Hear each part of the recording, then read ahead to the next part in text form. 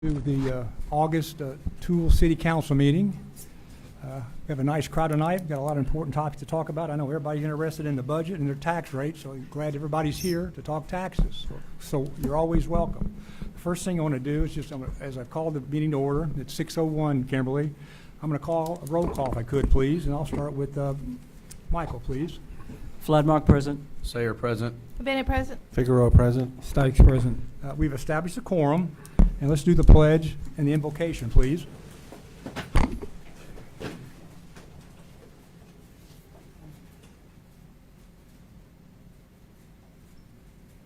Pledge allegiance to the flag of the United States of America, and to the republic for which it stands, one nation, under God, indivisible, with liberty and justice for all.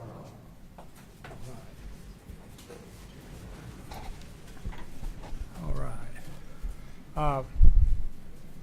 Is Chief here from the fire department? Is he going to speak? Are you going to speak, Randall, in this place? Welcome, sir. We're always glad to hear from the fire department what's going on.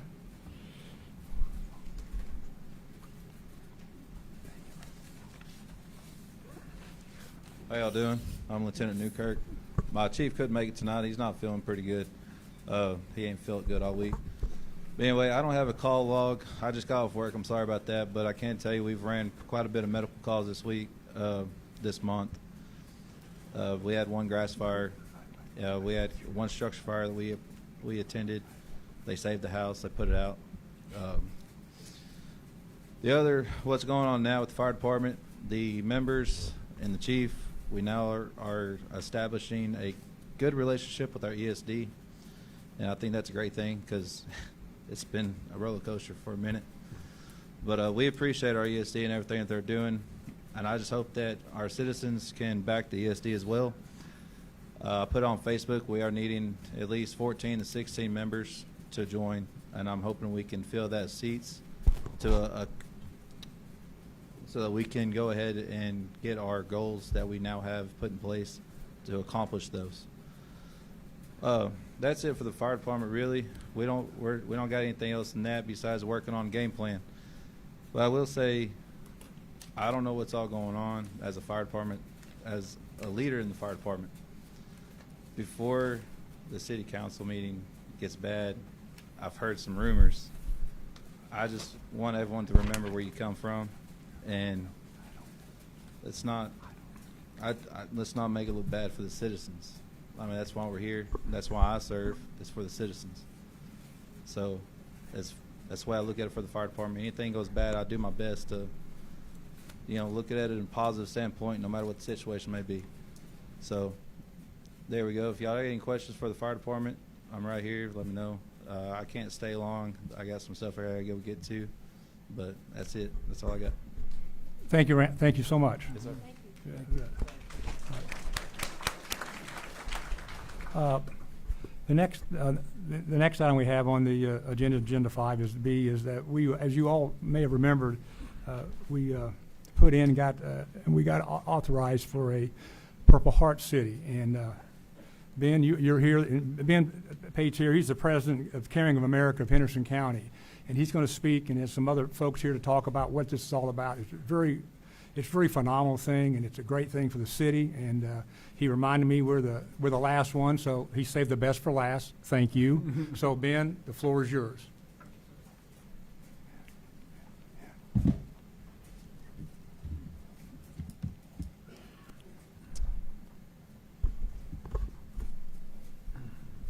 Good evening, Mayor, City Council of Tool, Texas, all the invited guests, and the citizens of Tool.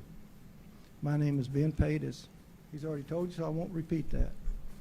I searched and found a little bit about Tool, Texas, and this is what Google told us about your city. It's a city that has small town charm, friendly atmosphere, peaceful environment, and a strong sense of community. I will pray that happens tonight, that all those things I just said about Tool.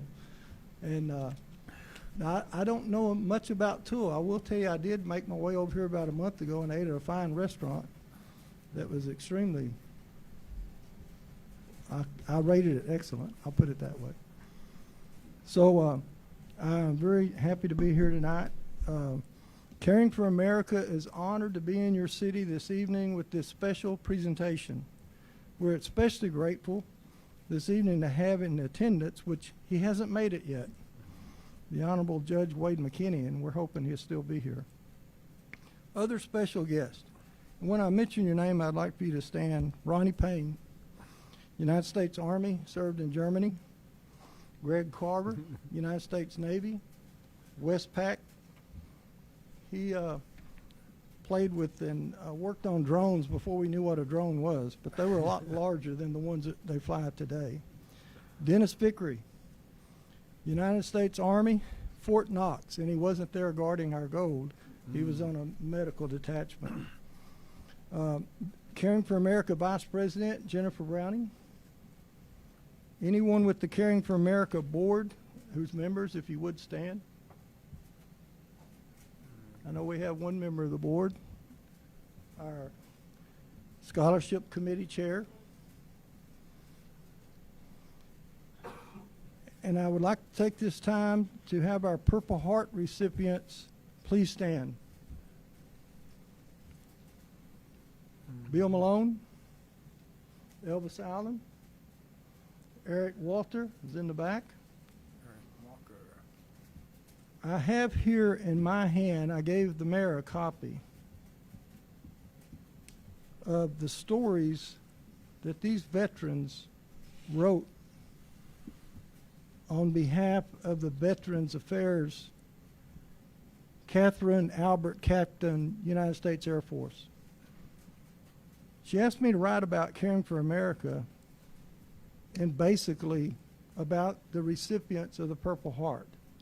I gave a copy to the mayor because I would like for all of the council and the mayor to read these when you get an opportunity. These stories are quite amazing. These individuals didn't just go to war. They spent quite a time participating in the war. These individuals have their words, the history, a snapshot of what it was like to be them in Vietnam, in Iraq, during their fight against our enemies. Without these men and others like them, there would not be a Purple Heart proclamation.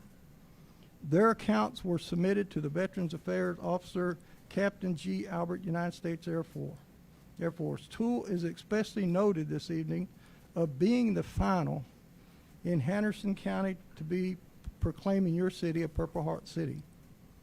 And I don't want you to feel like we've neglected Toole, because being last can be a rewarding good thing, because current events and the Purple Heart recipients and their letters of account led them and several individuals in this room to be invited and honored by attending the Purple Heart Day presentation delivered by President Donald Trump in the East Room of the White House. We were also honored by receiving some letters from the President's commissioned special assistant by the United States Marine John Allen, who made our trip possible. What this means for Toole is Caring for America of Henderson County will now be able to present, and we did, to this city the letter President Donald Trump signed proclaiming August 7th National Purple Heart Day. And your mayor has that copy. It will be almost a year ago I visited Judge McKinney with an ideal. The ideal based on the fact that my uncle, W.D. Pate, received a Purple Heart during World War II. In addition to this, seeing other states, Arkansas in particular, having Purple Heart signs throughout the state. So the idea of turning Henderson County purple with designations to honor our veterans who have given their blood for this country. The 1.9 million in the United States that were killed or wounded in battle against our enemies. Texas has the honor of having the most of any state, with 45,000 Purple Heart recipients in Texas. Judge McKinney joined in with Caring for America and our vision, Henderson County being a Purple Heart county. Since then, over 27 cities and entities have added to Henderson County Purple Heart rows. We had 5 of the Trinity Valley Community College take on the Purple Heart.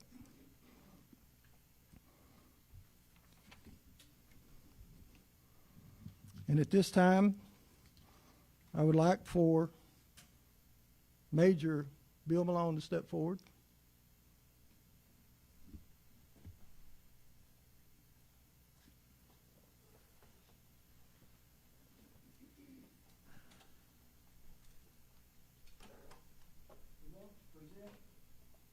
Major Bill Malone with the letter that President Trump signed, made August 7th, Purple Heart Day.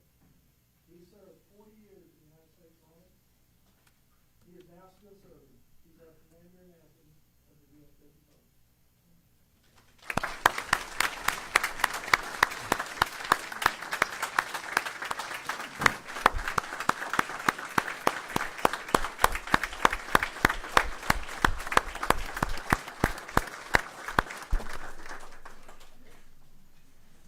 At this time, I would like for Jennifer Browning, the Vice President of Caring for America, to come and speak. Thank you very much. Thank y'all again for having us. And Commander Malone is featured in a White House video. If you go to their Facebook page and their website, he was interviewed when we got to visit the White House a few weeks ago. So check that out. But really, I just want to tell you a short thing about what Caring for America is, why this is important to us. We are a nonprofit organization here in Henderson County that is we have a heart for our veterans and our first responders, and we want to be there to make sure that they know that they are honored, that they are respected, and that we appreciate all that they have done for us. And so that started with a Veterans Day dinner. We still host that every year at the Texan right now for veterans and their spouses to come complimentary, as well as receive thousands of dollars in different prizes and things. We have a first responder scholarship that goes to our local high school students who are going into field of first responding, or some of our first responders already who are working and just need additional training. We work on paying for that. And then, of course, things like making sure that our communities know how much we honor our veterans, and all of those traveling through by seeing these Purple Heart signs. And for y'all to take this opportunity to continue that, we just greatly appreciate it and appreciate y'all having us this evening. I'd like Eric, please, to come speak now. Okay.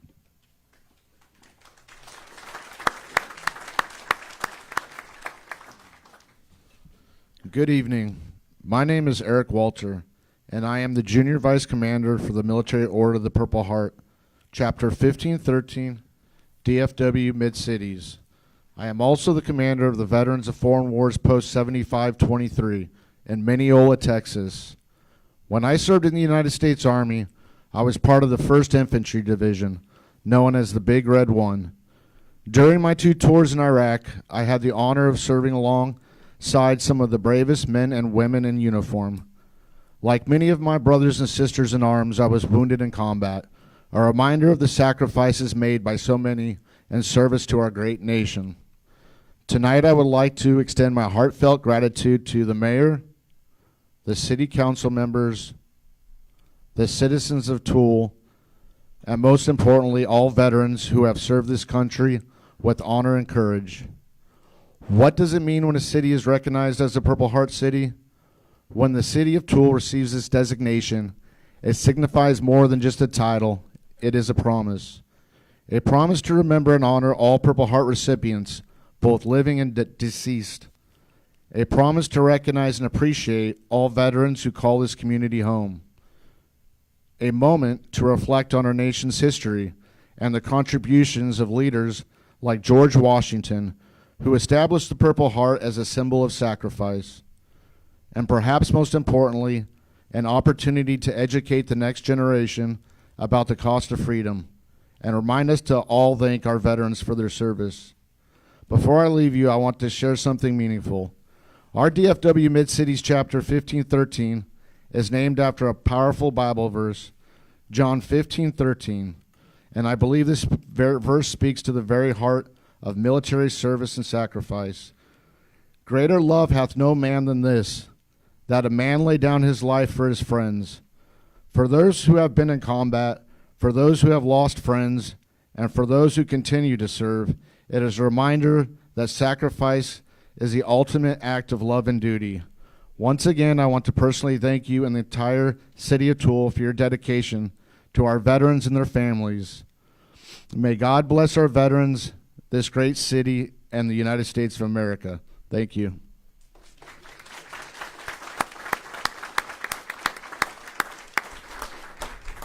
Now I'd like to read the proclamation if I could. Proclamation of the Purple Heart City. Whereas the city of Toul, Texas has great admiration and the utmost gratitude for all the men and women who have selfishly served their country and this community in the armed forces. And whereas the Purple Heart is the oldest military decoration in present and was initially created by the Badge of Military Merit by George Washington back in 1782. And whereas the Purple Heart was the first American Service Award or decoration made available to the common soldier and specifically awarded to members of the United States Armed Forces who have been wounded or paid the ultimate sacrifice in combat with a declared enemy of the United States of America. Whereas the contribution and sacrifice of these men and women from the city of Toul, Texas, who served the armed services, have been vital in maintaining the freedoms and the way of life that we enjoy today. Whereas many men and women in uniform have given their lives while serving in the armed services, whereas the 21st day of August, 2025 has been officially designated as the day of the city of Toul, Texas, will remember and recognize veterans who have received the Purple Heart Medal. Now, therefore, I, Mike Dumont, Mayor of the City of Toul, hereby proclaim the City of Toul, Texas, a Purple Heart City. In witness whereof, I have hereupon set my hand on this date, 21st of August, 2025. Thank you, gentlemen.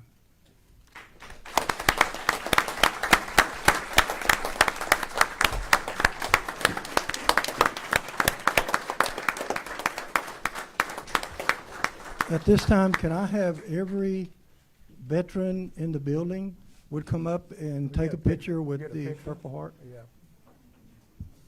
All the We veterans, got Carla here. please come up. Go ahead, Daniel.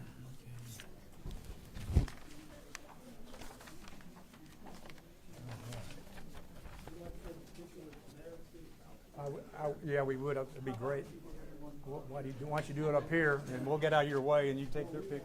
We'll be with you too. We'll get in the picture as well. We'll just do one big picture. That'll work. All right, we'll do it. We'll do it right here. That's right. There you go. We got it. Tallest in the middle. That's right. Super. Thank you, sir.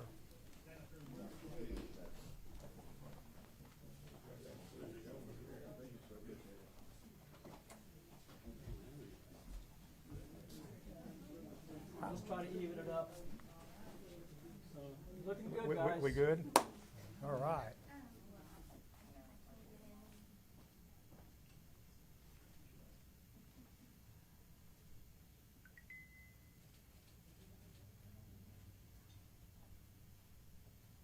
You good? All right.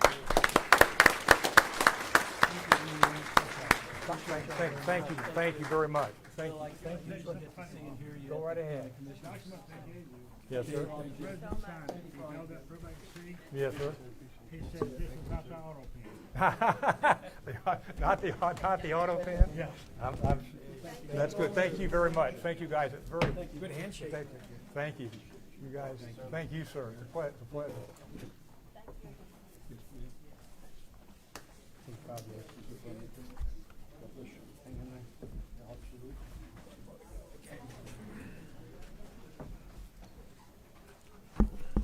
All right. Say again? I don't know. Why he didn't get up or not? I don't know if he's a veteran or not. Okay, I don't know. All right. I will get, yes, I will get one. Yeah. I'll get one. Oh, I'm sorry. My bad. Decline fifth. Yes, sir. I got it. Okay. All right. Before we, just one more housekeeping chore here on item number 4, and that is just I'm just going to ask the council to declare if any council has conflicts of interest. I'm going to go start with Michael, please. I have no conflicts of interest. I have no conflicts of interest. I have no statutory conflict. No conflicts of interest. No conflicts of interest. Okay, very good. Okay. Citizens' comments is the next item. I have several people want to speak, and Leslie Anderson, you're on first. Do you want to speak now? Okay, and I have well, Ben's already spoke. Cynthia, is she here? Did she? And Went, is it Went? I can't read there. Jerome? Okay. Jerome and Cynthia. How about Diane Carroll? You want to speak on? I don't want to speak on 1A, but 1B. You want to speak on 1A and 1B? No, just 1B. Just 1B. Okay, got it. Kathy, you want to speak now? Or you want to go ahead and speak now, 1B? All right, you please go right ahead, Diane. That'd be fan. You bet. Welcome.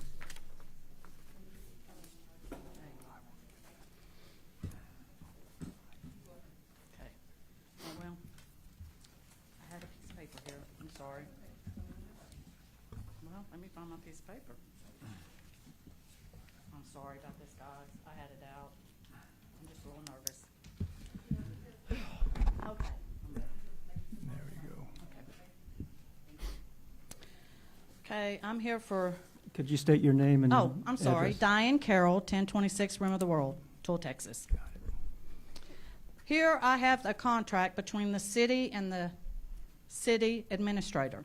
In this contract, it states in section 2.2, the duties of the administrator shall faithfully perform the duties described in this section 2.2 as set forth in the city ordinances and as may be lawfully assigned by the council in accordance with the pursuit to all applicable laws and authorities and each of the following duties to the full extent not prohibited by or in material conflict with any existing provisions of the city ordinances, applicable laws, and authorities. In A, it says the administrator has A, direct, assign, reassign, and evaluate all of the employees of the city of Toul. Organize, reorganize, and arrange the staff of the city. Develop and establish internal regulations, rules, and procedures which he deems necessary for the efficient and effective operation of the city. To accept all resignations of the city employees of Toul except for the police officers. This is my concern here.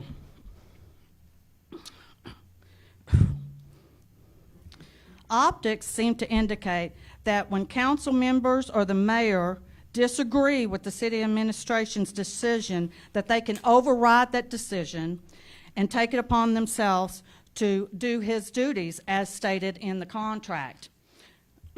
Julius has always been respectful, informative, and knowledgeable of procedures. Anytime this council has directed a question to Julius, he has always spoken up. If he doesn't know the answer, he always gets back to you. It has been stated by one of the members of this council that he believes it has become a hostile and toxic workplace for the city employees of Toul. However, there has not been not one complaint brought up against Julius. So what I ask of this committee today is to back up their employee and stick to the contract that you agreed upon and signed with this employee. That's all I have to say. Thank you. Thank you.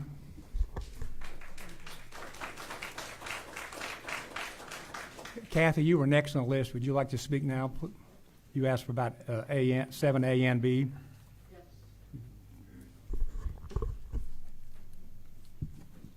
Kathy Donahue, 208 Tanglewood Drive, Toul, Texas. This is the second time You've tried to embarrass Vera Bennett both times during her election years. LaCosta Davis has gone after her twice. She has been employed part-time by Figueroa, last time while working for the city. She's still now employed by Figueroa.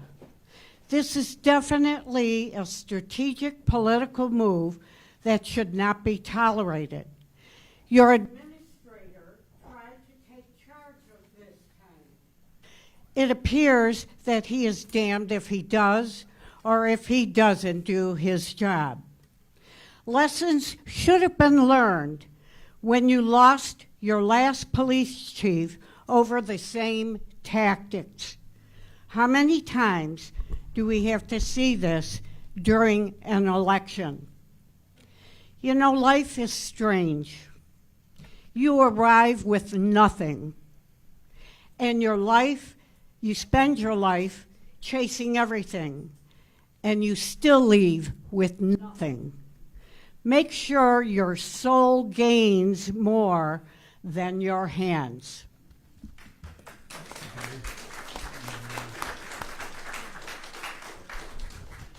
Georgia Owen, you also want to speak on issue 7A and 7B?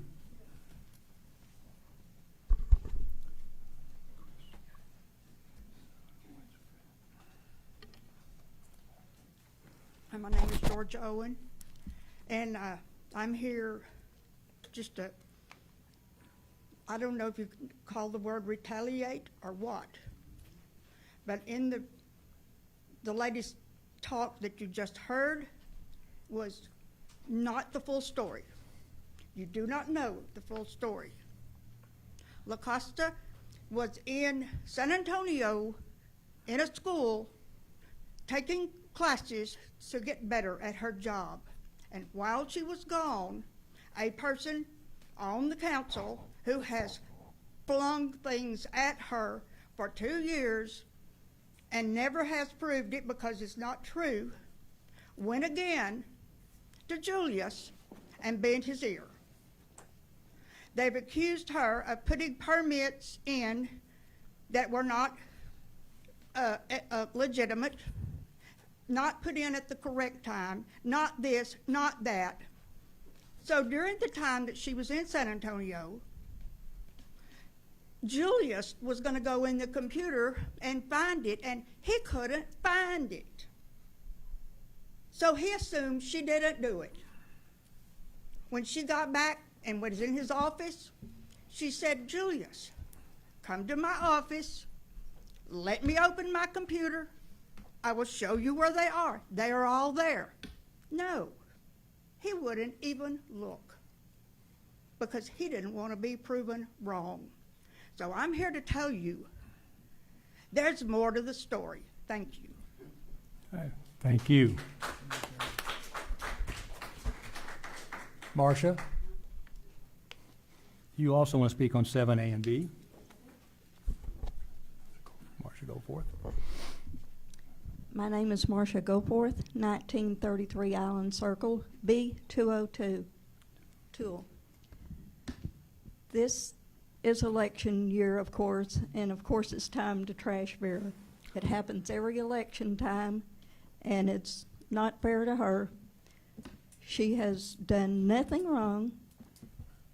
LaCosta has been on her ever since, for 2 years now, and Alan started it. Alan Anderson started it when he left our condo association owing thousands of dollars in dues.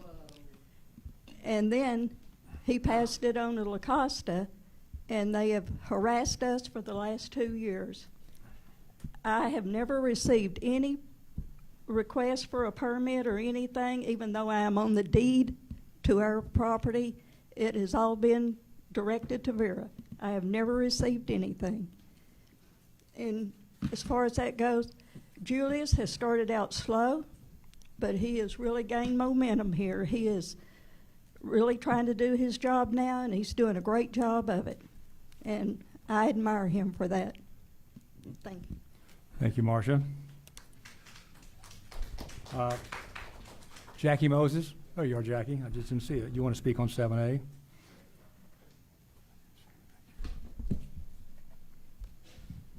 Boy, this is the most fun here. Jackie Moses, 118 Woodcrest Drive. I'm here to talk about agenda item 7A, that ironically is an executive session item that we citizens are not usually privy to. It's ironic since details of these items were put on, of this item was put on the City of Tool Council message board on August 11th by Council Member Sayer and Figueroa, inappropriately, in my opinion. State Bill 1297 is an act relating to written electronic communications between members of a governmental body, Section 551.006. Written electronic communication accessible to public states a communication or exchange of information between members of a governmental body about public business or public policy over which the governmental body has supervision or control, not HR issues or political statements. Despite this, Mr. Sayer publicly brings up an HR complaint filed by Building and Code official LaCosta Davis against Council Member Bennett and LaCosta Davis's suspension, ultimately firing, that he states the council hasn't taken formal action on. It is my understanding that HR matters relating to non-contracted city staff fall under the responsibility of the city administrator, not the council. Mr. Sayer also states that based on the timing and substance of these actions, it has the optics to benefit Ms. Bennett. Councilmember Figueroa posted in agreement, shifting blame toward the city administrator. But here's my question. How exactly does this benefit Ms. Bennett? I made public information requests in March, May, and last week for all documentation pertaining to property of all council members and the mayor over the past 3 years. What I got back tells a different story regarding some properties. This stack shows glaring inconsistencies, missing property surveys, absent site plans, lack of details regarding the scope of work, incomplete applications, over half of which were filled out by LaCosta Davis herself, without the required signatures from property or business owner. Many were issued the same day they were submitted. Some most recently issued and found to be inadequate by the city engineer and Bureau Veritas. Quite different to what typical citizens would have been asked to provide. My research on this matter has not been conducted in a vacuum. During this process, I have consulted numerous times with the city administrator and council members. I believe many city ordinances have been violated because the city's permitting process and regulations were not properly followed. It's all in black and white, not gray. I have a little bit more. May I finish? Well, you got about 30 seconds. We just. Yep. In Mr. Sayer's words, it has the optics that these actions could serve to benefit a council member. The appearance of retaliation in a pending HR matter undermines public trust and places the city in a situation of legal consequences and liability. It is our responsibility to make sure that we show fairness, transparency, and proper due process. We as a city and city council have to do better and be better for the citizens. Thank you.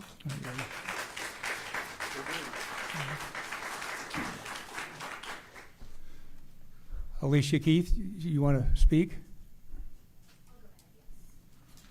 You want to 7B?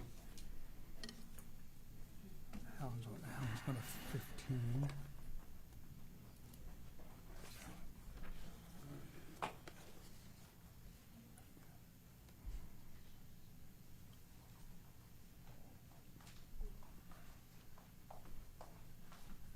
Hello everyone, my name is Alicia Keith. For those of y'all I haven't met, I am the city clerk here at the City of Tool. Good evening, Mayor, Council, staff, and the citizens of Tool. As a dedicated member of the City of Tool staff, I stand before you to express my unequivocal support for not only our city administrator, but also the entire team of public servants who keep the city running day in and day out. We often hear the calls for transparency, accountability, and for government that works. And let me tell you, that's exactly what this administrator has been trying to deliver.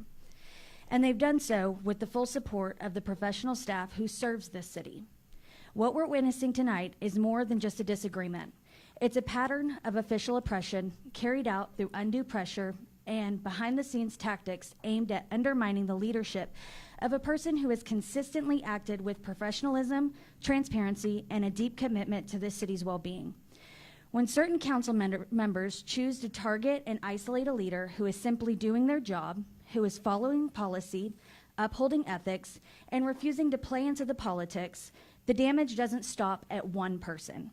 It spreads. It demoralizes the staff, and it undermines trust, and it creates a culture of fear and instability in a place that should be built on cooperation and respect. So tonight, I want the record to be clear. I support our city administrator, and I support the staff who work every day under these increasingly hostile conditions caused by certain members of this council. We see what's happening, and we will not stand quietly while political power plays dismantle the professionalism that our city government depends on. To Julius Kizzy and my colleagues, thank you. Thank you for holding the line, for staying focused on service over self-interest, and for continuing to show up and do the work that many take for granted. And to those of y'all that are creating the division, enough is enough. Let's get back to putting the city, the staff, and the people first. Thank you.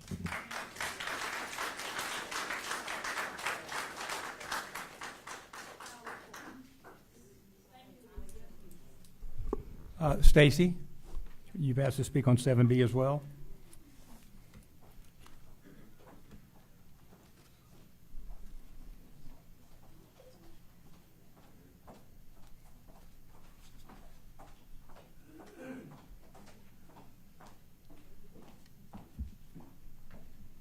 Hi, I'm Stacy, and I am the court clerk for the city. Good evening. I stand before you tonight not as a city employee, but as someone who has invested my time, my energy, my heart in serving this community. I believe deeply in fairness, respect, and accountability. I pride myself on working on my work and contributing to the success of this community. It's never easy to speak about difficult issues, but I feel like I have a duty to raise concerns that affect the integrity of the city government and the trust in its employees. Unfortunately, I must say, in recent times, I have felt deeply let down.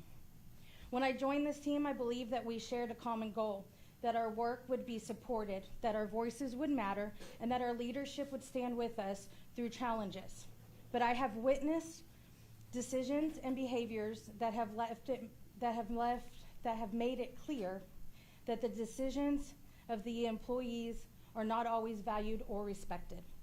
Some of what I've witnessed and experienced, in my view, falls under the definition of Texas Penal Code 39.03, official oppression. Official oppression occurs when someone in a position of public authority misuses that position to mistreat, threaten, or intimidate others, whether it's employees, residents, or anyone under that authority. Public office is a privilege. It is not a weapon. When authority is used to punish rather than protect, to silence rather than listen, or to control rather than serve, it erodes the foundation of our city that we should be standing on. We, the employees of the city, keep it running day to day. We show up early, we work late, we respond to emergencies and city functions, even when it means missing times with our own families. We do this with professionalism, even when resources are limited, and often at the expense of our own well-being. We expect, and are entitled to, an environment free of harassment, retaliation, or abuse of power in a hostile work environment. I want to make it clear, I'm not here to attack anyone personally. I am here to stand up for the values we claim to represent: transparency, respect, and the fair use of authority. The council has the responsibility to ensure the leadership and the employees alike are held to the same standard. That is why I also want to express my strong support for our administrator. In the time here, I have seen his dedication, his professionalism, and his steadfast of leadership. He is not perfect. None of us are. But leadership is not about making mistakes. It's about owning them. It's about learning from them. And it's about moving forward. Our administrator listens, he adjusts, and he works tirelessly to make Tool better. Removing him now would disrupt the process, hurt morale, and send the wrong message. Am I allowed to finish? Got a couple- That little dedication second. and effective leadership is that the wrong message, that dedication and effective leadership is not valued here. I am proud to serve this city, but I am also believe that it is time that we change how we treat and support the people who serve it. We cannot allow oppression to exist in leadership, but we must protect those who lead with identity and commitment. Thank you.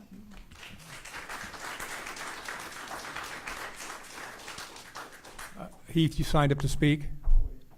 Okay. Kimberly, you're up next. You speak on 7B.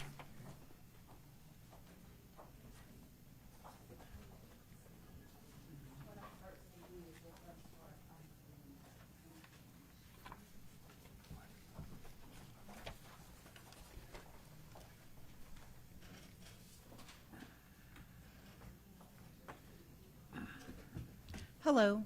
For those who do not know me, my name is Kimberly Price, and I'm the City Secretary here in Tool. On December 19th, 2022, I was appointed to this position. I took an oath that day that stated the following. I, Kimberly Price, do solemnly swear that I will faithfully execute the duties of City Secretary for the City of Tool of the State of Texas, and will to the best of my ability preserve, protect, and defend the Constitution and the laws of the United States and of this state, so help me God. Taking that oath was one of the most important things I've done in my life. To me, it was promising myself to not only uphold laws rooted in truth and fact, but to always do the right thing, even if it was the hard thing. This is why I have my oath of office hanging on the wall in front of my desk at City Hall, so it's a constant reminder of why I'm here.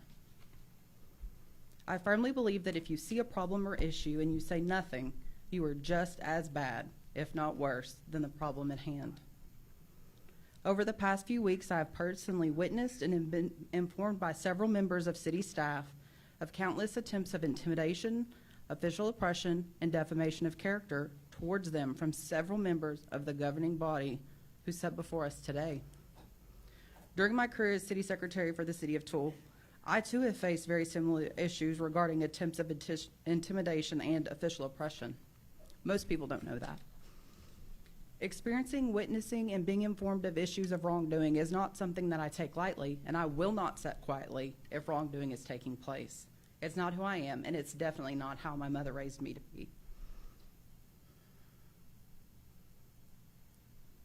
I know I keep mentioning the oath of office, but that is because not only did I take that oath, but everyone in front of me also took that oath, and I administered it to every single person. Does intimidation, official oppression, and defamation of character fall in line with the oath of, will to the best of my ability, preserve, protect, and defend the Constitution and the laws of the United States and of this state, so help me God? I don't think so, but that's just my opinion. I know by presenting this speech today will now cause a greater target to be placed on my back, and my career with the City of Tool will be placed in greater jeopardy. However, I'm standing up for the right thing, and that will always mean more to me than a career. My ethics and morals are not something I will ever consider changing, as these very morals and ethics put me in the position as City Secretary. Thank you.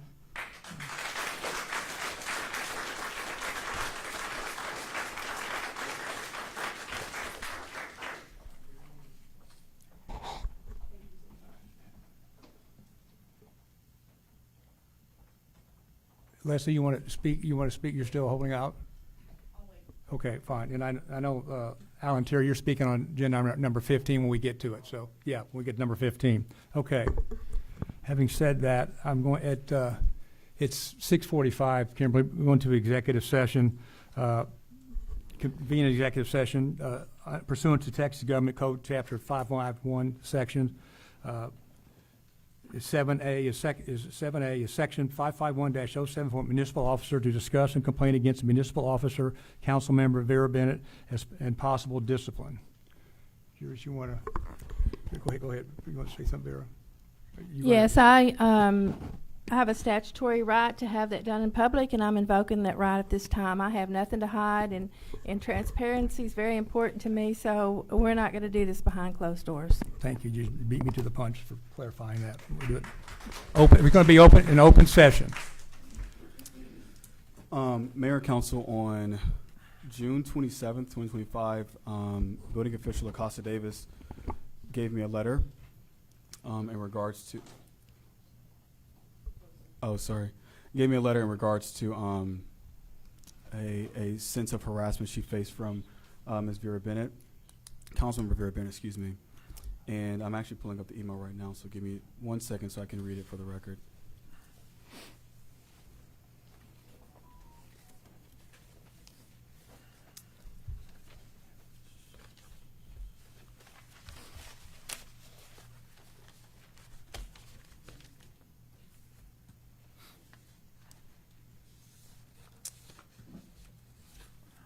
To Mr. Julius Kizzy, City Administrator, City of Tool, Texas, date June 27, 2025. Dear Mr. Kizzy, I'm writing to formally express my grave concern regarding the ongoing harassment I have endured over the past 2 years from Councilmember Vera Bennett. Her persistent and targeted behavior has created a hostile work environment and has had a significant negative impact on my mental well-being, my ability to effectively perform my job duties, and my overall sense of security in the workplace. As a committed public servant and single mother who has worked diligently to build a meaningful career, it has been extremely distressing to work under the constant fear of retaliation, termination, or worse. Councilmember Bennett has made repeated efforts to undermine my position, including issuing a burdensome number of public information requests and engaging in behavior that clearly exceeds the scope of her official duties. Her actions have led me to question my professional stability and have, at times, made me consider resigning from the position I have worked so hard to attain. I have reached an emotional and psychological breaking point. I can no longer tolerate the constant anxiety, sleepless nights, and undue stress caused by her continued harassment. If this conduct is allowed to persist, I will be left with no choice but to seek legal relief for the damage being inflicted upon me. I respectfully urge the city to take this matter seriously and take swift, decisive action to investigate and address this behavior. It is imperative that the city protect its employees from workplace intimidation and ensure a professional and respectful environment for all. Councilmember Bennett's manipulative tactics, presenting herself as a victim while engaging in predatory conduct, must no longer go unchecked. Sincerely, LaCosta Davis, Department Head, Code Enforcement, City of Tool. In the aftermath of this letter to me, the employee and I had a discussion in her office on this day, earlier that day, and I read the letter before she sent it to me, and I asked her if she could stand behind everything she said in the letter, in which she said, yes, I can. And I asked her again, I said, can you stand by every single word you put in this letter? And she said, yes, I can. And I said, okay, go ahead and send it to me. After she sent it to me, which would have been I believe a Friday. Later that afternoon, I called Mr. Dumont and Mr. Flatmark. I told them about the letter, and I said I would like to schedule a meeting with them two and also Ms. Vera Bennett in regards to these to this letter. After I caught them up on what the letter entailed, they asked me various questions regarding what happened, where is it coming from, etc. I had said that I was unsure. However, I will ask the employee. But on that phone call, I said I'll set a time and date for Monday. I went back to the employee, and I said, hey, where is this kind of coming from? The employee relayed back to me, it's just been a constant harassment that Councilmember Vera has done to her, and it was highlighted by a public information request. I said, okay. I took that information, and I went to my email, and I sent an email to Mr. Flatmark, Mrs. Vera, and Mr. Dumont, in which I asked them for a meeting on that subsequent Monday. I think it was at 10 a.m. We all met that Monday at 10 a.m., and we sat Ms. Vera down, and I opened the discussion and had two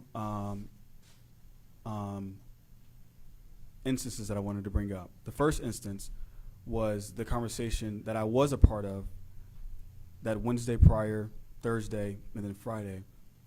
So Ms. Vera had come into City Hall on that Wednesday around maybe 4:15 or so and asked for a flat work permit over at the condos, which is 1933 Island Circle, I believe.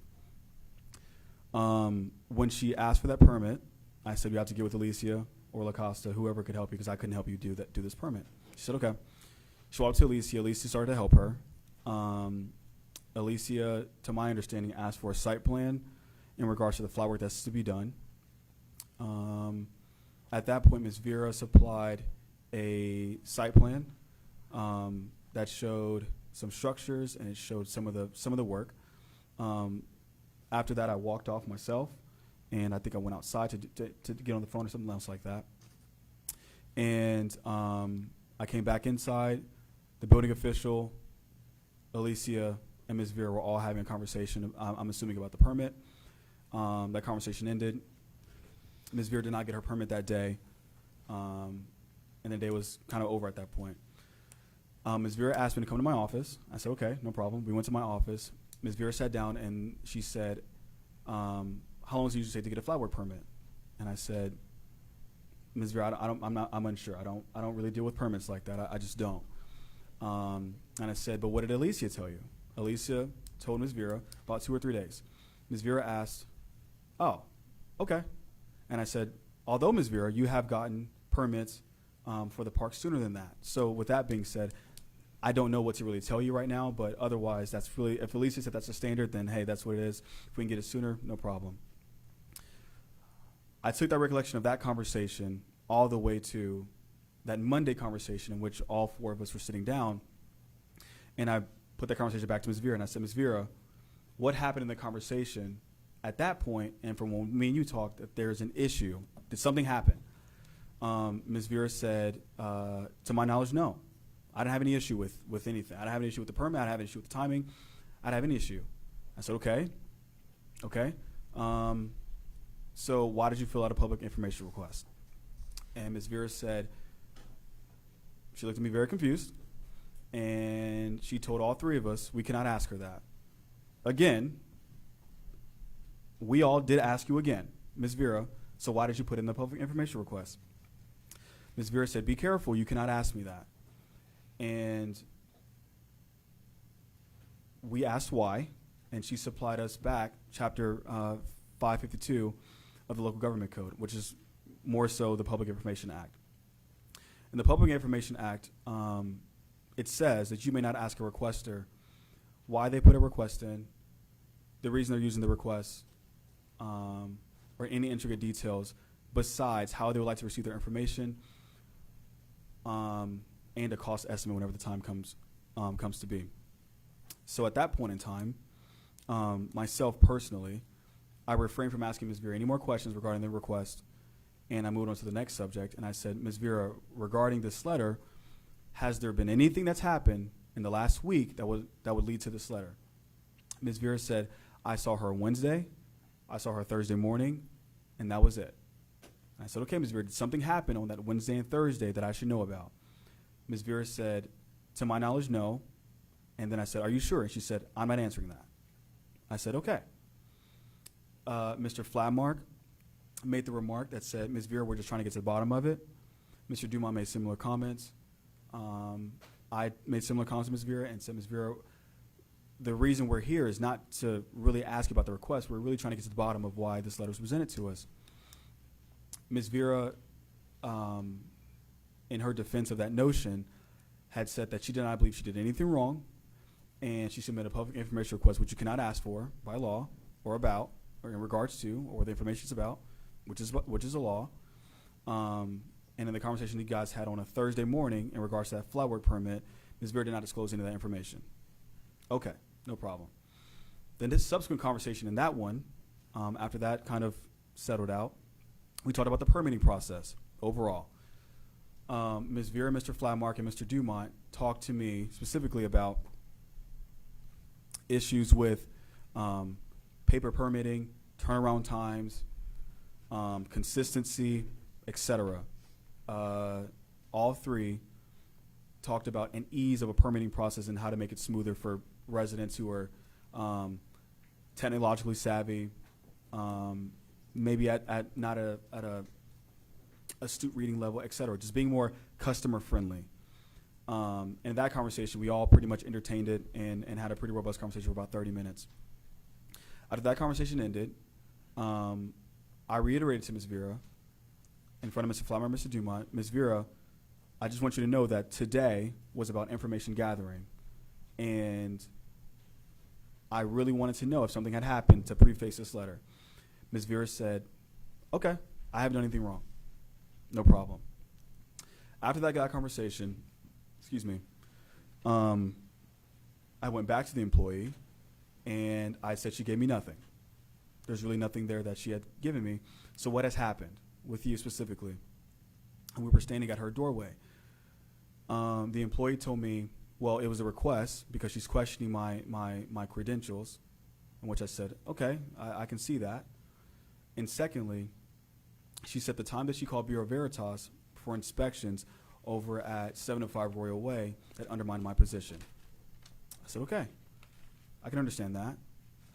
And then she said some other comments, and I said, okay, well, if there's anything else, let me know. She said, okay. And I said, I'll circle back around with you in a couple of days. I'll get back with you. About a week and a half passed, and I went back to her in passing, not as a sit down, in passing, and I asked her, I said, hey, is there anything more we want to talk about with the Vera situation? She said she'll get back to me. I said, okay, no problem.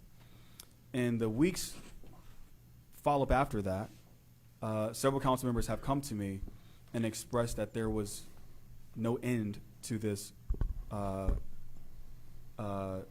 harassment letter that the building official supplied to me. Excuse me, Julius, 1 second. Yes, sir. You've mentioned this public information request. Could you please read that? Yes, I can read it. Absolutely. 'Cause, I mean, I think everyone's wondering what happened there.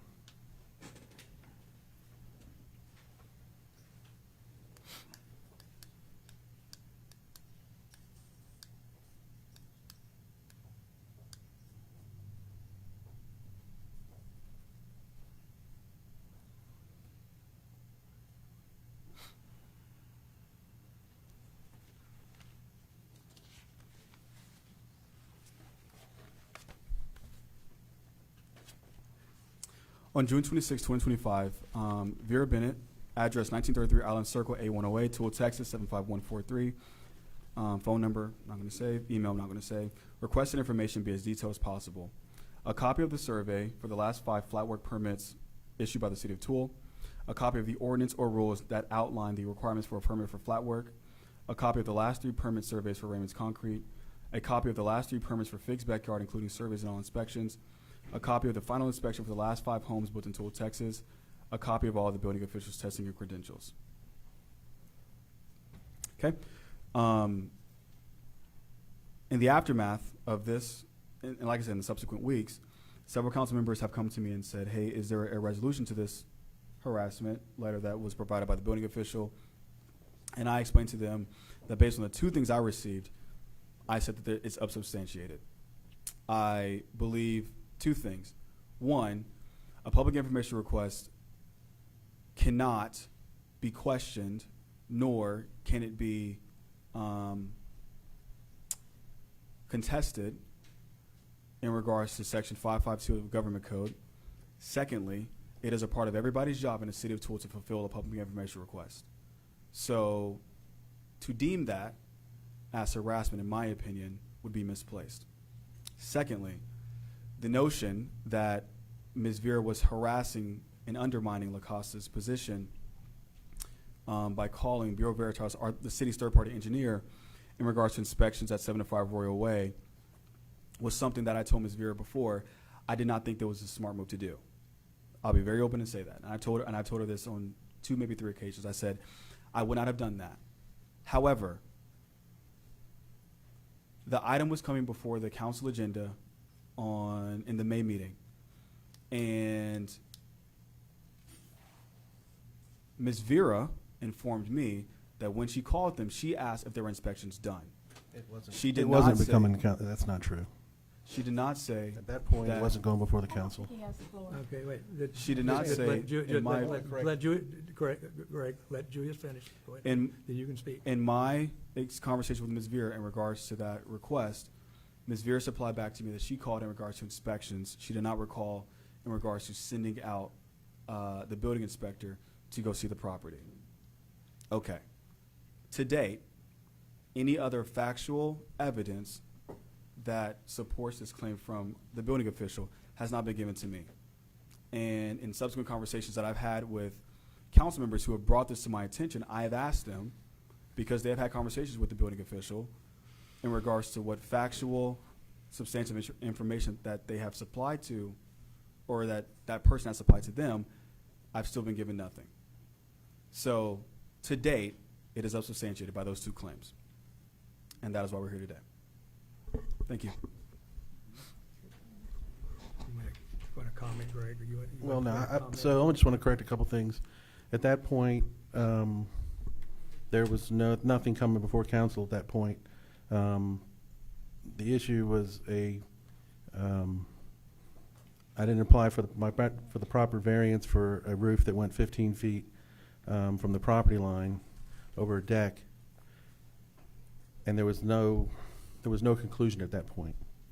And Bureau Veritas was called to shut down the work, shut down whatever business was there at the time, and the inspector, I was on site when LaCosta was there, and the inspector called her and said he was on his way to basically, under direction of Councilwoman Verret, to shut us down, to shut down the project, to stop work.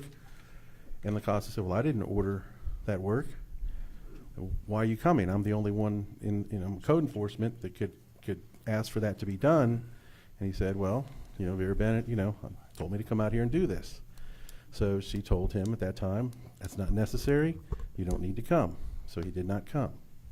So there was nothing going on at that point other than there was permits, there's lots of permits, and that's all that was done at that time.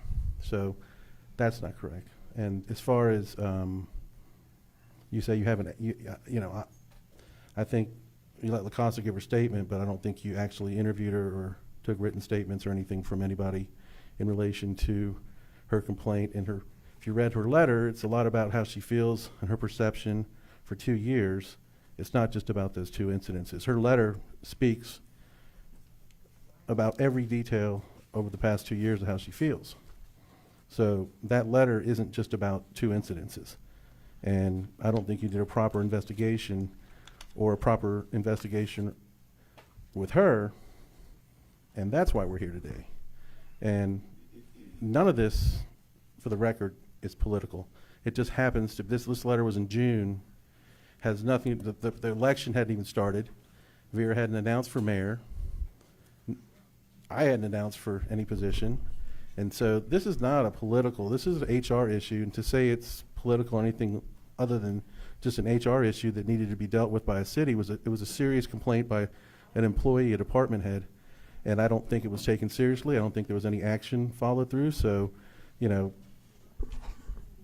what action was taken with the council or going to the council or asking the council to discuss this and come up with a resolution after LaCosta's letter before her termination?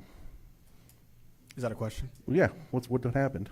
So the coming to council with a letter or an action in regards to Ms. Vera would have to have some substantiated evidence. And to date, I haven't had any. You didn't really ask for it, but. He asked for it 3 times. Well, Ms. LaCosta is here tonight. Why don't we hear her version? Absolutely, yeah. Why don't we hear her version? Ms. Vera, did you have anything to contribute before LaCosta speak? Okay, absolutely.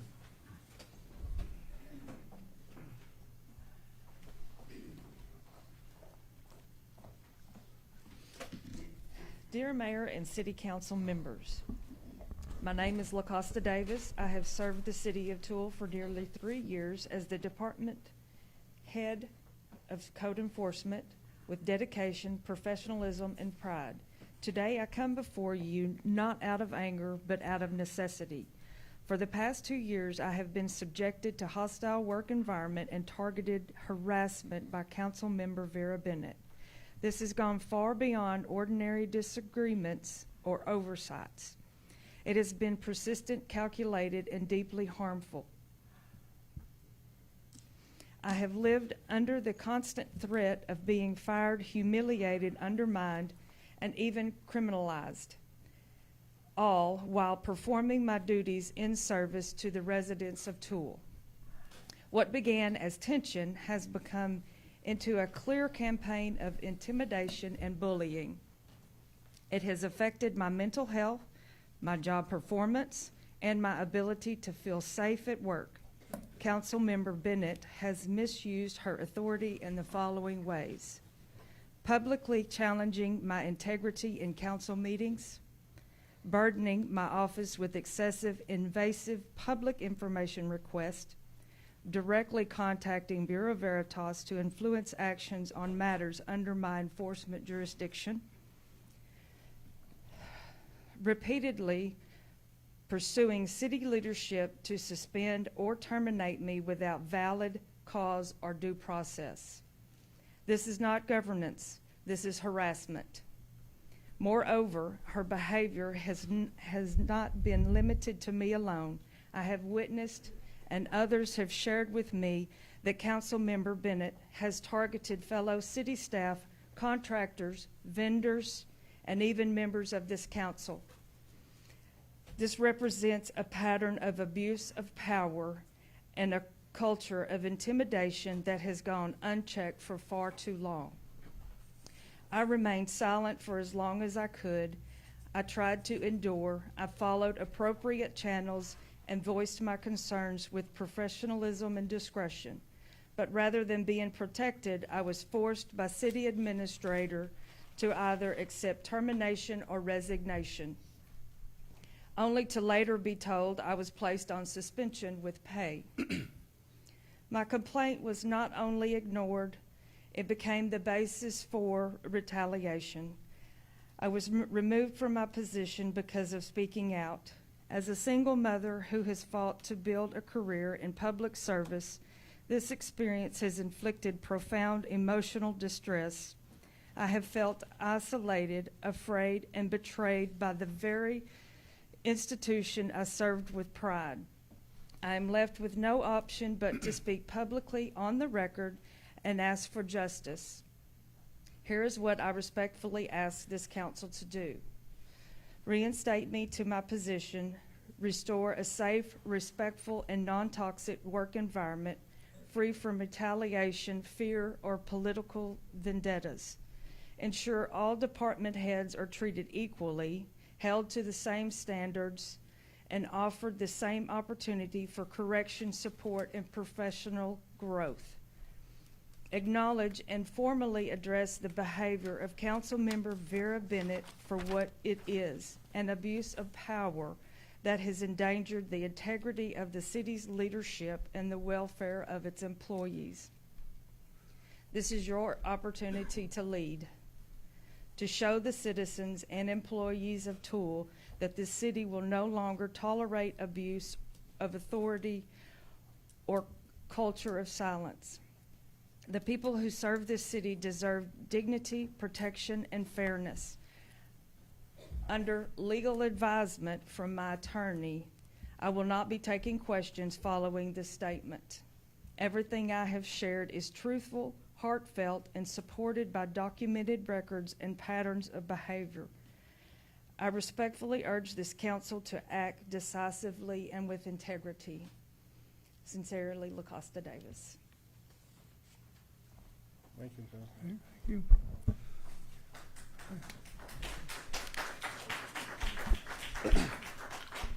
Have you received any of that documentation that she's talking about?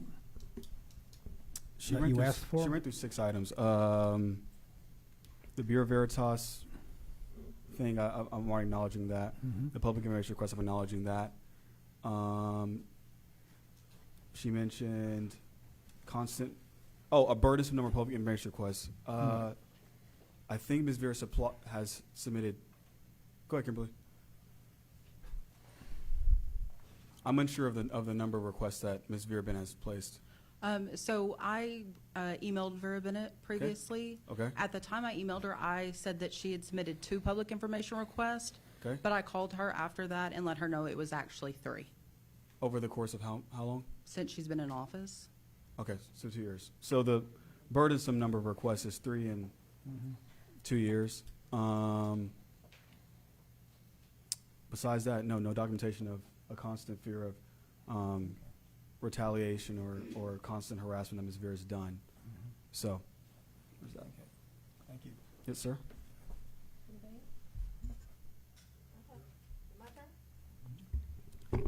Okay.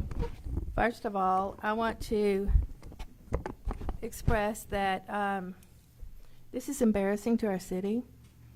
this should have been handled, you know, internally rather than bringing it before the council. Julius, did you put this on the docket? Who requested this to be on No, the? ma'am, I did Who not. did? Mr. Gregg and Mr. Duma emailed Kimberly and Okay, I thank you. a couple weeks ago. So I just want to say that when a council member posts something on the message board and accuses me of things, I have no recourse but to bring it out before the public. I mean, I was accused in the public, and my job now is to bring my defense out here to all of you, to the citizens, and show you that I have absolutely nothing to hide. Last year, at the August council meeting, I was brought up for censorship. The council failed to find that there was sufficient evidence. They did not censor me. And so here we are again. After that, I made a concerted effort to be as nice as I could to the people at City Hall. I spoke to them. I've done everything nice.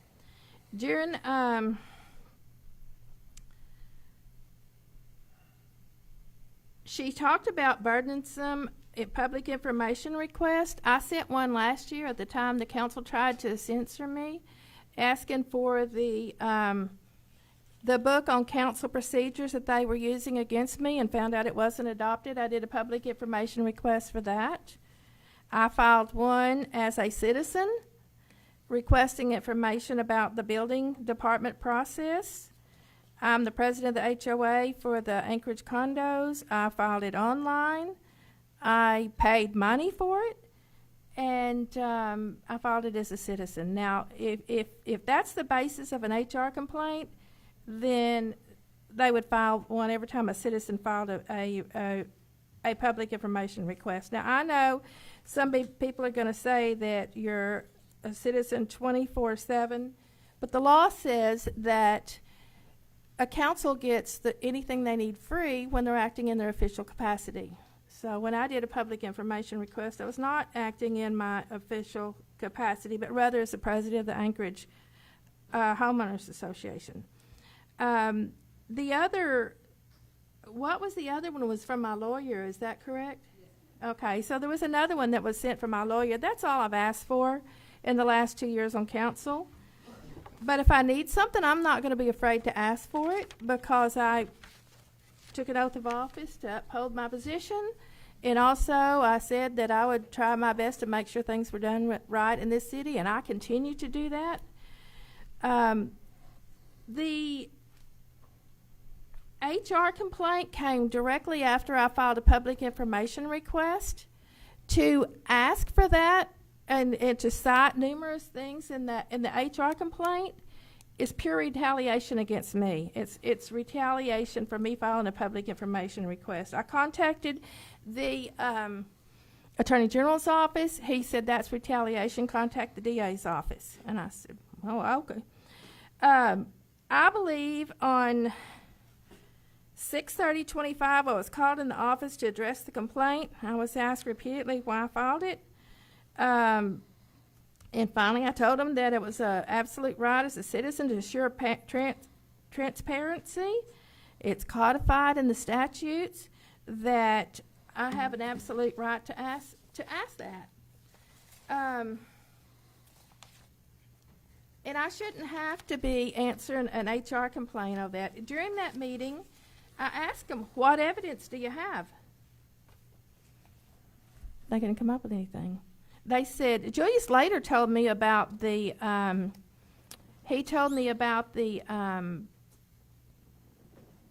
call to Bureau Veritas. And unless you were a party to that conversation, Greg, I don't think you know what was said. I called them because there was a variance that was going to come before the council and ask them about 10-foot power lines and stuff, if there was any problems out there. And I said, he told him no. And then he said something about covering up walls without electrical inspection. And I told him, I said, well, La Costa is going to go issue a stop work permit. he said, well, I can do that too. I never told the man to do anything. So whatever he said was wrong. I want to read you under 552 of the 552.222 of the local government code says the officer for public information and the officer's agent, which includes department heads, may not make an inquiry of the requester except to establish proper identification. It also says that uniform treatment of requests for information. The officer for public information or the officer's agent shall treat all requests for information uniformly without regard to position or occupation of the requester, the person on whom behalf the request is made, or the status of the individual as a member of the media.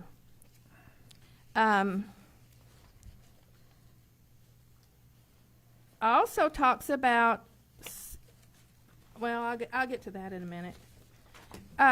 So during the meeting, the mayor said, well,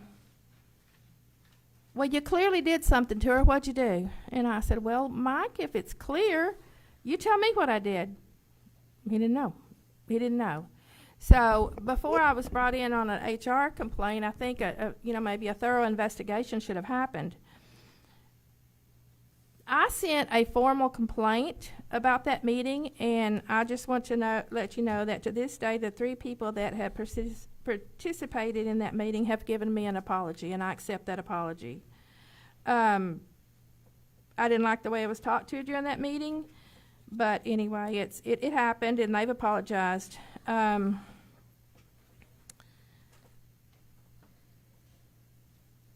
So now let's talk about the complaint. Like I said, over the last year, I have made a concerted effort to be nice to the staff members here. I mean, I was nice before, but I mean, I've just made it, going out of my way. And I asked Julius, I said, Julius, over the last year, have you had one complaint against me? What was the answer, Julius? No, ma'am.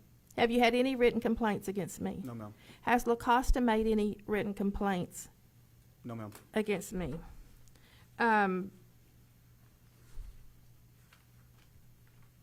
I think fear of retaliation and getting an HR complaint inhibits me from doing my job. I mean, if every time I ask something about something, someone, am I going to get an HR complaint? That's kind of a scary thing.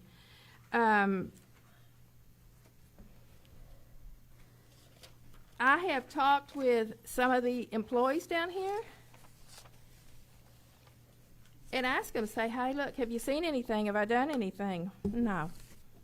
I haven't had anything. So I'm just going to, Stacy, have you had anything from me in the, Alicia? Kimberly? No, ma'am. Okay.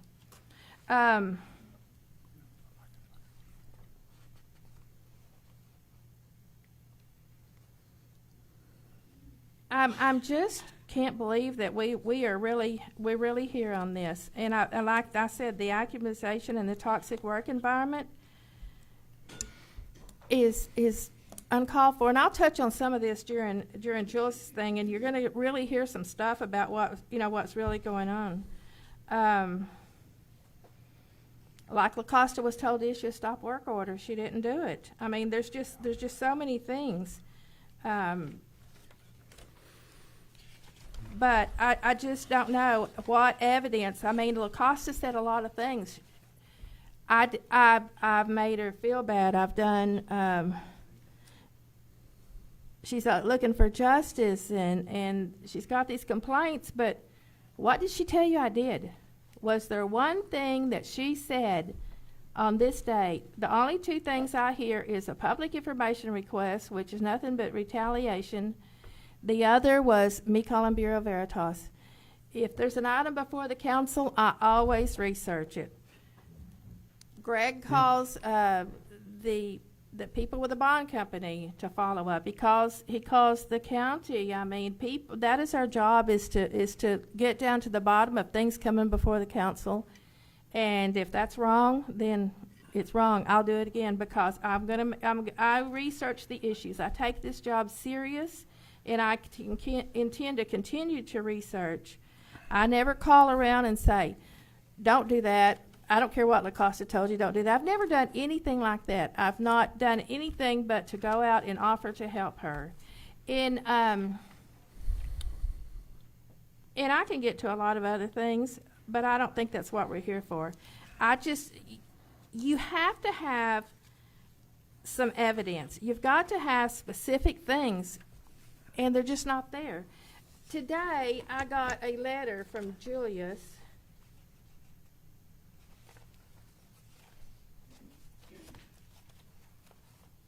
Hold on just a second. Let me find it here.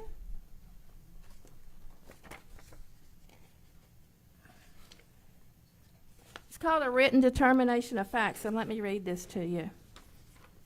The letter to you is a follow-up from item request number 6, dated August 13th, 2025 via email. You request information and evidence supporting HR complaint that building official LaCosta Davis submitted on June the 27th, 2025. The building official sent me the written complaint on June 27, 2025, and asked her if she could stand behind each sentence. This is pretty much what he said a while ago.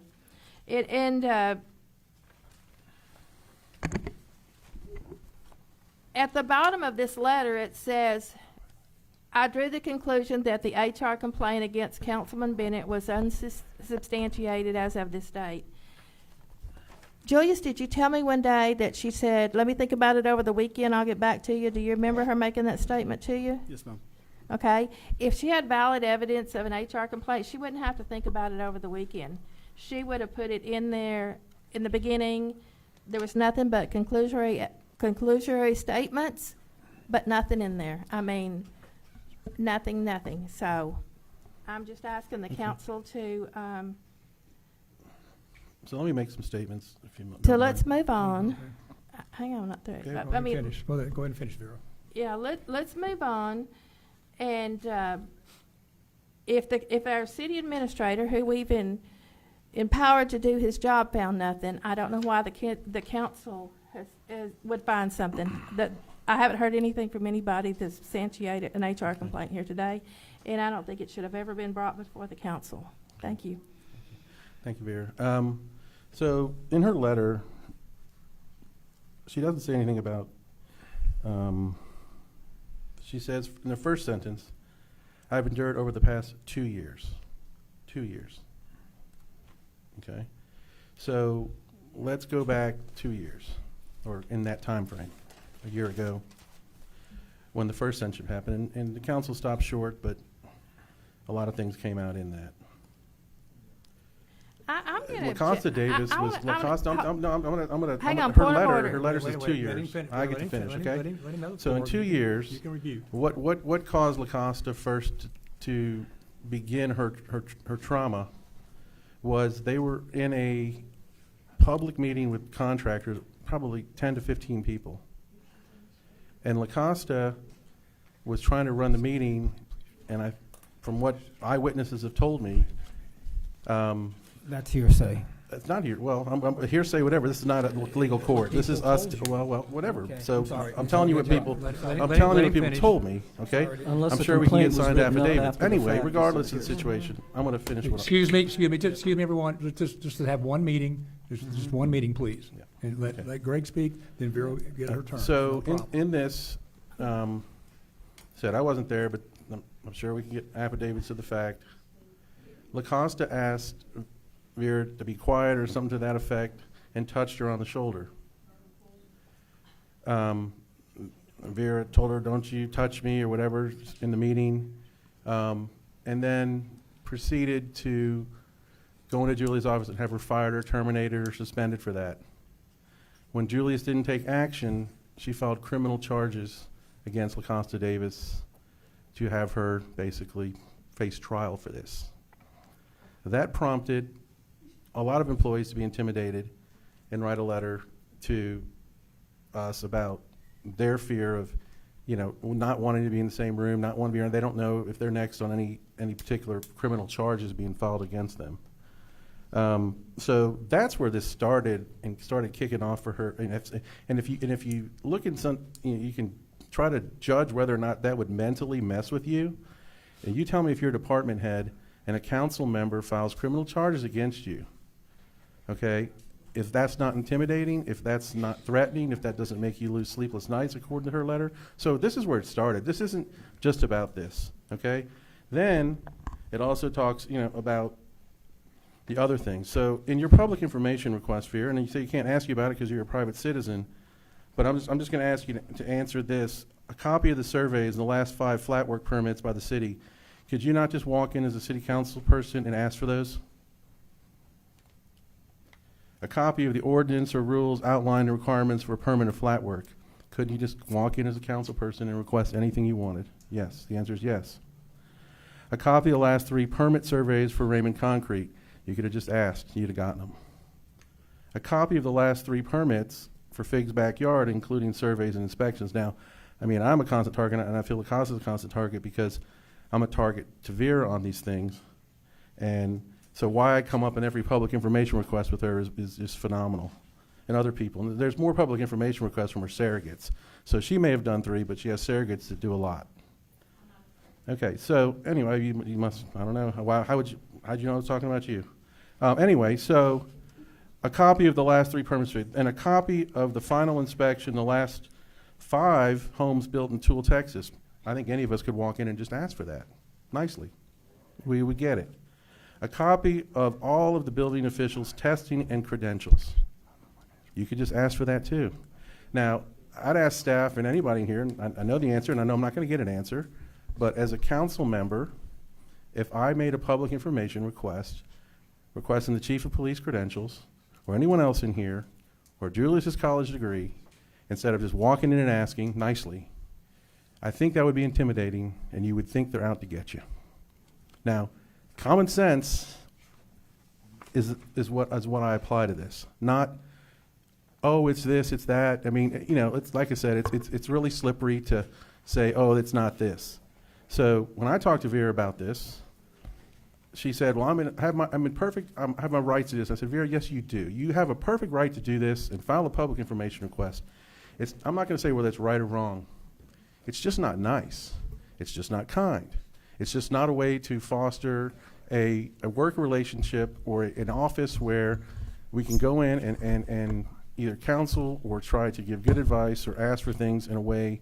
And, the answer is, well, I'm a private citizen and I'm a council person. I took an oath in office, and I'm pretty sure that my oath doesn't stop when I'm sleeping. My oath of office doesn't stop when I'm eating or when I decide I want to be a private citizen. I'm a council person regardless, and I have governance over this city. And, leading into this and the next issue, there's no politics. I have a duty, and I did take an oath in office to protect the city from potential liabilities, okay? And when you have an HR complaint at this level, and it's never dealt with properly, she asked for the council, to look at this and do something. It was never brought to us as a body to deliberate on this. And then nothing's ever done, and she's brought in and terminated and then forced to resign. The mayor had asked for Julius to wait 1 day. He did it the same day, didn't wait. And then now she's suspended with pay, so there's a lot of drama around it. Anyway, the bottom line is this is about being nice or fostering, when I say toxic work relationship, these are things that foster that. Instead of just being nice and asking for something that you can do as a council person within your right. You can go in there and ask for anything and everything from Kimberly or anybody in that office, and they're going to give it to you for the most part, okay? So that's all I'm saying is nice. And so the biggest issue here is that there was actions and then stuff put in her initial termination from Julius related to Costa's creating a toxic work environment or not nice because of another incident that it was just honestly, when I heard it, it was I couldn't believe it. But nothing's been done. And so my issue with, I had no forum. I talked to Julius over and over again, and the mayor asking him, look, if you want to fire Lacosta, let's deal with the HR issue. Let's clear that so the city doesn't have the liability of terminating somebody for the exact thing she put in a letter. And once we clear this HR issue, and preferably behind closed doors, no one wanted this forum, but we couldn't get a forum. And that board is a public board for us to go, guys, I can talk to all 5 of you here, What are we going to do? Okay? So that's what was done in a public forum. And then as far as the other issues that will come up, it's just there was absolutely no regard, in my opinion, and my responsibility for governance of this city to protect it from liability and lawsuits. Because I've been running companies for a long time, and when you get a serious complaint like that and you don't deal with it, and then you fire the employee for the same things that are in her letter, and then say, oh, well, we asked her this and she couldn't give me a definite proof. Well, there's no proof on mental anguish. There's no proof on not sleepless nights. There's no proof on intimidation and silent. It's cuts. It's death by 1,000 cuts. And that's what's been going on here. Okay? To me, on some things she's done, and to LaCosta, gets the brunt of it because, she works at FIG. So what? That's legal. She can have a second job. Okay? There's nothing wrong with that. Okay? These things that are brought up are honestly just ridiculous and silly. This isn't about an election. This complaint came in way before the election. And it was never dealt with. It just happens to be that now we're dealing with it because no one could get a resolution. Daniel and I have been asking, and we've been blocked out. City Hall's not communicating with us. We've been blocked out from this issue and any resolution. And all we were asking for is a resolution with no regard for our governance in fear for the legal exposure this city was under. And it was. And if anybody in here can tell me that you get an HR complaint like that and then terminate an employee for the same reasons without ever dealing or closing out the HR and getting true statements or facts or investigations, I'm sorry, but it's massive exposure that we're going to be facing. And that's all I was trying to do. And I couldn't get anybody to move. I couldn't get anybody to hear it. And all it had to do was go behind closed doors with this council, which we were trying to do tonight or trying to do before, but, it fell on deaf ears. So, look, I'm not here to, make it a political issue or to make Vera look bad or this is about politics this is just an HR issue that's a real issue from an employee that has been a brunt of a lot of things. And she's had coworkers, and you heard it tonight from Marcia, Alan Anderson and Leslie Anderson be embarrassed tonight, this another untruth, that they were harassed at their home and to the point where they had to move and lose money on their home because Vera's the head of the PO and all the residents there were look, all I'm saying is that she saw one of her. If we're going to try the HOA issue here tonight, I'm not. I'm just saying that. But they brought it up again. They brought it up again, and LaCosta was her employee, and he couldn't do his job because if he left his car in a certain parking lot, you went into Julius and asked if he could be suspended or terminated. Well, I'm just saying this is the harassment, Vera.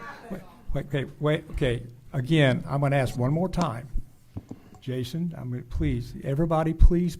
I'm done. Let us have one meeting so we all can hear what's going on, okay? That's only fair. That's all I ask. I'm not, so. That's all I'm going to say on the issue. Cool. If I can respond to all of, okay.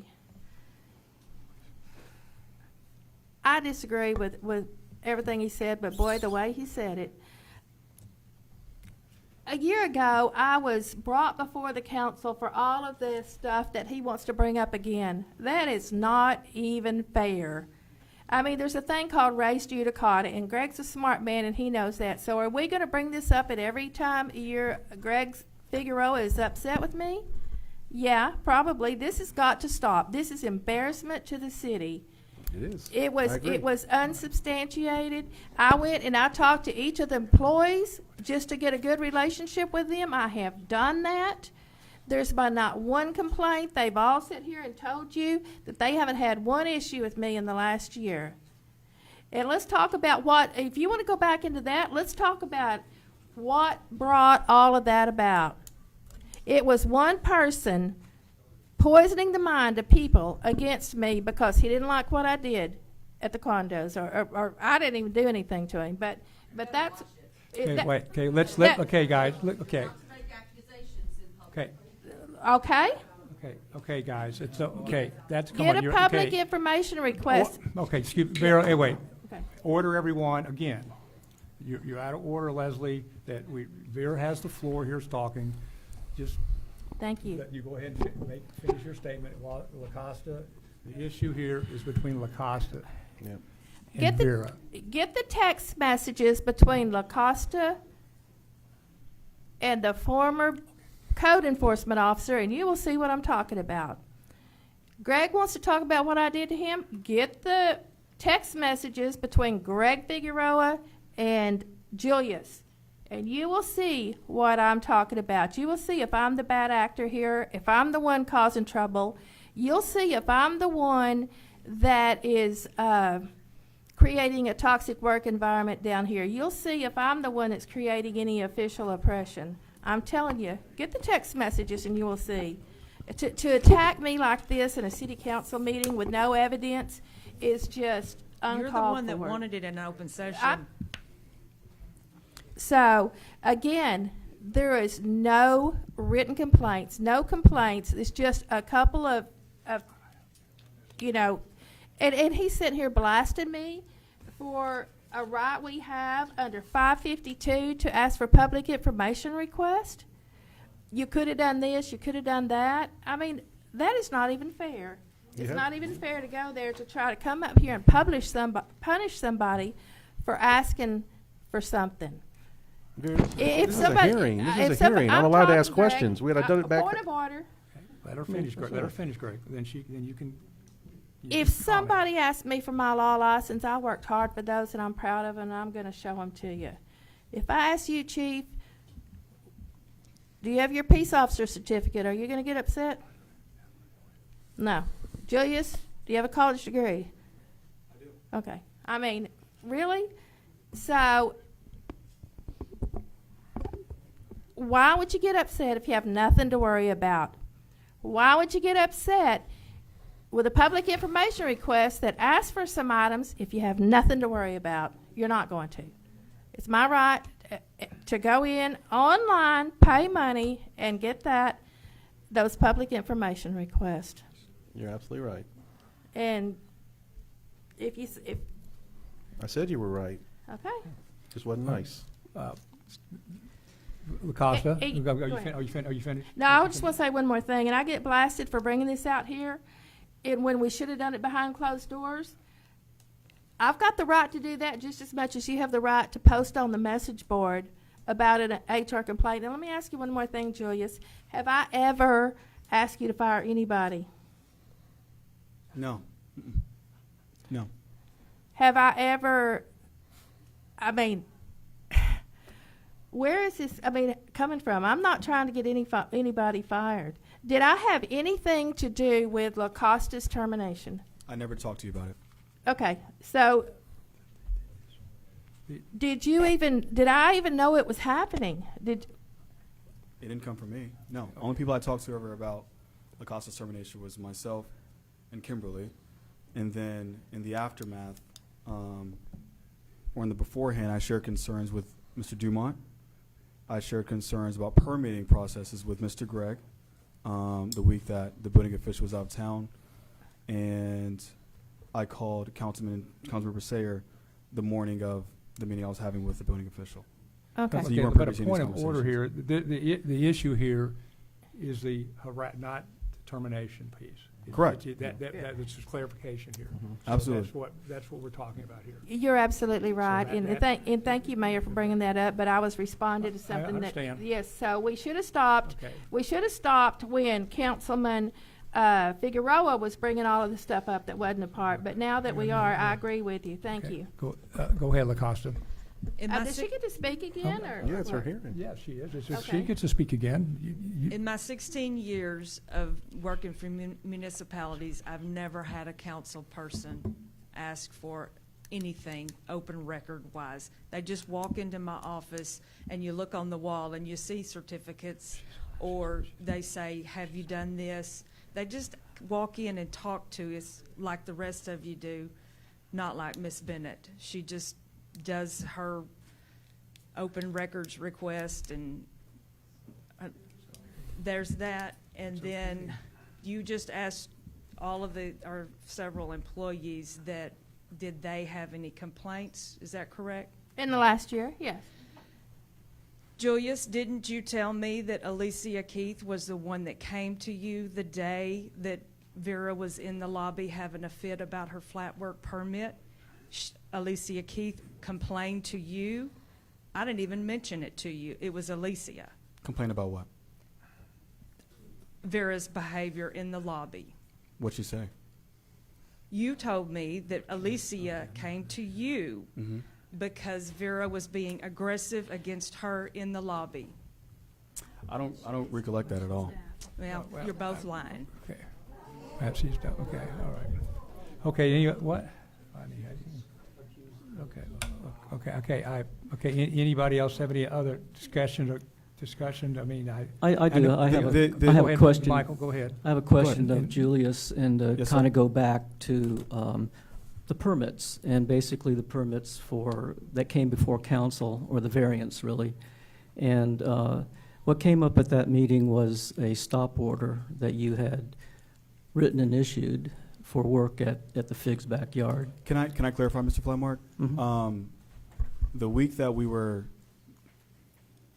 that was coming up for the variant, or a couple weeks before that, I had went to our building official's office. I had written a letter myself in the Yeah, aftermath of all can I this. ask you the Absolutely. justification for the letter? To cover the city's actions, really. I think at the time, information came about that they were over the build line. And so the stop work order was to stop construction from being over the build line for that structure. So as the city manager, do you have authority to do that? If it's an ordinance violation without permitting, myself, a code enforcement officer, or a building official all have that capability. So you gave that letter to La Costa to hand deliver to on-site? I did. I gave her the letter. I said, "Can you sign it?" At her desk in Old City Hall. She signed it, and I said, "Okay, go deliver it, and I'll catch up with you later." I And then walked she out. didn't deliver it? She did not. Okay. When did you discover she didn't deliver it? At the council meeting. Okay. So there was some time that lapsed between when Yeah, you- there's some time. Yeah, okay, so at that council meeting, there was a lot of Mr. discussion. Flammer, I'm sorry. Is this in regards to item 7B or 7A? 7A. Okay, continue. Sorry. So it's just a justification for the termination? Okay. All right. Well, that's not what 7A is in regarding. I apologize. Okay, then I'll back away from that then. Yes, sir. So, Thank just a clarification though on that permit or the stop work order. I was advised of it. The work had been stopped. The work was completed at that point. As far as there was nothing left to go forward with, it was done, and that's how it was discovered. But what happened in that situation, because if that's where they're bringing it up, we called the city attorney because most people, when they get a violation, and we talked to the mayor, we talked to a lot of people and said, in this situation, you would give me a warning and a letter instead to ask for a variance to come before the council within 90 days. And if I didn't get the variance for that roof, then it would have been torn, we'd have had to tear it off. And so, No, I'm saying, but I mean, but it's, okay, well, I'm just saying, but so, there wasn't anything that Yeah, she we're did on wrong the there. issue of B1. We got to stay on the point that this is the issue. But La Costa brought a harassment a request against Vera Bennett. That's what we're discussing. And Leslie, you've asked to speak on this issue, and it's your turn. Before she gets there, I'd just like to ask Julius one question, and then Yes, sir. just, do you think LaCosta's claim is 100% meritless in the last 2 years for what she says? Is there anything because I've asked you and you said, you even told LaCosta. So do you think that her claim, clarify that? her HR complaint about 2 years of intimidation, harassment from Vera, you think it's totally baseless because you've disregarded it, it's totally baseless? You told there's no proof, there was no reason for it, you determined that it should have been closed out and that was the end of it. So you're telling us today that you think her letter is baseless? Baseless in fact or baseless in feelings? Both, just some feelings, emotions. You tell me you can testify to her mental health. She has her feelings about Ms. Vera. I've never said she didn't. And you didn't see anything In fact. in over the time period. In fact. This is in a court of law. It says, in fact, it's an HR complaint. If somebody says somebody sexually said this to me and da-da-da-da. I've had to fire employees based on someone saying that because they were uncomfortable. That's not fact. It's, you know, you decide based on, you know, legality of what's going to happen with exposure to certain things. Sure. So from an exposure standpoint, you're telling me that her letter and what she feels and what she thinks and how she's been treated at work, there's no exposure there to be dealt with in a different fashion. You're telling me just we should have just disregarded it and not give her any satisfaction or any relief whatsoever. She deserves just basically, you're wrong, we don't believe your letter, you can't provide facts that you can't sleep at night, facts that you have anxiety, facts that you feel intimidated. So you can't provide those facts, but you know for a fact that she has none of those facts and those feelings, and you just want to, it's meritless. And that's all, just tell me it's meritless, because that leads into the next thing. No, it's not. I will state, I want to make a statement in regards to the appeal process, because we tried to set up several dates to meet with LaCosta for appeal, and they were not, she wasn't able to make them, and then she filed, you know, a PIR for us to be able to submit, and there's been no motion, action going forward as far as being able to even listen to her appeal, right? And that the mayor and Julius. That was of her being terminated. It's two different issues. No, her being yes. terminated and her HR complaint being dealt with. The HR complaint was issued after that. No, it wasn't. The HR complaint was June 27th. She was terminated, apologize, disciplined at the end of July, right? July 28th. Okay. So for a month from that, the HR complaint, and all I ever asked was for you to close out the HR complaint properly based on, to reduce the exposure for the city. That's all I asked, and it was never done. And you're telling me because you have ruled it out as meritless. That's just, her Wait a minute. HR We can- complaint is we- meritless. Wait till we get to the HR issue, the 7B. But I just wanna know if We're that's still what on he's saying We're today. still on 7A. Yeah, we're on 7A. 7A. Right, so that's what I'm Right there. asking. I'm asking if you think, no, because he's telling us in his testimony that, because it sounds like he's trying to say LaCosta's claim is meritless based on what he said. I heard it. He said that she has no claim. You didn't see any facts. You want facts. So she doesn't have facts of her anxiety. She doesn't have facts of her mental stress. She doesn't have facts that she feels intimidated. So you tell me what facts that you feel would be warranted for you to say she doesn't have a claim. So to face legal action as a city, in my conversation with the city attorney, in a wrongful termination suit or harassment suit, you have to do it based on two factors: discriminatory, sex, origin, race, creed, etc. And again, I think the conversation I've had with you personally, I've asked you, has anything happened for that end that she has not shared with me? You said no. No, I don't know. I'm not making the claim. I'm saying that I've read the letter. So the letter she supplied to me, again. I don't know. I'll read it. Formally express my grave concern regarding the ongoing harassment I've endured over the past 2 years from Councilmember Vera Bennett. I went to Ms. Vera. I went to LaCosta. I asked them both, what harassment has happened? And it sounded like this. Very quiet. Okay, let's keep going. Her persistent and targeted behavior has created a hostile work environment and has had a significant negative impact on my mental well-being, my ability to effectively perform my job duties, and my overall sense of security in the workplace. Again, I asked Ms. Vera and LaCosta, what specifically has happened to you that she has provided persistent and targeted actionable behavior for a hostile, again, hostility being against those things of a protected class work environment for LaCosta specifically. She has yet to provide me that, period. So to go into feelings of sleepless nights and I'm worried about my job, etc., those are all valid. I've never said that you haven't experienced that like I have, like anybody else and the staff has had, from a myriad of issues among this council. Mm-hmm. However, when staff has come to me and said, Julius, I have anxiety. Julius, I didn't sleep last night. Down this line, I have sat with them and said, what caused it? And if something caused it, I addressed it.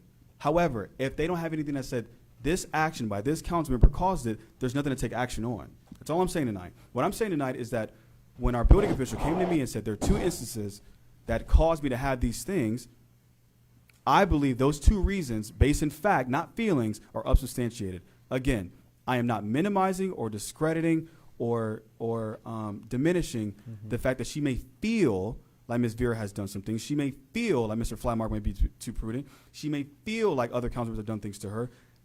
That is not my cross to bear. And secondly, that's not my thing to judge. I can't judge that.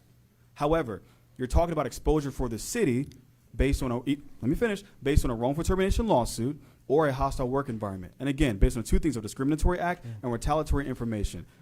The things that had happened to LaCosta in the aftermath of the conversation I had with her on Friday, July 25th and Monday, July 28th had absolutely nothing to do with any of those two things. Nor was it political, nor was it retaliatory, nor was it discriminatory against race, religion, race, religion, sex, creed, origin, color, anything. Everything that dealt with LaCosta Davis to this point, from my standpoint, has always been performance-based. Always. Again, that's a different issue. the hostile work environment that LaCosta has presented, that has been happening to her, she, again, has to provide a claim or evidence of fact. She cannot just say, just like anybody else cannot just say, which that has happened. This person did this to me. This person looked at me this way. This person told me I'd be safe at my job after November passes. Okay. So what? That's unfortunate. So Mr. Gregg, let me finish. Although unfortunate, that does not constitute a hostile work environment by the law. Okay. Exposure to the city is not liable at that point. Okay. In my opinion, in the conversation with the city attorney. In your opinion, Uh-huh. in your opinion, if I filed criminal charges against you, and then moved as a city council person, and then they dropped. Then let me ask you this, and then a lot of things happen that are just undertow to that. That wouldn't make you have sleepless nights if I threatened your freedom.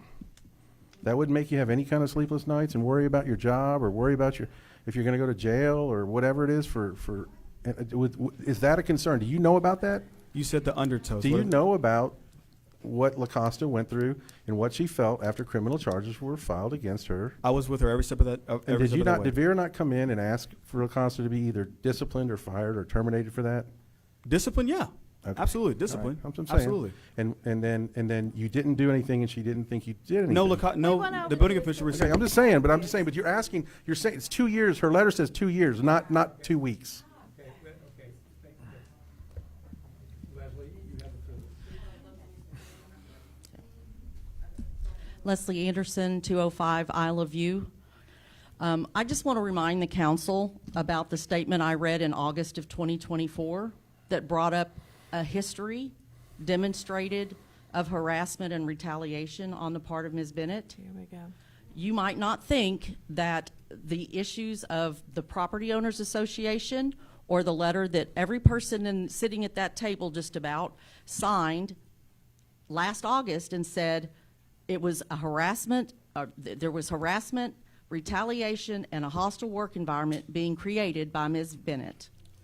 The point here is she is demonstrating a pattern. She's demonstrating a pattern, okay? So I feel like if the pattern is not recognized and dealt with, it just continues. So if everything that started with the Property Owners Association, my husband being employed by the city and then being retaliated against in his position by the city. I have the floor. Then I don't know what a pattern is. Okay, guys, I know you guys don't like me to do this. It does too have something to do with it. Please give her, Jackie, please, everybody, whoever, I'm sorry, Jack, whoever, I can't see that. Please, just, let's have one meeting. One more time, I'm gonna ask Jason, Sergeant of Arms, I'm serious. This is a very serious issue. We gotta resolve it, move on. We have lots of business to take care of. Let everybody have the time to speak. That's all we're asking. Leslie, please finish. All I'm saying is that when you recognize an HR pattern in any business, you deal with it. And it just doesn't seem to be dealt with. It just repeats itself and repeats itself and repeats itself.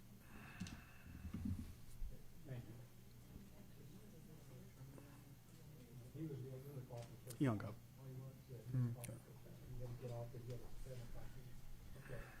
Any other discussion on this topic?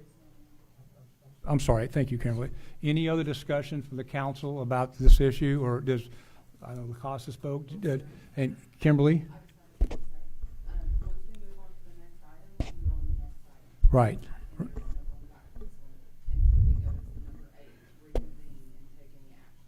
Right. No, right, we'll take, we can take action on this agenda item right now, if we decide, yeah. If that's if that's what the council wants to do, or we can wait and hear all three of them, then we come back and then we rule on 1, 2, and 3. That's right, so that's it.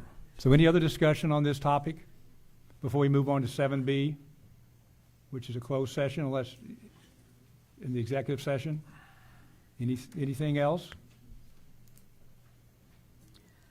Or then we're going to move to an executive session, which is agenda item B. Don't you think it's best that we make a decision? Well, we can do that too now. If the council wants to make that decision now, we can make the ruling and move on. I have no problem. If there's a motion wants to be made, the council certainly can do that. Well, I'll make a motion that we make a decision on 7A.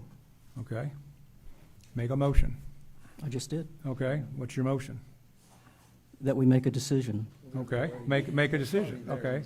I will. Okay. Okay. Oh, okay. Apologize. No problem.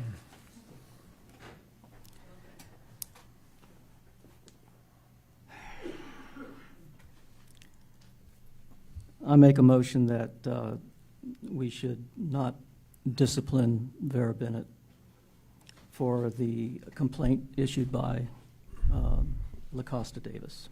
I second. All in favor? Aye.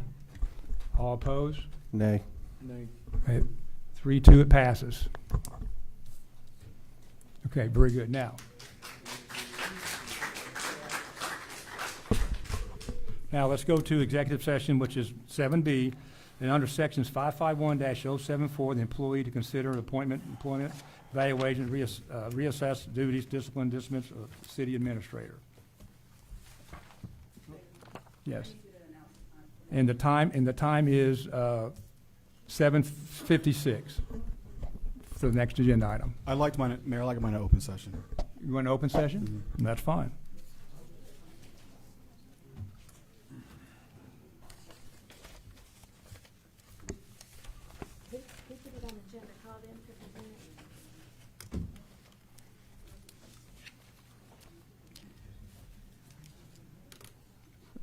Greg Mayor, asked for, Greg. can I take a break? Put on the agenda.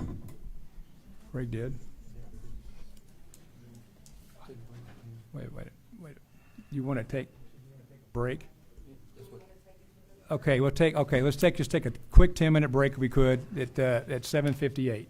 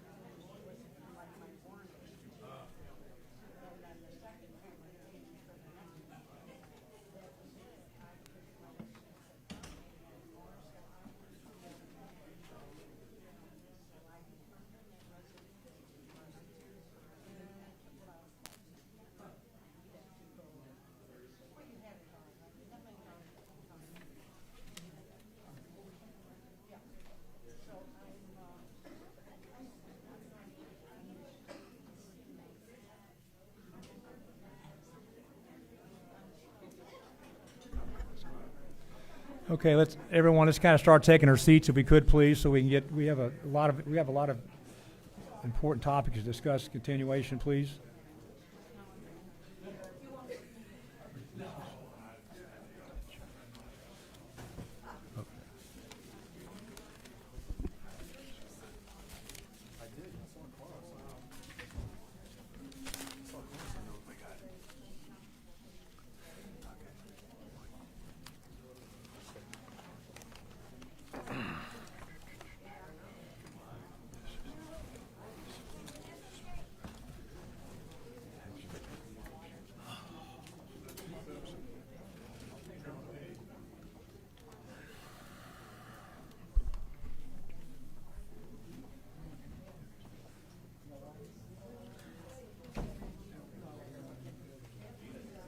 Yeah. Oh. Okay. All right. I'm going to call the meeting back to order at currently it's 7 minutes after 8 for the executive session.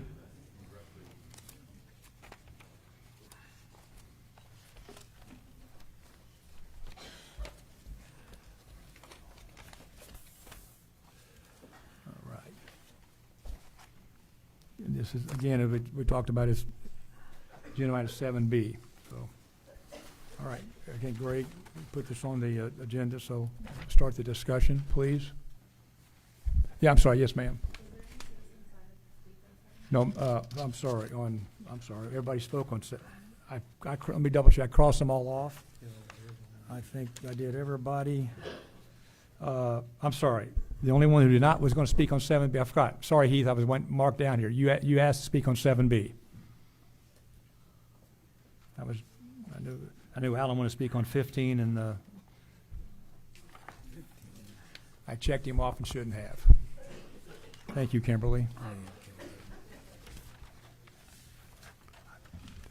Okay, for those of you that don't know me, I'm Matthew Hamaker. I'm the Code Compliance Officer for Tool. I came to work for the city because I care deeply about this community. I've had the privilege of serving Tool as a city council member, a volunteer firefighter, and now as a city employee. I may not always be right, and I may not do everything perfectly, but I do my best to treat everyone equally, whether you have $10 million or $5. I stand before you today with deep concern, not just for the position of our city administrator, Julius Kizzy, but for the integrity and health of our city government as a whole.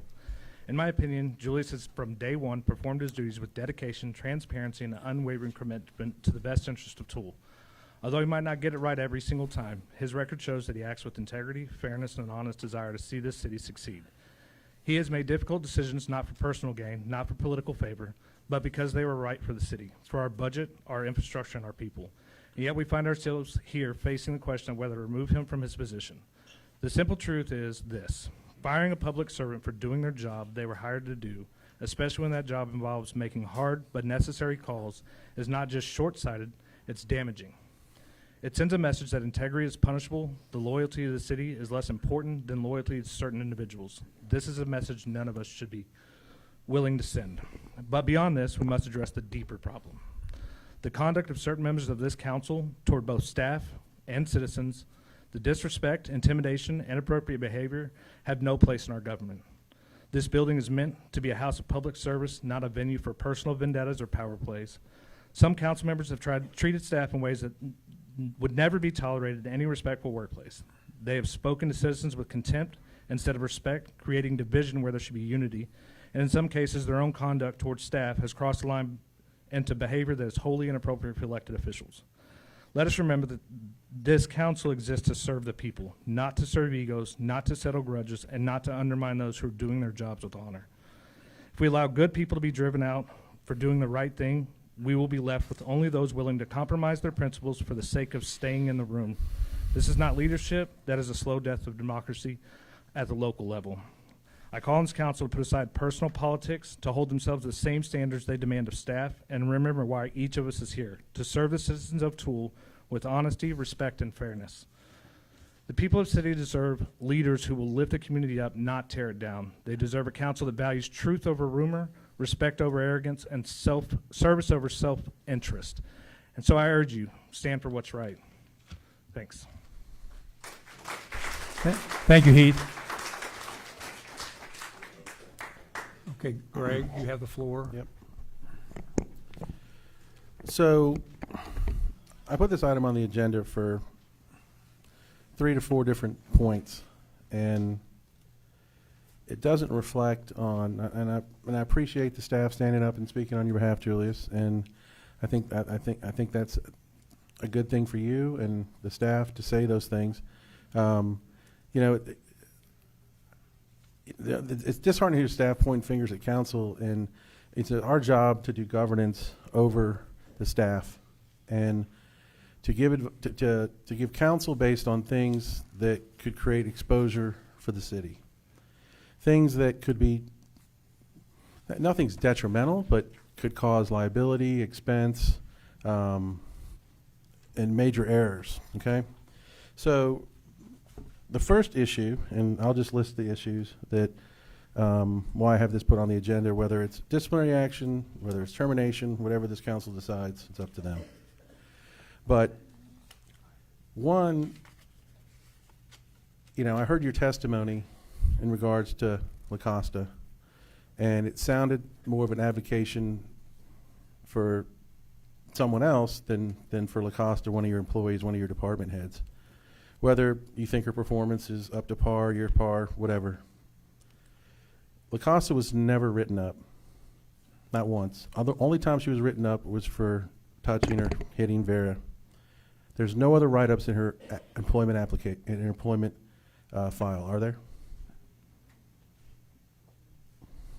Sorry, before the one. Are there any other write-ups or disciplinary action you took against La Costa in almost 3 years at all? Besides the one from last June? Which was what? The action sheet levied against Ms. Vera. Okay, all right. So other than that, this is an employee that's never been written up for anything, and no disciplinary action's been taken or corrective action or asked to be taken in write-ups in a formal way, correct? Yes. Okay. Exactly. So, you know, once again, it was a permitting process that one of the things that you terminated her for was, you know, it's 705 Royal Way at my business. Then we were trying to get a concrete slab, you know, built and a new kitchen built. And you had a lot of frustrations that week because she was out of town about the whole process. But basically, what's really going on with La Costa and my businesses and the permanent processes is a big CYA for everybody because they're terrified of public information request or certain people going after them or hearing it because they didn't do this right or didn't do that right or their job's going to be put into question. So that was really the whole circus act of that and that angst when everything was being done, you know, according to precedent. So some of the other things that were, you know, you were talking to me about was that she didn't do this right, or she wasn't allowed to write citations, or allowed to do this, and we're going to recall this. And you know, my advice at the time was, you know, let's write her up. Let's make it a stern write-up. Let's put her on probation for potential termination at any time, whether it's a week later, 2 weeks later. Let's deal with the HR issue first. And then let's put her on a short rip and manage her. You said, well, I don't know. I really want to micromanage her. I don't really have to micromanage her. And I said, okay. And we talked about it again. I said, well, you're saying she doesn't have certain qualifications now, but you're the one that hired her, right? Correct. And she had qualifications then? Correct. Okay.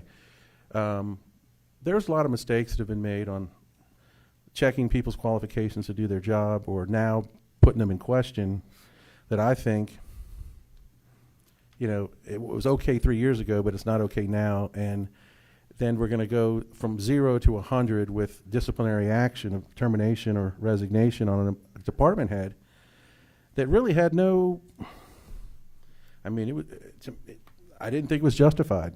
I think a stern write-up maybe, a disciplinary action, whatever that might have been, I think, and in light of the current impending HR issue, I thought it was a bad executive decision. I think it was ill-advised and somewhat reckless to do it in the way you did it.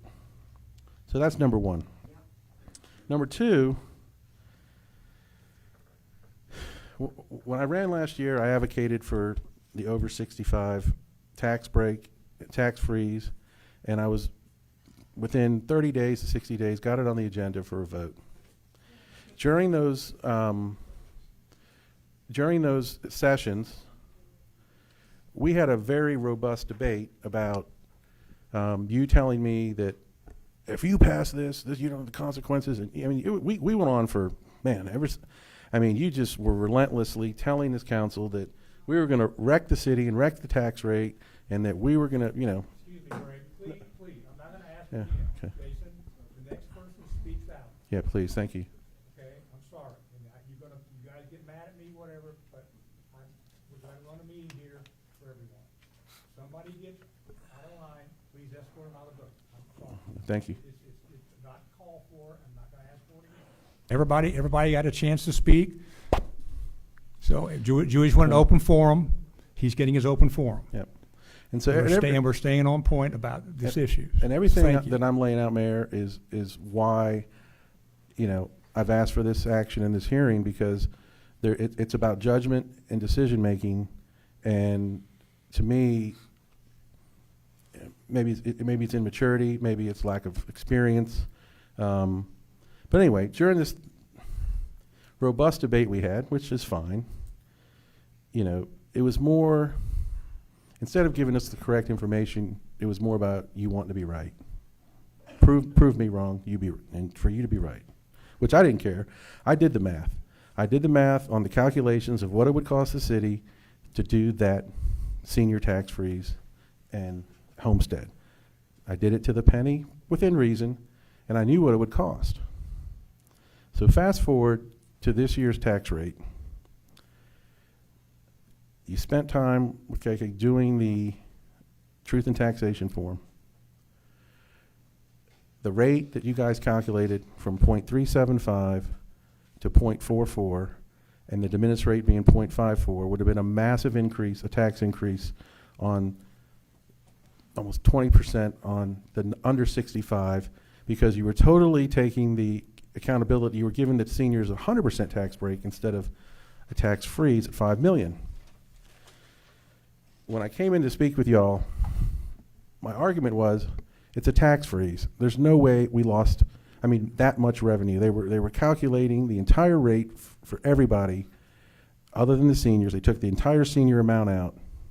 And all he wanted to tell you is the form. But it was more about you being argumentative with me about being right and saying, I warned you in that meeting. I told you this is what could happen. And I was like, Julius, this isn't common sense. This isn't math. This rate should be less than last year's rate. It could be 0.36, what I'm calculating. And it was just, we actually were late for the budget meeting, and Mayor came over to get us because we were just going on and on for an hour. And all I was trying to tell you is, don't go out there and pitch this 0.44 rate, because in your position, from a 0.37 to a 4.4 is a massive tax increase on the people. Massive. You would have collected an extra $300,000 to $500,000 of undue taxes on the citizens. And all I was trying to get you to understand is, don't sit there and tell me you told me so, this is what's going to happen. Could you just get off your high horse or your stubbornness and listen to me? It's wrong. It's wrong. And why you weren't alarmed when you saw the 0.44 rate and said, somebody come to me, somebody and say, guys, this rate, we're gonna sign this, and we're gonna say that we're going to a budget meeting in the public forum and say this tax rate's 0.44, which is massively wrong. Massively wrong. It's a huge miss. All I could hear was, the form says this, I filled the form out correctly, this is what so-and-so told me to do, and this is the number, and we are going to tax 0.44 on this money. And when we did the calculations, it would have raised, instead of $2 million, it would have raised 2.3 to 2.4 million. So my whole thing with this is the care and the maturity of saying, okay, maybe you have a valid point. Eventually you did. Eventually you said, okay, by the time we got to the meeting, we couldn't have a vote on the rate. We couldn't vote on the budget, because if we don't know the rate and we don't know how much income we have, we can't vote. We can't vote. We all came in here for a special meeting and we can't vote. It was a complete waste of time. And instead of seeing that, boy, I'm just shocked that when you guys came up with that rate, you didn't run to somebody and said, the house is on fire. Look at this. Somebody help me. Because to put that in writing is just a massive miss. So I see that as from an executive standpoint, just a huge miss. And then to fight over, to be stubborn, you have a way, and I hear you tell employees, don't ever say you're wrong. Stand on it. Don't ever say you're wrong. Don't admit you're wrong. Just stay in the pocket and say you're right. And even after you figured out that I was right, and the tax rate was really 0.36 something it could be, and we're going to stick with 0.375, you try to defend it by saying we're both right. But we're both right because I did the form right, but you're right. It isn't 0.44. Okay. So once again, another incident. Another thing that you came in when we had your review session, some things that came up that I brought up to you were the barn financing and the tax note. And what we discovered is on March 5th or March 7th, you had the information from the bonding company that discussed the tax note, and you didn't ask the right questions. It's amazing how when I call the bonding companies and I ask the right questions, I get the right answers. At the rate, the term, how it's going to be paid back, and it's not a vote of the people. But when you call and ask all of these questions, it's sophomoric, and you don't get the right answers. And then you come here and you present that to the council to make a decision about a $500,000 barn, and they vote thinking that, one, we need 2 audits, it's going to do this, it's going to do that. None of that's true. We could have, if we'd had the facts, maybe that decision would have been different. And then it caused a whole nother chaos in another meeting about, Robert's rules and order and all the other stuff. So it put us through another situation of angst and drama that makes us look bad. If we'd had the facts, I didn't care whether we financed it or whether that's a council decision. But what I didn't like is the fact that you didn't provide the appropriate facts on the financial side of that, and that's your job. Your job, is a lot of things, but from an executive standpoint, you have a city controller. She's a CPA. I asked questions with her and you in the room. How did y'all not figure? How did I figure this out? And you guys couldn't figure this out. I'm just a little baffled by that. So, that's the second issue on those things. So, the handle HR issue, and then after I talked to you about, let's clear this HR issue, write her up, hire her back. No, it was just nope, she did this. Then you went and found more evidence. You didn't have, and the mayor asked you to wait 1 day. 1 day. He was on vacation. So he could come back and you could show him the facts that you had on La Costa, which at the time were pretty thin. But you did it the day before he got back. So I want to know what the haste was. I want to know what was on fire with her job and her position in the city. She's been there for 3 years, and all of a sudden you had to fire her that day and didn't give the mayor a chance to look at anything. And that's insubordination, okay? That is basically a form of he's an elected mayor, and he has the right to look at some facts before you make a decision that, one, is going to cause all of this now. All of this is because of these decisions. We're not jumpy for a couple of years. We don't fire anybody. We don't take any action on department heads. We don't do any corrective action. We don't write anybody up, but then we go 0 to 100. So I got a problem with that, okay? Then, you decided at one point when La Costa canceled the first appeal hearing that, okay, I'll hire her back. You called her in. You told her she could come back to work, and she was going to report for duty. You gave her a piece of paper of things she had to do in order to come back into the office, but you proceeded to let her know that, but by the way, and this is what she told me directly, so it's not hearsay, Robert. Okay, all right. You're going to have a hard time in the office because, man, there's a lot of people there just, they feel, it's just going to be really uncomfortable for you. It's going to be really uncomfortable. That's a really nice thing to tell somebody coming back into it. And see, so when I say a toxic work environment's being created, to tell an employee that's coming back, that you invited back in to come to do her job, and not have the authority within your office to tell employees, do your job. This isn't drama. If La Costa comes back in here and is doing her job, you respect her job, and you let her do her job, and there's no undertow drama, and there's, we're going to be adults here. But instead, I heard there was some polling going on about before she came back, and how do you feel? How would you feel? Would you quit? Would you not quit? That's also creating a toxic impossible environment for LaCosta to come back into to have her job. But you're the city, and this is going on. You're having these conversations from what I hear. Then she comes in, makes an appointment with you to come back and take her job back and sign the form saying, okay, I'll do this, I'll agree to this, and probation, whatever it was.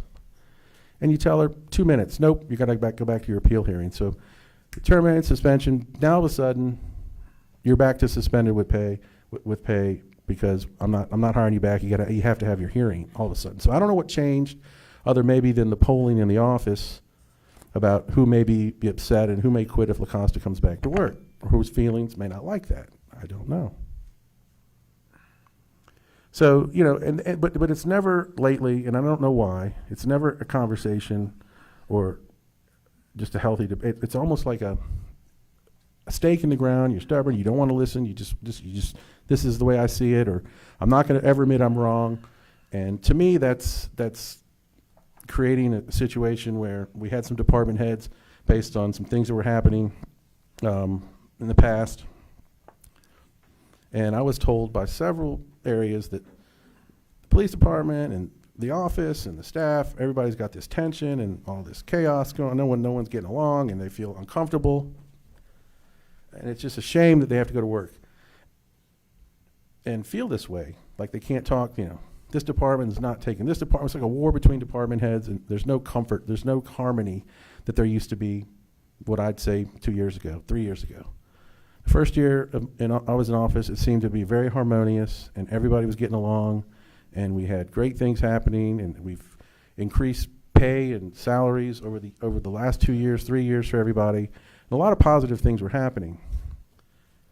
And I just don't know how it's just gone off the rails so bad, as far as, I mean, it is toxic. It's gotten toxic. And I told you that all of that leadership starts at the top. It's with you. LaCosta's failures, and if she did things wrong and it's your failure. You're responsible for her work. And if you can't ignore her, you know, she can't do this, she's doing this wrong, and now I'm discovering everything. Well, it's right under your nose. You know, the situation with Alan and his certifications and things that were being brought up, right under your nose. So, you know, as a leader in my companies, if something happens, I self-examine myself first and say, what am I doing wrong?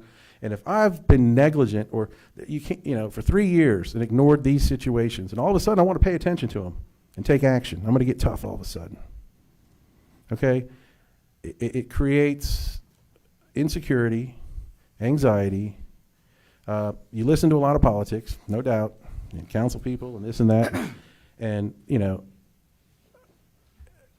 my issues with you is, you know, in counseling you, just, you know, trying to just take it or leave it. I'm just trying to give you some wisdom and some experience that I've had in life. I'm 57 years old, and I was just trying to give you some counsel, and I just felt like it's literally hitting brick walls. And it's not a brick wall of, it's just, I want to be right. And I can't work with someone that just wants to be right and doesn't really be right, and just wants to go half-cocked into the abyss with a .44 rate and other things because you want to be right, or you want to prove me wrong or somebody else wrong. So that's why I've asked for either disciplinary action, probation, or termination, because, you know, I'm losing confidence in your ability to lead this department, the city, and your decision-making. And I think that they're, you know, I can chalk it off to maybe as immaturity, lack of experience, lack of leadership, playing around with people, too friendly 1 minute, not stern enough in the, I mean, I see all the signs of it, you know, and you're playful 1 minute and nicknames and pet and then the next minute it's, this is my favorite, or this person, and, you know, you can't do that. You have to be the figurehead, you have to be the leader, you have to set the rules, you have to be the disciplinarian, you can't be everyone's friend. And so when you make those tough decisions, it's done from a position of leadership and strength and respect for everyone. And, you know, and all the employees here, I tell you, I'm a hard charger, but I'm not a disrespectful person with anybody in the city or anybody. I'm very kind, and I'm very complimentary, and I think that everybody here knows where I stand. Now, if it comes to work or something being done improperly, it's different. I'll judge you on your work performance. I'll never judge you personally. And this stuff that I have here has nothing to do, because I like you as a person. I think you're a hell of a guy. I think you had a great upbringing. I think you're the most manly guy I've ever met. And I've enjoyed working with you and then listening. But lately, it's become certain things that you're missing that could massively, if this council didn't know, if I didn't stop it and this council just said, let's just figure out, we'd have had to cut $1 million in the budget or $800,000 to pass a 0.44 rate. So everybody who would decide who was going to fire, what we're going to cut. And I'm like, if this council wouldn't have known and gotten stopped, and we said, well, we have to vote this rate, and you didn't have we have to believe what you say.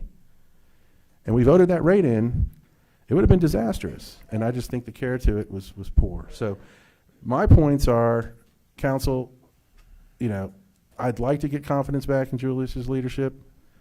I just can't see where now I feel like I'm getting even, more blocked out, unwelcome in City Hall now, and that there's been, obviously, the things that have been said tonight about council and us, it seems like there's some good, motivation over there to now make it our problem, to make it somehow, is it me? Okay, it's me. I'm too hard on you because I'm just want things to be done properly, or I want the tax rate to be done properly.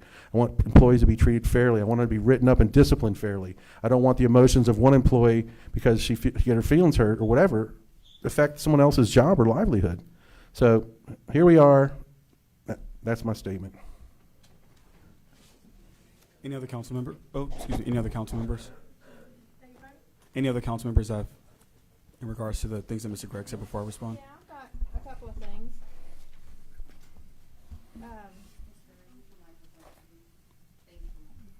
Okay. So I'm trying to touch on what Greg said here.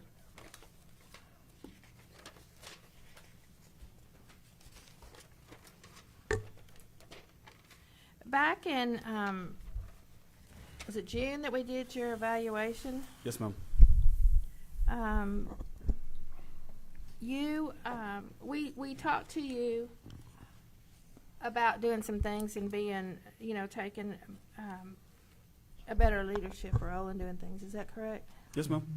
Do you feel that you've done that since then? I think I've taken a pretty strong stance with staff and council as a whole to deflect a lot of politicking, to stop acknowledging petty beefs or petty disagreements, etc., and to root everything that we do in moral ethics or law, period. Okay. Do you think you made the right decision in terminating LaCosta? Yes. Okay. Do you stand behind that? 100%. Okay. And those are the kind of things we've asked you to do, is to take a firm stand and do that. Is that correct? Yes, ma'am. And you listen. Is that correct? I did. Okay. Let's talk about the let's talk about the budget rate. Okay. Okay. So you came in with a budget worksheet. Is that correct? A budget worksheet? The worksheet for the budget. What do you The call it? TNT tax rate worksheet? Yes. Yes, ma'am. Uh-huh. Okay. And have you made any changes to that? Since that meeting? Uh-huh. Yes, ma'am. The appraisal district came back to KK and I last week and said that the EX-XV, which are court appeals, they changed the value. So they slashed $7 million off of values. That's why the Court of Appeals changed something? No, ma'am. The what? The appeals that people file for Oh, wasn't okay. factored in to our overall net taxable value. So that was an additional $7 million in lost appraised values. So they did change from that meeting because of that. What did that change your voter approval rate to? It shot it back up to 448 some odd. What was it before? 441. 441, and now it's 448? Yes, ma'am. So around that way. I'm going on top of my head. I'm sorry. Good. So when we were in the budget meeting that day, we went over that. And do you still stand by those figures that day? No, ma'am. Okay, all right. And so it changed because of the appeals that have taken place? Sorry, let me back up. Are you saying, do I still stand by the voter approval rate that we suggested of 44 cents, or do I stand by? Yes. No, ma'am. I think it's unnecessary to do now. Okay. All right. So during that meeting, did you hear Councilman Figueroa say, well, if 44 cents is what it is, that's what it is. Is that correct? Do you remember that Yes, statement? near the end of the meeting. Yes, all ma'am. and what my response was is we could adopt something less than the voter approval rate. Is that correct? Yes, ma'am. Okay. And that's what we're probably going to do today. Is that correct? Yes, ma'am. It's a Okay. lower rate than what I Okay. presented to you that day. And so the senior ceiling or the senior tax freeze was a totally new item for this city. Is that correct? Yes, ma'am. And so at that meeting, Greg did discover that the 88 million or the 316,000 was not factored into the rate we could adopt. Is that correct? You're exactly right. Okay. And so you sit down and you figured out a formula to take that $360,000 and factor that into the rate that we will adopt to lower that. Is that correct? Yes, ma'am. It took me and KK over a period of 3 days to do it. Okay. And you and I sat down and we talked about it, and I had my own formula that come up with just a few cents different than yours. Is that correct? Yes, ma'am. Okay. And so the idea is that $316,000, you have to take that money and kind of use that to factor in and lower the adoption rate, the adopted rate. Is that correct? Yes, ma'am. So your voter approval rate is still 48 cents. Is that correct? Yes. Okay. All right. And explain how that affects the taxpayers. How, what specifically affects the taxpayers? A 44-cent tax rate or the ceiling or? Yeah, I mean, how does the voter approval rate today affect the taxpayers? We could adopt that, could we? Right, you could adopt Okay. it today if you'd like to. If we did, and that'd be about a 17% tax increase. It would be. So And the, you knew that wasn't going to fly. Is that correct? did I know it wasn't going to fly? Yeah. In retrospect, absolutely. In retrospect, at the point in okay. time, no. I'll be honest, no. Okay. So, but before that, you and I talked about alternative things. Well, could we look at the budget? Could we do this? Can we do that? Is that correct? Yes, ma'am. But I walked into that meeting under the understanding if you guys would not like the recommended rate of 44 cents, I was prepared to make budget cuts. That we were prepared to do something to Absolutely. Absolutely. So, but we didn't have to do that, did we? I mean, we ended up having to just to take that $316,000 and adjust our adopted rate for less than the voter approval rate. Is that correct? Yes, ma'am. Did you go seek help from? Before and after. Yes, before you did and after you did. Is Absolutely. that correct? Okay. And like I said, the city had never done that before. Is that correct? Yes, ma'am. Okay. Never. All right.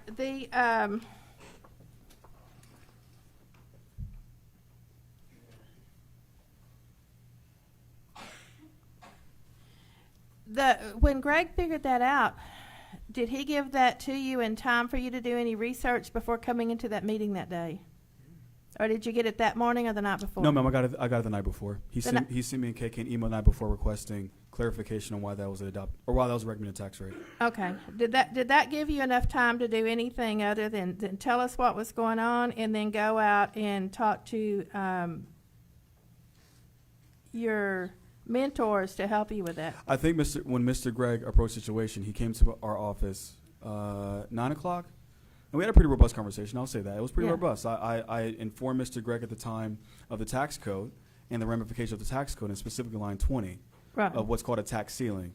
Right. And Mr. Gregg kept saying, and I, again, kept inferring to him and telling him his math was right. I never at any time said your math is wrong. Never at any time said you don't know what you're talking about. Never said that.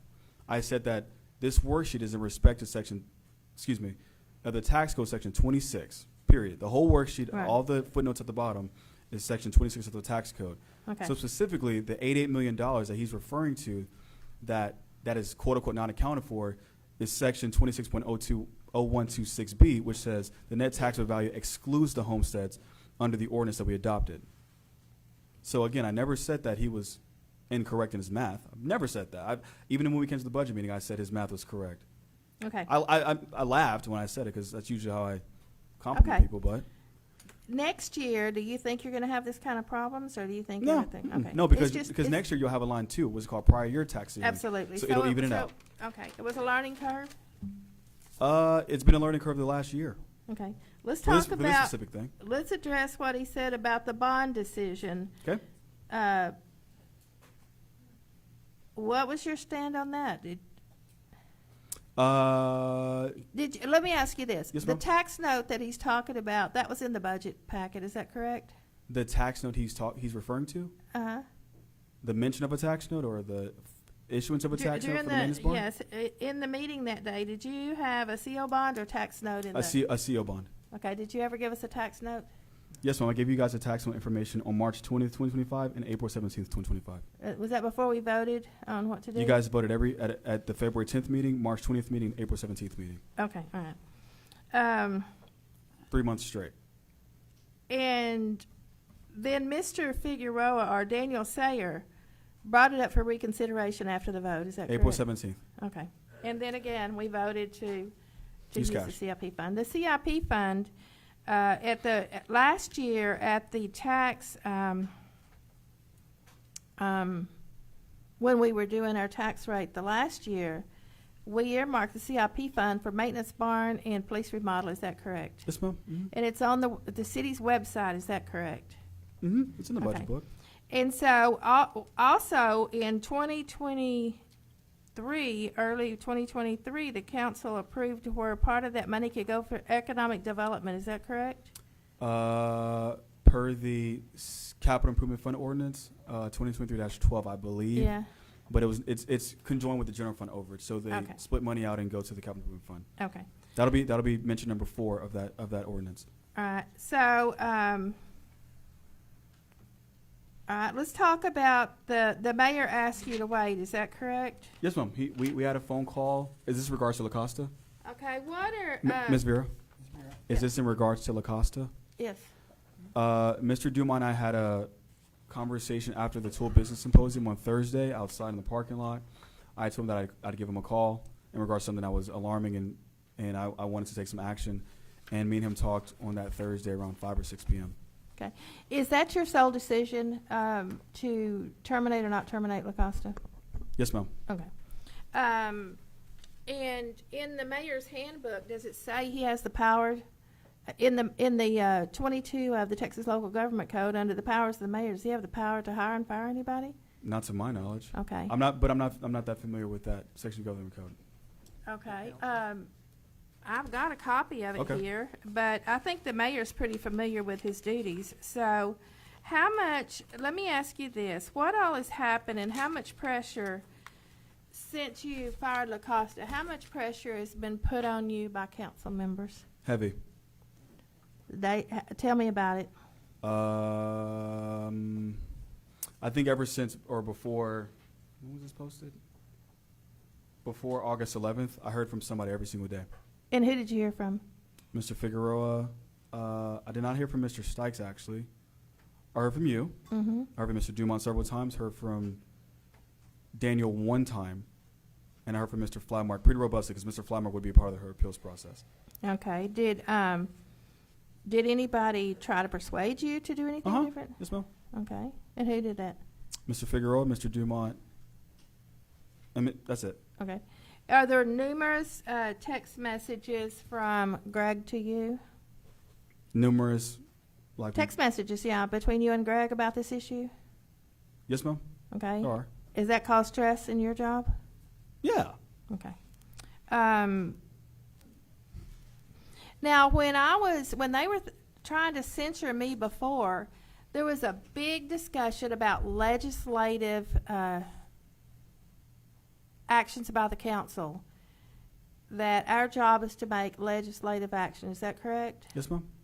Is hiring and firing anybody a legislative action?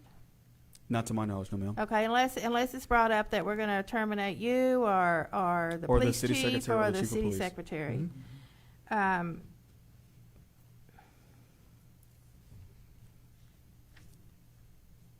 Now, tell us what evidence you have to support the termination of La Costa Davis. I want to hear it all. What's your evidence to support it? Before I go into the detail of it, this is hinging on violating her appeals process because you guys would be privy to knowledge that needs to be part of the appeals process. So I'm going to base all this by saying this is directly going to violate that. Have you been presented an appeal? Yes, ma'am, I have. Why have we not heard that appeal? You wouldn't hear the appeal. The appeal would be from. I mean, why is the appeal not been heard? The employee has not scheduled the appeal. Okay. But rather, she's going through city council to try to. I think she talked to city council members about a myriad of things and hasn't talked to me about those same things. Okay. But I mean, he's seeking to terminate you today. Have you done anything in the termination of La Costa that would cause you to be terminated? I believe terminating La Costa Davis was what's best for the city moving forward. Okay.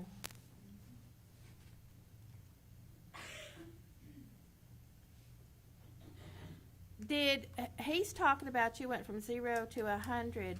Was there anything she did that warranted immediate termination? Yes.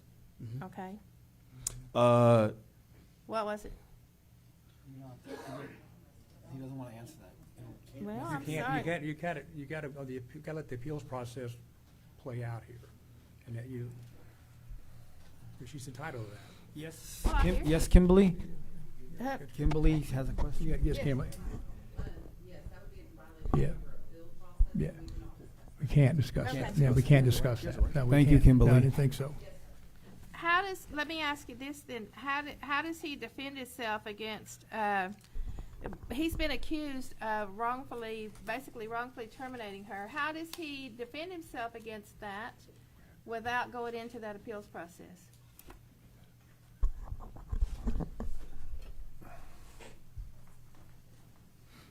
Hello. So, like I said, he is not able to discuss the appeals process because the only 3 people privy to that information is going to be Julius Kizzy, myself, and Councilmember Flatmark. As far as anything to do with that process, it's unable to be discussed because that would be a violation of her appeals process, which she legally does have the right to do. Okay.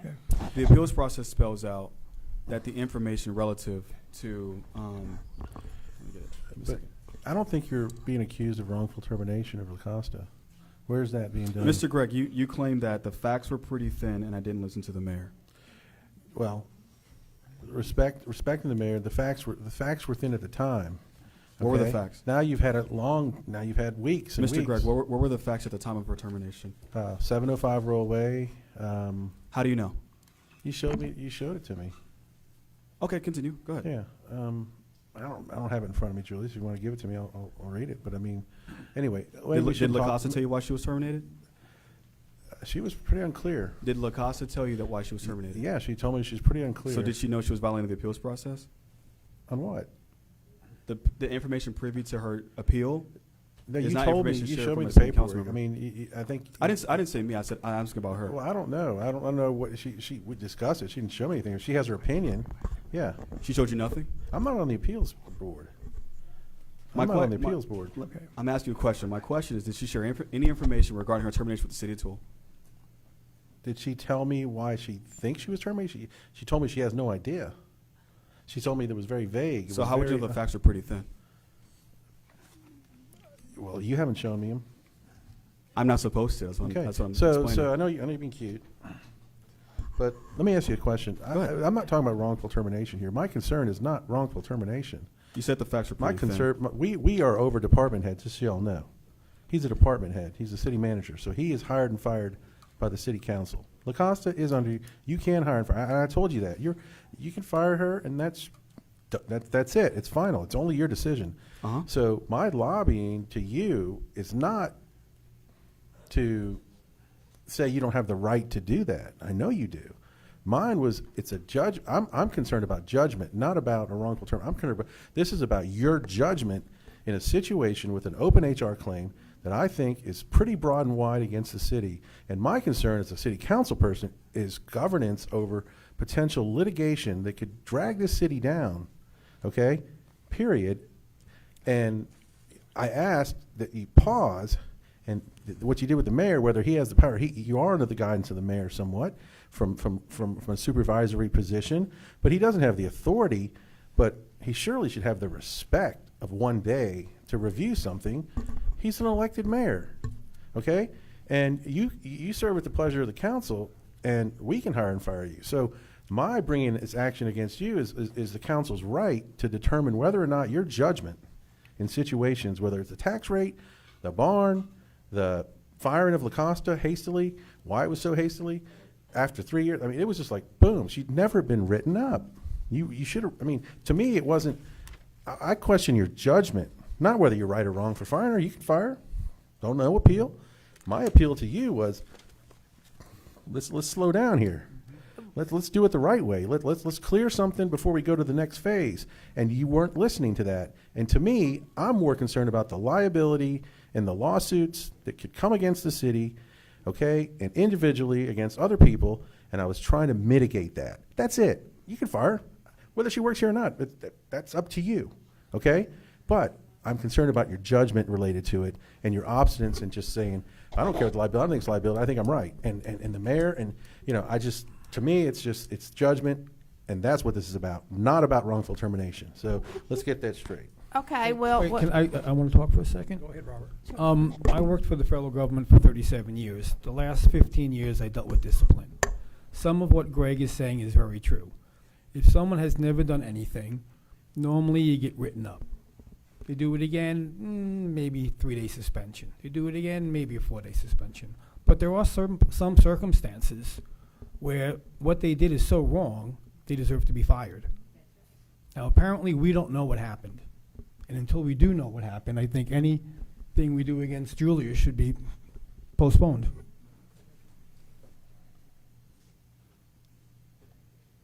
Ms. Vera, did you have something for me? No, I agree. I agree what he said. I mean, you said that he's accusing you of bad things. judgment, but you're telling me that you had proof enough, and I'm not asking you what it is, but you had proof enough to terminate her on the spot without written progressive discipline. Is that correct? Me and LaCosta talked on Friday, July 25th, in my office after she returned from training. We had a pretty robust and detailed conversation in regards to some things from that week and something she said about citations, which led me to believe that there was something deeper of issues. There was another bevy of issues underneath the problem. After that weekend, I discovered some more issues, and I believed it was too egregious to continue. Okay. Julius, let me ask you one question. How was your review? How was whose review? How was your review this year? How did you feel after that? And tell me what was kindly said about you in that review from anybody on this council. I don't think we can discuss Well, it. I'm just saying, It was eye-opening. did you have a good or a bad review? I mean, was everybody pleased with your performance in that review? Just, I mean, at that point. I got mixed reviews. Okay. I thought that was a closed session. I'm not Yeah, allowed well, to I'm talk just about saying, what happens no, in a what- no, closed what I'm session. saying is Are we allowed to talk about what happens in a closed can't- session or not? The executive Yes, session, Kimberly? we can't talk about the executive session. I'm not We talking can't- about- We can't talk about. Okay, well, I'm sorry if I. Okay, you I- can't, that we can't But talk I'm trying to about. figure out how the council now is all, no one's saying anything about anything. It's like all this. I think because Greg. Can we let Kimberly speak? Yes, Kimberly. Go ahead, Kimberly. Point of order here. Hello. While it is not in good faith to discuss what is an executive session, it is not illegal. However, I do caution y'all to discuss whatever is an executive session because the spirit of the executive session is for the sense of community for the council. And there are some decisions the council make that is their decision in executive session to keep to themselves. They do have to take action in open session, but the spirit of executive session is to give them up there the chance to discuss. It's right here. We adopted this back in March under the rules of procedure for the Tool City Council that says you cannot discuss it. So, Well, yeah, I mean, I think you violated, an don't think ethical so. thing if Well, start. I don't think so. we stopped it. Okay, yeah, okay. Blake says And otherwise. true, Julia, we, in our handbook, the termination process, it's in 3.01, it's employment handbook, we have, there is it's called at will. And Julius, she reported directly to Julius, and he can't, and it says that anybody can be terminated any time. Yep. Now, that, I don't personally like that. I personally, I understand. it is what it is. understand. That's an at-will process that can be done to you. You mentioned it, Robert, you coaching council people or at some point in time to get rid of. And that was my, when you call me and ask me, and I'll speak for myself, that when you call and I just said, can we wait, because. You did. I did. And I You was did, just. absolutely. And I know you said you could at will it. And I too was only concerned about, did you have the proper documentation? Sure. That we needed, because I was my job, our job is to make sure we don't get involved in a big, wrongful termination. That was my whole thing. You have that decision, not a problem. And that was just I'm just clarifying that my point, and you felt that she wasn't coachable, counsel, or whatever, so that is the case. So that was your decision, because we stepped back and let you make the decision on the firing part of it. I think at several points in time, in regards to her employment, I think that there were a multitude of chances and opportunities in our professional relationship where I poured into her or gave her opportunities or entrusted her or pushed things under the rug. However, that June 21st council meeting was very eye-opening. Additionally, some of the things that she was allowing to happen or was a proponent of making happen were too egregious for me to have to answer for coming back. So the notion that the facts were pretty thin, or the notion that I made all of it up after the fact. You've talked to LaCosta, Mr. Gregg, and you can't convince me otherwise. Well, 'Cause I know you have. Can I ask you one I question? was speaking. Did everything everything she did for 3 years, everything she did wrong for 3 I was years? continuing, Mr. Gregg. Yes, can we? I'm sorry. Okay, I'm sorry. I believe that, and I can ensure that she has violated the appeals process on numerous levels by involving other people. And again, even today, I've tried to respect the appeals process enough to not even go into the details and the intimate details of her termination out of respect for her, really. And again, like I've told all of you, except Mr. Flatmark, the details of her termination shouldn't be this privy to everybody's information.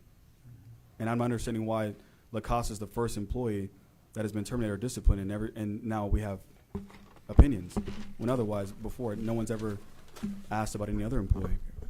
I don't know there's no other employees that need to be terminated at this point that I know That have of. been. I'm sorry, have been. Okay, I don't know. I'm not familiar. Well, that's my point. Yeah. My I'm point not familiar is with other terminated, employees but have been. she's a department. I know that there's certain department heads, and so everybody knows that I have a right as a councilman to call the department head, the city manager, into this discussion and this review, don't I? Just like you can fire LaCosta, right? So I'm not doing this out of the blue or wrongfully. This is my right as a councilman. So Excuse me, sir. Yeah, go All ahead, right, bye. thank you. So there's absolutely no retaliation on my part. I'm questioning judgment that I think creates exposure. I'm questioning carelessness in the tax rate, different things that you presented, and that's all I'm doing. Now the council's going to make a decision, but I'm presenting some facts that I think are in place. But everything that happened, that you say LaCosta did, and that's another concern I have, happened under your watch, happened under your supervision, happened, and you should have known. So that's what's mind-boggling to me, and that's why I said you should be under review, because you're the leader. And you can't just pass the buck and say she's going to be the scapegoat. She's going to be the fall guy for these things that the city's been doing wrong with permit and citations and all these things. All these things are wrong. Did I say that? Well, that's what I heard from you. Yeah, we've had this discussion. I said she's a scapegoat for this? Well, no, I'm saying that. So I didn't say that. No, I said that. Exactly. I didn't say that. No, I didn't say you said that. And I never said I didn't I take said that responsibility for some of those things. let me ask you a question. Can we talk about it? Sure. Are you the leader? Are you responsible for her work product? Absolutely. And permits and citations? Absolutely. Okay, so that's all I'm saying. So I'm saying you take ownership of that.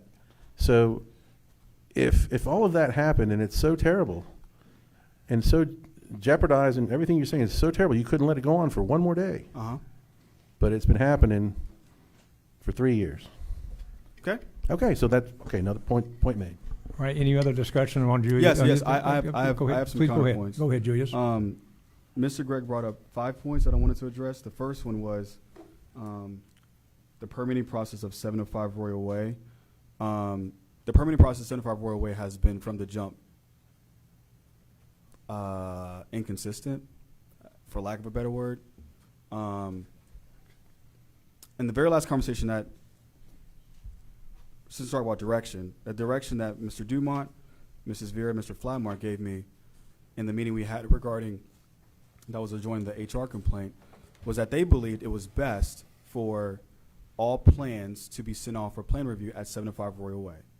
The city does recoup the costs, so it's no harm, no foul, and it takes the ownership and the liability off of the building official to have the permits outsourced, okay? That process was not followed, and she knew about the process from Jump Street on that The specific process was discussion. changed because it was me. Say it one more time? It was changed because of me. The process was changed because it was me. Okay. And because people make public information requests every time I do anything. I think that there were decisions that she made that created a liability on the city that went against professional opinions that were more credentialed than her. And in the discussion I had with her regarding that topic, what I got back was defiance or lack or carelessness. That instead of trying to do better at your job and trying to take ownership off of yourself and liability off of yourself, you decided to just place it back on yourself for whatever odd reason that is. Okay. So you take ownership of any of my points at all that you did? And did you have any leadership failures in anything I've discussed tonight, or you say you did nothing wrong and I'm completely wrong, and you're completely right?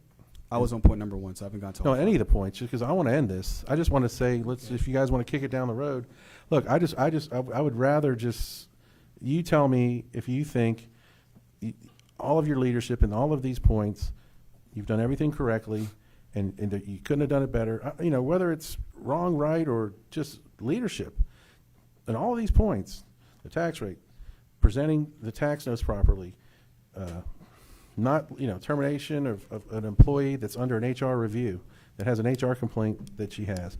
All of these things. Do you think that your leadership in those cases and polling employees and telling her it was going to be a toxic work environment if she came back for her, or very uneasy? Do you think How would you know I said that? Because I know. How'd you know? I just know. Who told you? Doesn't matter who told me. Did you tell Mr. Gregg this? So who the only people in the room were me, her, and LaCosta. So who told you? No, I don't know. I'm just telling you. Mr. Gregg, she told you. Okay. And if she told you, she'd violate the appeals process, like I've said. But no, you didn't tell. No, as far as that, did she tell me? Yeah. I thought to that question, did she tell me that you told her that? Yeah, she did. So she violated the appeals process again. I don't know. I don't know what the appeals process is. And that's my point in her employment. Again. But I'm not on trial here, Julius. Okay, I'm not on trial. I'm not on trial. You don't make it about me. Okay, guys, I think it's very important that we don't violate the appeals process. I agree. And she gets her opportunity, and that's the thing we should do. I think that I think Greg made his points about it. I see as the mayor supervising.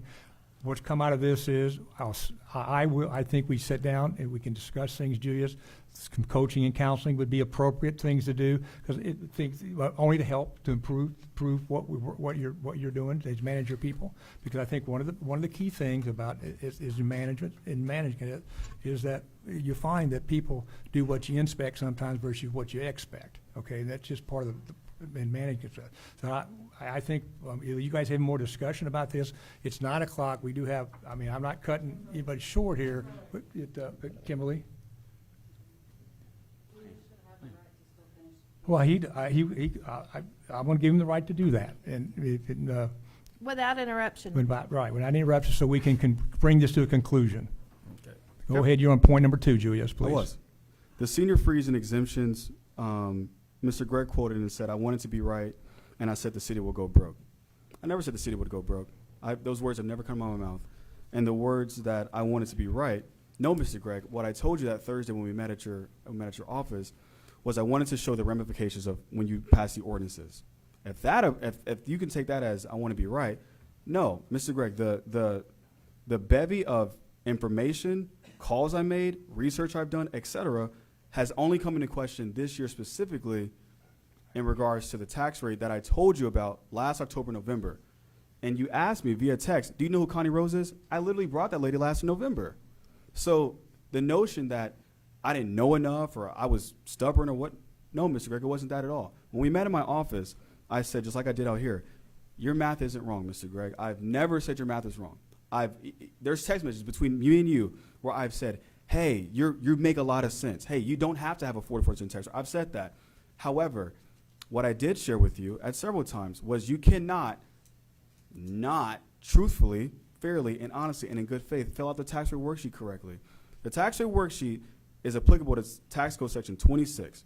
That is what I told you in my office. That is what I was being stubborn on. I wasn't being stubborn on your math or the tax rate was wrong. No, I was saying, I kept making the point that the tax rate spit out a rate that was applicable for if everybody over 65 deferred their taxes, which is a possibility. Is it mathematically probable? No, Mr. Gregg. Only 30 people in the last tax year did it out of the 413 that qualified.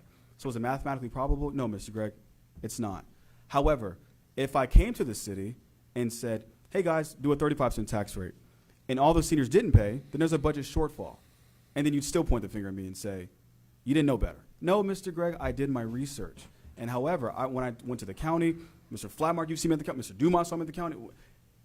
The research that goes into some of these things is a bevy and a boatload of it, and it takes a lot of time and hours. However, that does not mean that I've told anybody at any point, hey, I want to be right. No, listen, I'm not even like that. Okay. Be very honest with you. Okay. So the part about don't ever say you're wrong. Mr. Gregg, I've said I'm wrong to you guys about a myriad of things. I've even said to Mr. Daniel the first day when we talked about Lacoste termination, hey, Mr. Daniel, listen, your point about progressive discipline, I have never said I probably should have did that. I probably should have at points disciplined employees stronger instead of jumping straight to, hey, you're out of here. Again, if I could have rewinded back the last 2.5 years I worked with that employee, yeah, there have been several times I either would have written her up multiple times or let her go sooner. We want to be very honest about it. Good.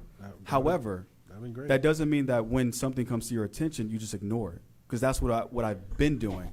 What I've been doing is saying, oh, this will get better. Oh, okay, well, that conversation didn't go well, but I guess we can move on. No, but what I did, I wasn't finished. Yeah. What I did was I researched what was happening.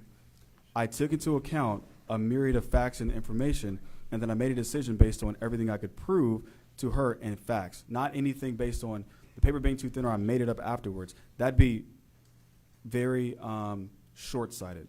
Point number 3, the tax note and the financing of the tax note. Mr. Gregg, flat out, you asked me for a CO. You didn't ask me for a tax note. You didn't. You specifically said, Julius, can you go get information about a CO?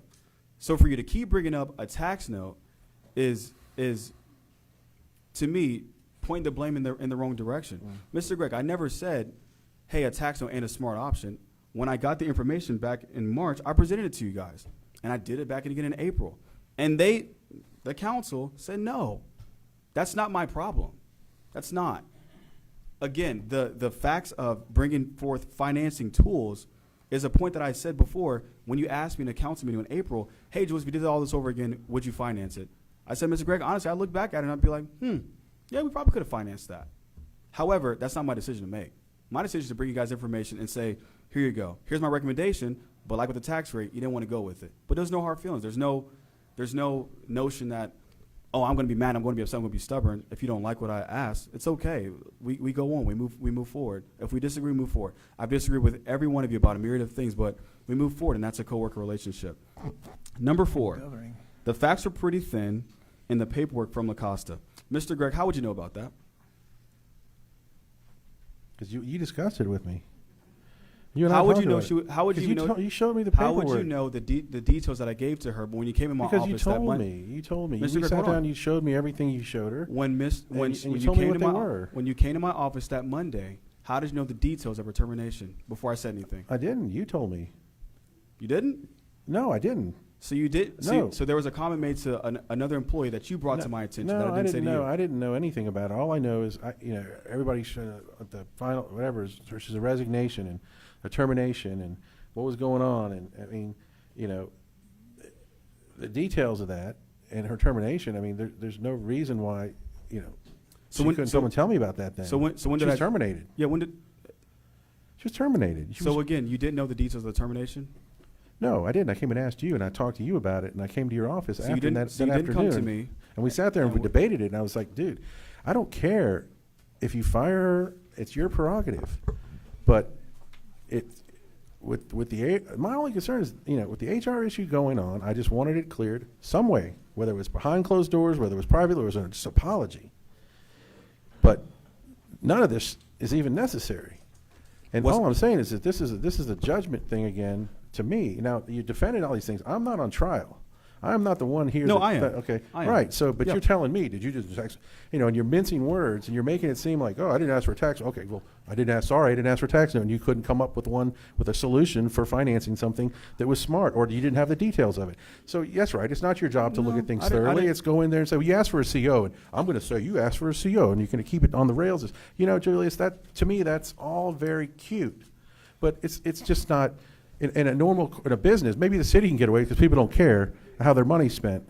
But in a private business, those are the kind of things that put you under, okay? And so for me, all of this is about how I feel about your judgment as a leader, period. Sure. Okay, that's it. Okay, point. Yes, Kimberly.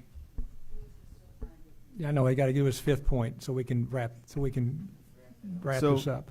Mr. Gregg, you said that I don't ever say I'm wrong, and then you said immaturity. Can you speak to more of the immaturity you said earlier?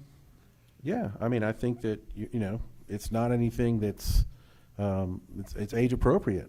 I mean, you're in your 20s, right? I'm 30 now. You're 30 now. Okay. Yeah. And your business experience is mainly with the city, so you're going to learn a lot. I mean, we've seen it. I mean, when we first got in office, we talked about it all the time. I said, focus on these things. You're working on a handbook and working on things that were totally relevant to developments, and we did a lot together on those things. Mm-hmm. And you were learning, and you were always a sponge, ready to learn and ready to move forward, Julius. Like I said, as a person, I think you're a great person. You had a great upbringing. You're the most manly person I know. All I'm doing is questioning some of your business judgments lately that I think are a liability to the city. And you don't want to take ownership for them. You think you're right now because you want to be right, and that's what I mean. Because you don't let me hear you say that maybe I could have waited. Maybe I could have made some things different. That's it. I just want you to understand that it's right. Learn on the job. That's okay. I'm good with that. I'm good with that for LaCosta, and I'm good with that for anybody here. Learn as you go along. We're beating the same point over and over again. Okay, let him Greg, please let him. He's let him asking finish. me questions. He asked me a question. I would just let him finish, But and he you can asked then me you a can answer question. the question. He did Okay. ask her a question. So- He did. Well, I'm not But done he's answering down the to question, He's Kim. down to number 5 is his last Okay? point. You're not the referee. Number I'm trying 5 is his to last answer a point. question. Okay. Oh, if she is kind of the referee, But I'm answering. Well, she's cutting me off. Okay. But not. I'm just worried about. Why aren't you saying I'm being interrupted right now? okay, you're at On number 5, Tuesday, Julius. Are you? on Tuesday, July 29th, Mr. Gregg, you texted me, LaCosta never turned her official resignation letter and instead sent in a letter for appeal. How'd you know that? Because you and I discussed it. Nope, we didn't. Yeah. Julius, you and I had a long conversation, and after I told you On Monday? the day she resigned, you and I had a conversation about it might be a good idea to slow the brakes, write her up, and get some more information. And you said, tell her to apply for an appeal. That's what you told me. I did. Yeah, you're Okay, exactly right. tell her to apply for an appeal. I don't know what that process. I didn't know anything about that process. However, how And you, did you, so at that point, she was in your mind terminated. And so you said, tell her to apply for an appeal. because I knew So you were talking. did. I knew you were talking to her. Well, of course, I was talking to her. You just said you didn't. No, I did not say that. You did say you didn't talk to her. Whatever. I'm not on trial, Julius. I mean, whatever. You want to make this about me, okay?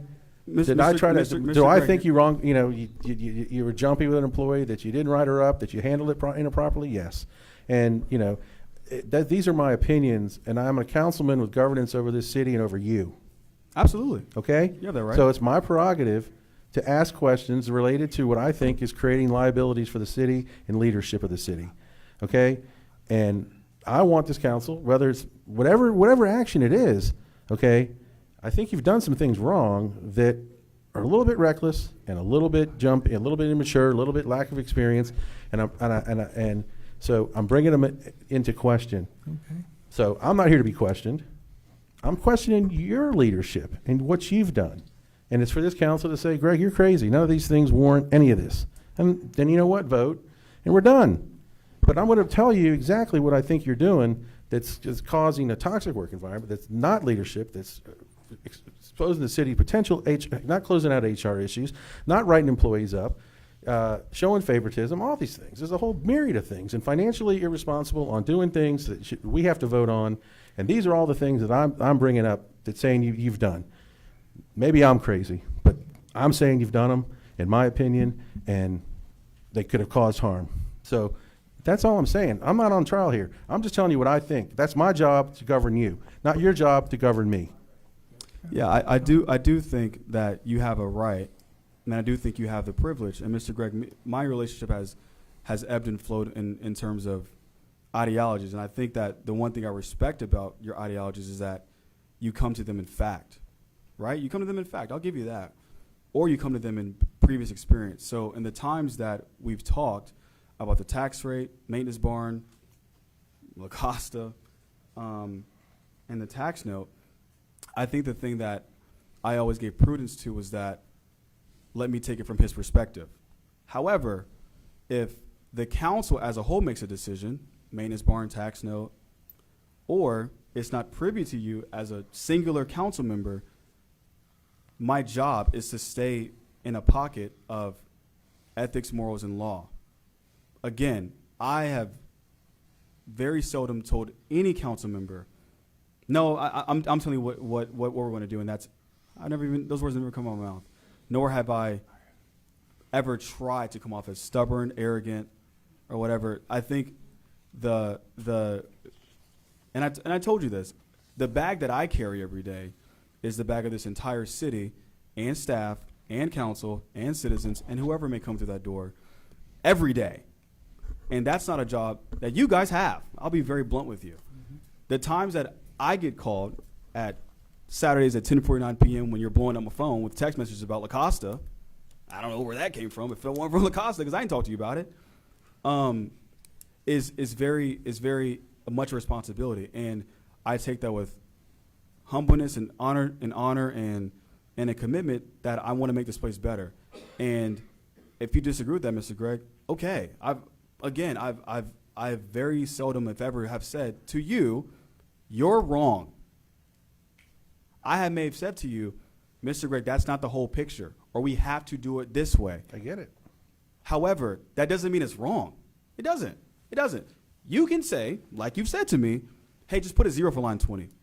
You can't do that because that wouldn't be in good faith. But you don't put your name on it. It's either KK's name or my name on it. I didn't tell you put the So zero the on line good 20. faith that you have to put per the tax code is something that I take pride in because I put my name on it. So I think with a lot of the things, and I've always been willing to work with you, sit with you, talk with you at any time of night, morning, etc. And I don't know why you feel like I'm being stubborn, etc., because I just don't agree with you. That's really all it is. I just don't agree. I'm done. You wait till he finishes. Yep. Okay. You okay. Want to make sure. Ms. Vera? You want to And- comment? Is there anything for me? Robert? No, I have no questions. Robert, do you want me to comment? Ms. Vera, can you turn your Just a microphone? second. Can you really hear me? Greg and I had a meeting on July 25th, and I asked him what he thought about Julius.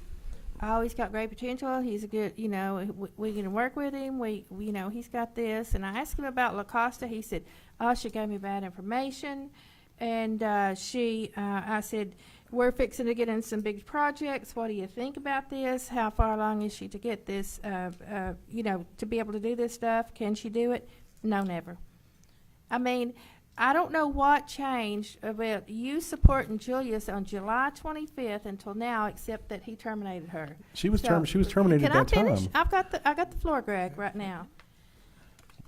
It's a rhetorical. These text messages to our city administrator have got to stop, okay? This is terrible, Greg. You've got to stop doing this stuff to these employees. If you don't get your way or something, you send out ugly texts. You send them to me. You get your lawyers involved. You start sending out letters to councilmen. It's got to stop, Greg. I mean, Really? either be a team.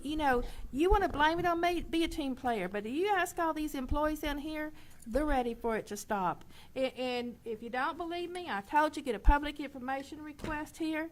The way you've treated him in these text messages and the way you've treated him today. What we talked about, and I think what we should do, if we have issues with Julius, we should without people thinking we're disciplining him, we should have quarterly executive meetings. I think we should institute that.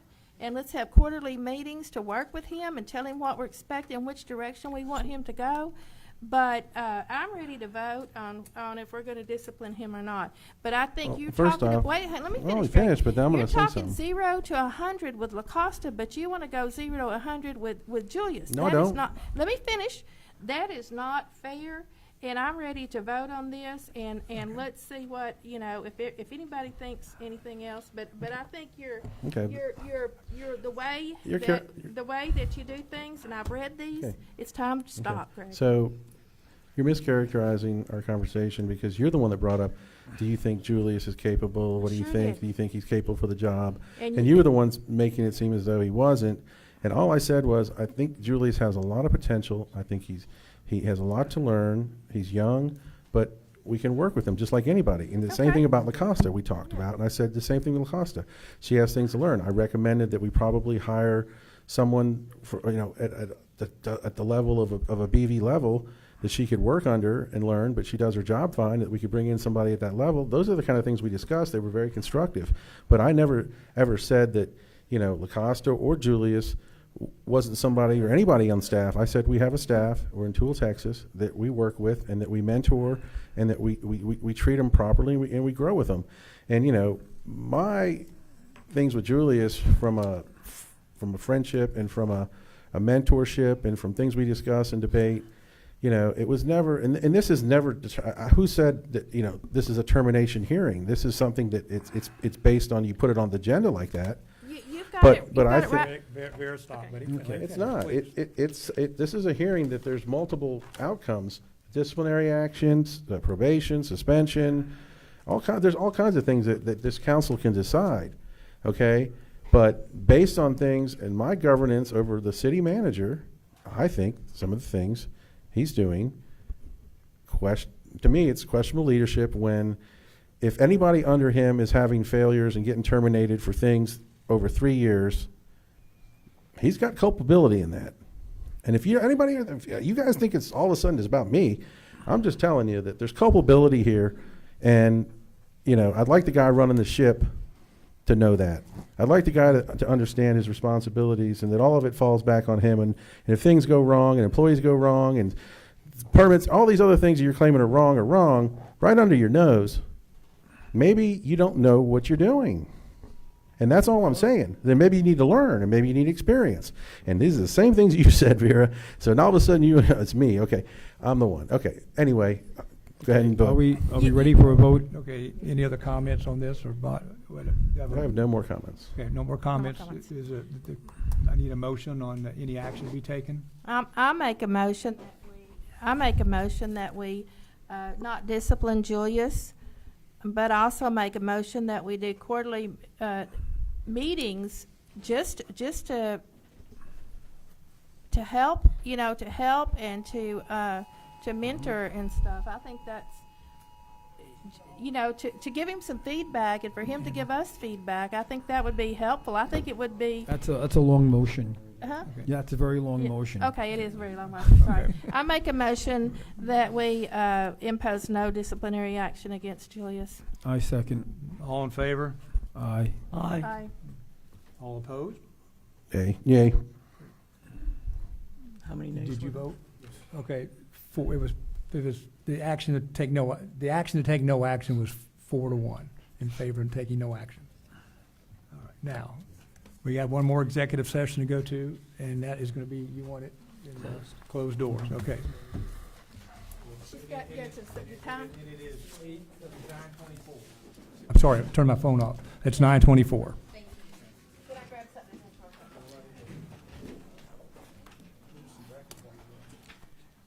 So what they do at county is that they break and they set a time to go into executive session. So they take the break, usually get 5 minutes or people to hit the head and stuff like that. So that, just, understand? Yeah. So, like, it doesn't happen right away, but, anyway. So, leadership is a very difficult thing, but the thing is that he is a leader. He's supported by all his staff. He does it through evaluation from the council, it takes evaluation from the staff. He's not perfect, none of us are, we all make mistakes. The thing about true leadership is that you move forward from those mistakes. And he's proven that over and over. So, yes, we should have slowed down on the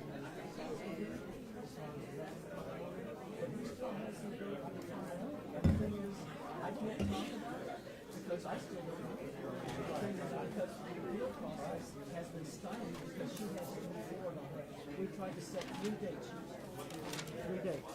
And, well, yes.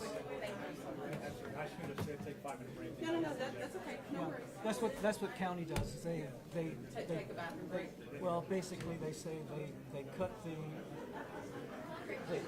the public meeting and say they'll start the executive session like in 5 minutes. Usually they use 15 minutes. Yeah. Because they physically change rooms and everything. 5 minutes is usually pretty good. Julius got with me on the minutes, so we're good. Oh, good. Yeah. Yep. Yeah, I asked him if he'd gotten with you on it. Thank so you, that's I good. appreciate Yeah. that.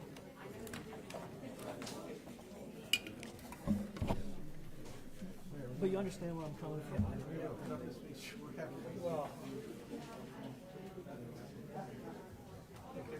So, my feeling on the tax form is that they have to present the numbers as it is. It's our job to question it, which you did fantastically. We all did. And then he went back and re-massaged the numbers, presented them again, and then we still questioned it. And so then the thing is, he went back and he found another solution, which now we can go forward with no tax rate. But the thing is that he did his job. But I think the piece. I walked through the statutes. I mean,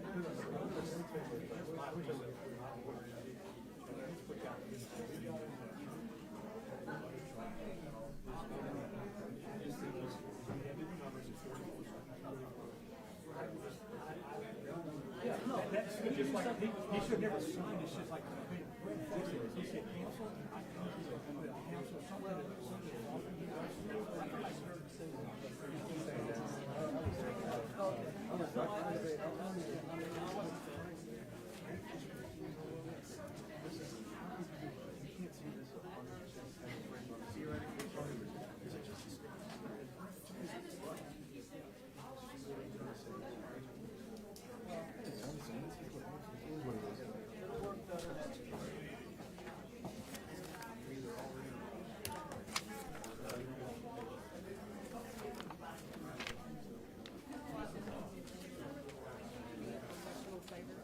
When we get in here, can you please remind all of them that we're only discussing 7C? Okay. Nothing to do with anything besides 7C. Thank you. I appreciate that.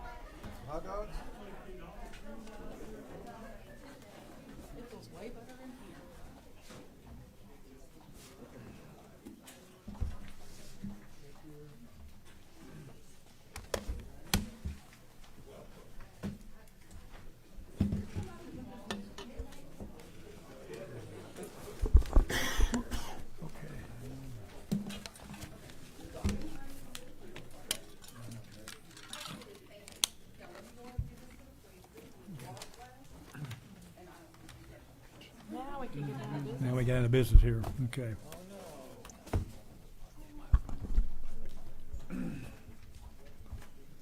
Okay, I'm going to, the time is 10:09 to reconvene the open session and take any action necessary resulting from executive session.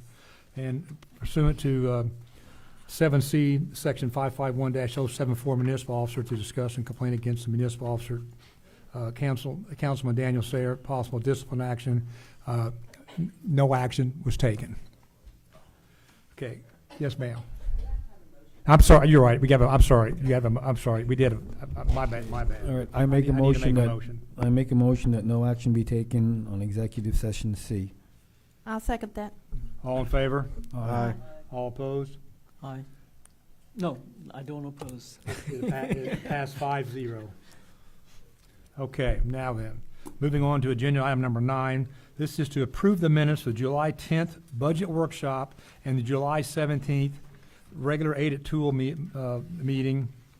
And also we had a July 17th regular meeting as well. So we actually, there was three, we had the budget meeting, we had the Aid at Tool meeting, member meeting, and we also had the regular meeting on the 9th. Council, Mr. Flatmar gave remarks in regards to all the minutes, so we can pass as amended. Okay. Yeah, I'll move that we approve the minutes from the July 10th, 2025 budget workshop meeting and the July 17th, 2025 regular meeting as amended. I'll second. All in favor? Aye. All opposed? Passes 5-0. Number 10 is the agenda item is approve the monthly activity reports for July 2025 as presented. A, executive summary. B, financial and expenditure. C, municipal court. D, police. E, maintenance. F, building. G, code enforcement. And the H, animal control. Council, how, in lieu of things, we don't have a building and code enforcement report this month. All right. But I'll entertain any questions in regards to other reports. Hopefully they're none. Items F and G are not included. One more time? Items F and G are not included They're in not the included, report. yes, sir. Okay. I do have a question. Yes, sir. Absolutely. Just make it real quick. Absolutely. On F, what is going on with the drainage issue for Tapuna and the Paradise Bay Drainage, the Paradise Bay Drainage Mhm. project. So tonight on agenda item number 15. It's number 15. That's right. Yeah. That's right. I'm sorry. Yeah. I It's forgot. okay. No, it's okay. Sorry. Too much going on. It's okay. I have no more to comment.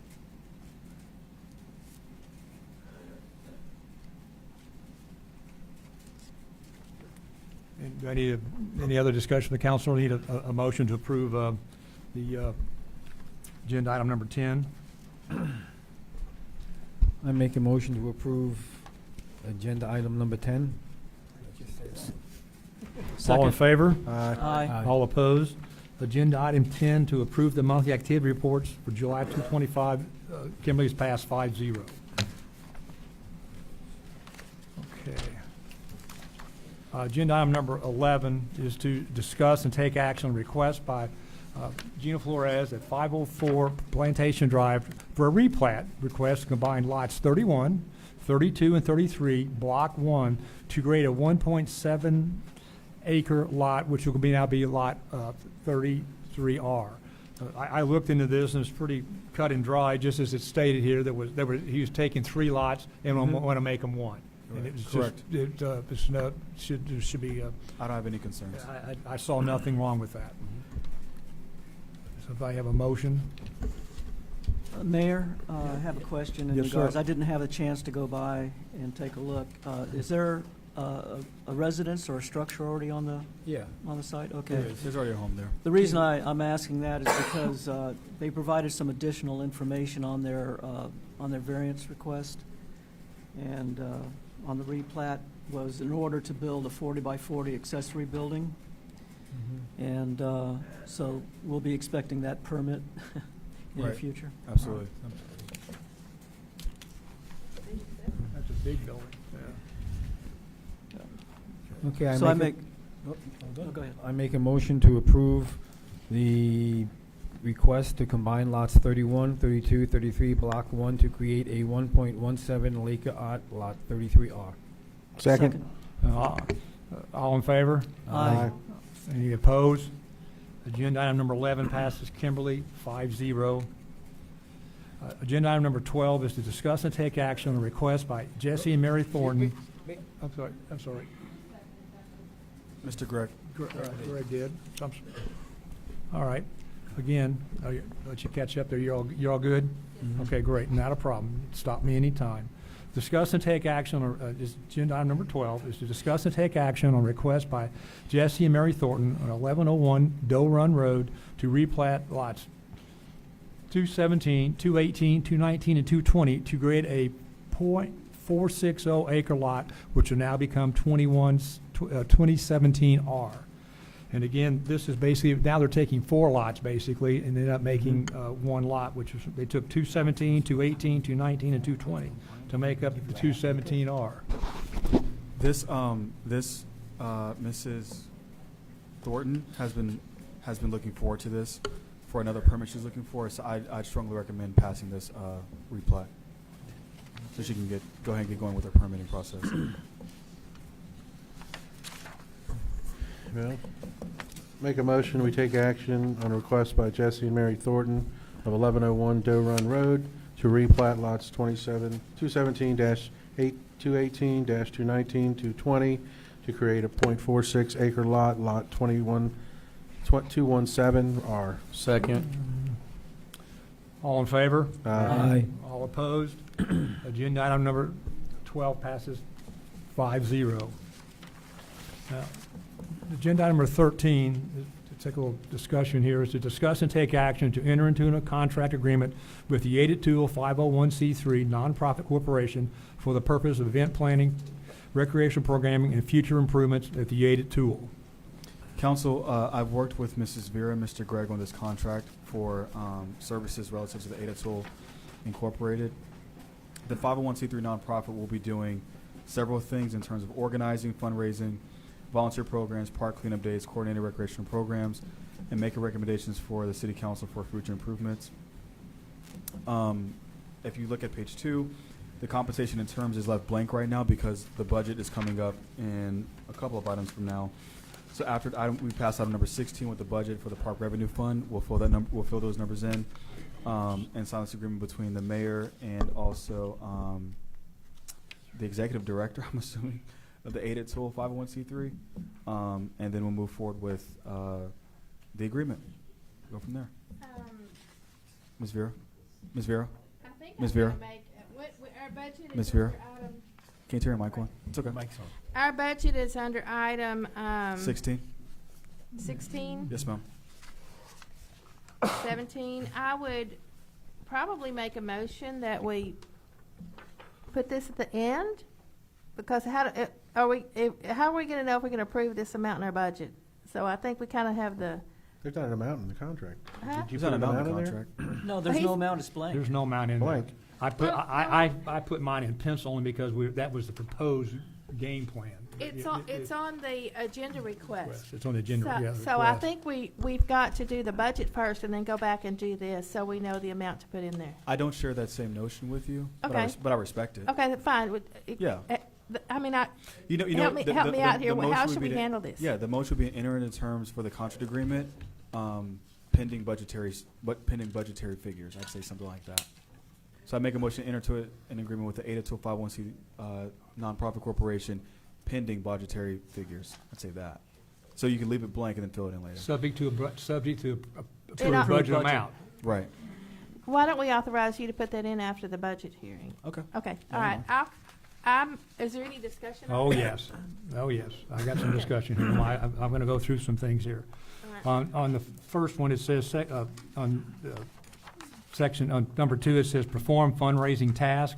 That should be task, should be an S there.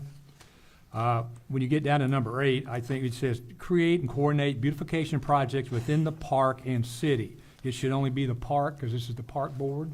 Well, there could be efforts that they can make in the city. It's the park board. I think, I'm just a question, I'm just bringing it up. It should be the park and the city. I'm just Well, what asking a happens question. if we have other parks in the future? Then Would it'd be this- the parks, not the city. Not this, it'd be the park. That's why I'm just asking the question. Should the park board only be for the park? I say park and city, Now- because if there was another area in the city that they wanted help with, the contract could say, hey, they can go do it. You know what I mean? The park board as opposed to, the city's the city, the park's owned by the city. Yeah. The Tool, Ada Tool is contracting with the city to use one of our assets, make a contract one of our assets. So it's the city, and it's the city and the Ada Tool that have a contract in relation to them doing fundraising and events in the park.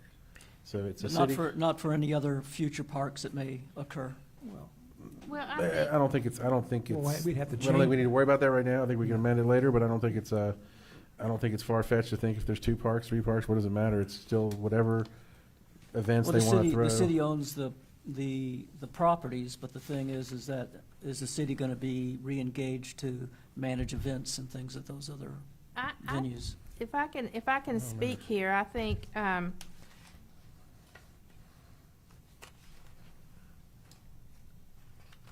I think that one of the things we could do, and the reason that was probably put in there, is if we want to put a sign as you ride into coming into the city of Tool, that gives That'd be the us- right of way. Yeah. Yeah, Well, that'd be the city's if right of way. That's not the park. Yeah. I'm to create and coordinate beautification projects within the park and the city. It's a beautification project. It should just be the park. That's all I'm. Okay, that's Yeah. fine. I mean, I'm not gonna sit and argue. Yeah, that's fine, that's Okay. fine. Going down then? Okay. Okay, we'll catch up on that. All right. I have just a question here on, it says city responsibilities. It says number 2, provide space for storage and park supplies and materials. Do we need to define a space? I mean, is there something, are you asking for storage, or is it just a? No, 'cause it could just a change, question? because right in the back room back there's shoes, and then let's say in our office I have bricks. You know what Well, I mean? It's kinda, I wouldn't define. I wouldn't We define come back space in like there that. and there's 17 bags of topsoil in. Yeah, in hopefully the- not, in the- but in- yeah, in yeah. orange white. I guess it's Hopefully just a not. question. Well, realistically, what I'd like to have is when Frank moves over the maintenance barn, maybe we can have the blue building over here to store games and cornhole boards and things like that. I mean, it would be very nice, but yeah, we're just looking for some space. And this is a partnering with the city. Yeah, that's what it's under. It's contract, partnership. yes. Okay, on page 2, the first 2 paragraphs talking about here, it's let's see, one, it says, it starts on page 1, it says, provide Tool Police Department support when events are estimated to be over 150 people in expected attendance. Shouldn't that also, at the end of that, should be at a charge for manpower? Should that not be, it's an extra coverage, it's over 150. I know something small, but shouldn't there be a stipulation that talks about charge of manpower? I'm gonna let Greg talk about this because he in the meeting, we talked about this, and Greg says, that's our part, we need to provide the coverage for that, is what I he mean, said. I think that at some point, right, if it's our citizens and a lot of people, the city has liability, and, our police department should be there. I mean, if 150 people are in our park, I would say Yeah. our patrol needs to be there, and I don't know, there's a night person, I mean, if it's a night event, whatever, someone's there, depends on how many police would we need that feel comfortable if there was an event. I mean, we had 150, and it was one police officer there was sufficient to just, I mean, nothing really was going on, it's just the event, something happens, he can call for backup, right? So it's one person that's already, maybe doing walkthroughs, or maybe it's some, I don't think we need to nickel dime our own business. The park's ours. I mean, they were giving them money to run it and throw events for the citizens and tax dollars and hotel tax, so. I'm sorry, Mr. Gray, go ahead. No, I don't think we should, what would it be? What would the charge? I just think it's nickel dime in ourselves. Well, no, It's gonna come out of our I'm pocket just only anyway, asking- I'm just only regardless, right? It's gonna come out of our wallet anyway, so Well, I just didn't think it was. Well, but it'd be on the park, but it'd be, the park board have to pay for extra security. That's why I'm asking the question. I didn't get it. If more than 150, we have our 2 police officers there. If they have to get extra security, should that not be charged for Now, extra that's manpower? what Greg and I talked about. We Yeah. think that they have a duty to provide some people at the park. I think over the there. money- When I was in Azle, and we did Christmas on Main Street, we had 10,000 people there. We were never charged security or maintenance or anything for those events. It was something, the city had the police force, and they provided police at events like that. The majority of the money we're handing is hotel tax money or hot money, and A then majority of it. some of it. So to me, it's let's let them have enough money to throw nice events. It's to promote the park and promote the community and give tax dollars back. I don't think we need to. I don't. If the $150 we might charge, or $200 we might charge for a detail, or whatever that. It's our money anyway. So at the end of the day, it's our park, and I think that we got to be real careful. And we still own the park. We can still throw events in the park without. If we want to do something aside from Ada Tool, we can. We're not restricted from doing our own things if it's other parks. So they're just an organization now that's independent, a nonprofit that is going to help us. We're going to fund through a contract so we can legally do it for them to throw events specifically for a public purpose in the park. Okay. I don't think we need to nickel dime them. Thank you. So you feel the same way then, the same thing on provision B number 4, not any extra charge there for the, or number 5, we maintain Ada Tool Park grounds during times of agreement, including special maintenance accommodation with 5 business days. So if Brad has to come in on Saturday to do something, we wouldn't, that's an extra charge. I'm just asking, I know we're not trying to nickel and dime ourselves here, but We just don't charge the park. we're not gonna just charge the 8? Okay. No. All right, then let's. The city will absorb the The cost. city's gonna absorb the cost, okay. Now, I think if there's a third party that wants to rent the park, right? If there's a wedding or something that wants to. Oh, absolutely. Then, they're going to pay their full toll on bathrooms and maintenance and security, because it's different. It's not, the Ada Tool is throwing taxpayer, public money funded events for the citizens, and it's free. There's Yes. no charge usually in those events, because we're paying for it to promote our town, to attract tourism, to attract heads and beds, right? That's what it's for. So Right. I don't, third party other than Ada Tool, we charge. We need to put that in there. We need to put that in there about the third party, or that's just gonna No, be. that's not part, that's between the city and a third party. Like, somebody asked me today, they wanted to have a fundraising event at the park. Who should they call? I said, Alicia, if they want to do it outside of us, that's not our event. So they would get with Alicia to use the park to do their event. So that's not ours. Okay, what Okay, was on the the, next one? okay, on the authorized expenditure of funds, it's just, I saw as a typo, number 1, this is, these funds are to be used for the benefit of tourism, specifically attracting individuals from outside the city, staying overnight inside the city of Tool. It says of the city, for the city of Tool. I think it should say. Where are you? Right here, number 1, on page 2, at the last sentence. It should, when it talks about these funds are being used for the benefit of tourism, specifically attracting individuals from outside the city, staying overnight inside the city of Tool. It just Inside it seemed the- word, it just seemed word. Yeah. Extra word. Okay, just take inside the, Take out the word of and take out the word city, comma, And for. for the. okay, got it. Okay. My name is Michael Fladmark. I'm here to help you. This is down at the very bottom I didn't catch that of one. page 2. Very good. It talks about notice under the agreement. If you see where it says A, B, and C, Vera, it says, B, it says notice for certified mail is deemed effective 3 days after deposit in the U.S. Post Office or in the U.S. mailbox.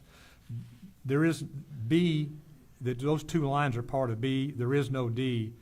C should be, the last one you should have, A should say notice of hand delivery is deemed effective immediately. B, notice for certified mail is deemed effective 3 days after deposit in U.S. Post Office or in the U.S. mail. Okay, take out the word C and make D And C. make DC, yes, Okay, ma'am. got it. You got 3 Okay. items there, just got 4 lines. Okay, thank you. What's No next? problem. Well, I just a question here on this is on page 4, it says number 3, the assignment. Yes, go ahead. No pro- So if you're gonna make D, C, then you need to make E, There's no D. E. There it is Yeah, right there there. is. Oh, I'm There sorry, I'm is, sorry, my yeah. bad, yeah, there is, on the page I can't, yeah, right, and there is a D there. next page. Good Next catch. page, I had to do the next page, yes. Good catch, Daniel. Got Go that ahead. page, good catch there. All right. Excuse me? Please, let us have, so we can hear, okay? You guys we've asked several times, please. That's all we're asking. What's Don't next? hear everybody. Well. What's well, next? Thank you. Good night. Good night. Good night. 3, this is the assignment. It says, this agreement may not be amended, changed, or assigned without advance written consent of the parties. Should there be like 30 days, should there be any days on that? Should it be, No. it should be open-ended on that one? And then on the number 4, I think it should be no amendment or change to this agreement will be effective unless made and agreed to in writing by both parties. Shouldn't it be both parties that are agreeing? We can put that in there. Okay, all right. Then this is an easy one. Go down to number 6, which it says not for cause termination. The city may terminate. We don't need the word also in there. It's just a type, it's an extra word. The city may also terminate. The city may terminate this agreement at any time for any reason. On 4 there, Mark, though, the only thing about both parties, it takes 2 people to agree.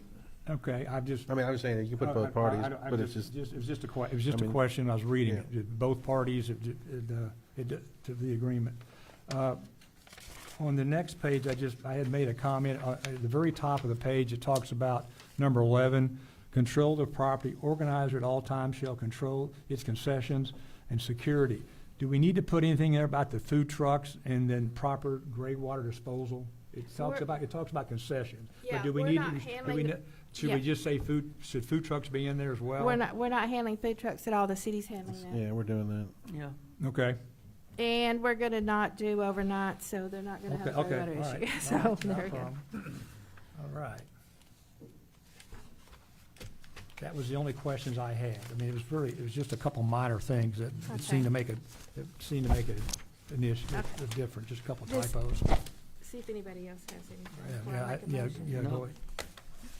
I read it about 4 times.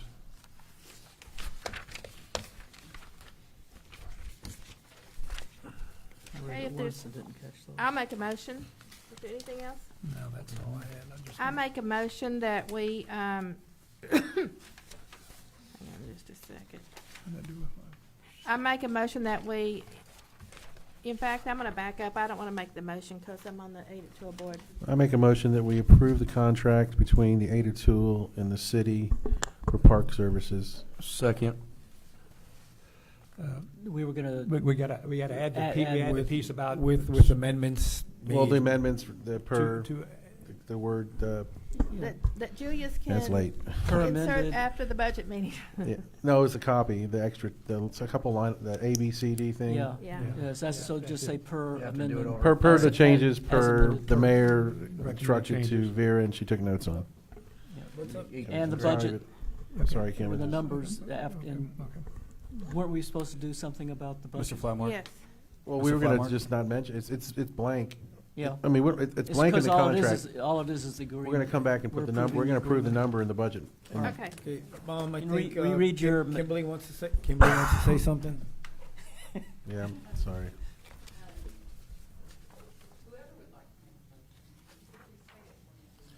Okay. All right, let me try this again. Okay. All right, approve a motion that we approve a contract between the Ada Tool and the City of Tool for park services related to events that will later come back after we approve an amount in the budget to add, will authorize Julius to add to the agreement And with the. and with the edited changes per the mayor that Vera took notes on about A, B, C, and D. A through E changes. Second. We good? That's it. Did you have that, Kimberly? Okay. Okay. Okay. All in favor? Aye. All opposed? I'm gonna abstain. Okay, motion carries 4-1 with 1 abstention. Ms. Vera, can you give me your copy after the meeting? I've got the copy. I'll give it to you after. Okay, yes, ma'am, thank you. You can have mine if you need it, Julius. Okay, this is agenda item number 14. And that is to consider and discuss and take action to order a special election to legalize legal sale of all alcohol of all beverages for off-premise consumption. Kimberly? Yes. You may go ahead and present this item regarding, this was the petition for Lucky at the Dragon Mart. Please make the, you bet.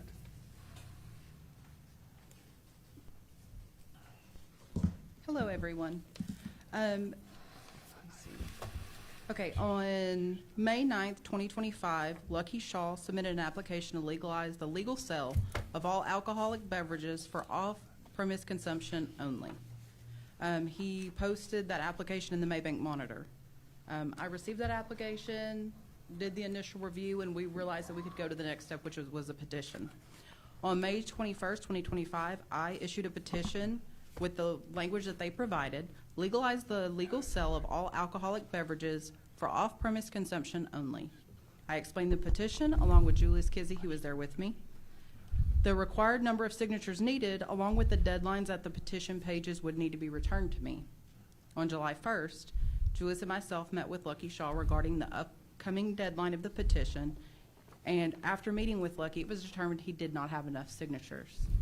The minimum number of signatures required was 280. He did provide us with, I believe, 26 or 27 signatures. 26. However, the petition pages, one of the requirements is a address, and unfortunately, 6 people provided an address. So unfortunately, he did not meet the minimum. I would like to also say, since he did not have an, do you have a question, Daniel? I'm so sorry. Just thinking in my head. Okay, I'm sorry. So legally, we have to take some kind of action on this item, per the Secretary of State, per the local option liquor, TABC, stuff like that. So we obviously cannot make a motion in the negative because that goes against Robert's Rules of Order. All right. So I would like the council to make a motion to legalize. Somebody second the motion, and No. no. Just can I finish, please? Sorry, thank you. Somebody can make a motion. Somebody can second the motion, but when the actual vote takes place, it not be approved. Because just because you make a motion or second a motion does not mean you agree with the motion. You're agreeing it for it to be discussed. The actual vote itself is what the action is, not the motion itself. So we can't just table it. No, sir, we have to actually take some kind of action. That's why I don't make the recommendation of take no action. So we can't take the action to legalize it. No, I understand Because the that. petition failed, because of the, Right. you know, so there's no, because we can take action, without the signatures, there's never can be any action until the signatures are done correctly, right? Yes, which we're not going to be. Right, We're okay. making a I'm motion, just- and then we're making a second motion. All the motion says is you're willing to talk about it. Yeah, we've done this before. Yes. You can make a motion on anything, anybody can second. That just means you're willing to entertain the idea of the agenda item. Mhm. The actual vote itself is what is the actual vote, and that is what the TABC requires us to do. I make a motion to order a special election to legalize the legal sale of an alcoholic beverage for off-premise consumption only. I second. All in favor?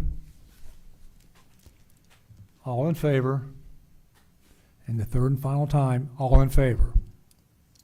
And then if you can ask all opposed? And then I'll ask all opposed. Aye. Are we supposed to vote? No. No. Yes. Yes, we are Wait, supposed wait, to Yes, vote. we're supposed to vote. Yeah. Oh. Aye. Aye. Aye. Aye. All right, but we're against I it heard because that. of the signatures, though, not because we're against it. Mhm. We're against ordering a special election. Okay, special election, got it. Yes, sir. Yeah. Got it. Okay. So just so I understand, But that wasn't the motion. This was The motion was not to order a special election. Go ahead, Kimberly. make a motion to order a special election. Okay, all right, got it. So we I'm all sleepy. voted no. so just so I can confirm for the minutes, that Councilmember Sayer made a motion and read it off the agenda language, which just to consider, discuss, and take action to order a special election to legalize the legal sale of all alcoholic beverages for off-premise consumption only. Councilmember Sykes seconded. There was 0 in favor and there was 5 against it. Is that correct? Correct. Correct. Okay, thank you so much. Uh-huh. Thank you. Thank you you. for explaining it to us. That's gonna be a Yeah. The, Discussion on that topic, you know, I hope one day that Did we we take get the right direction? signatures. well, yeah, I hope he can get the signatures to come back and do it, because it's just unfortunate it didn't work out for him.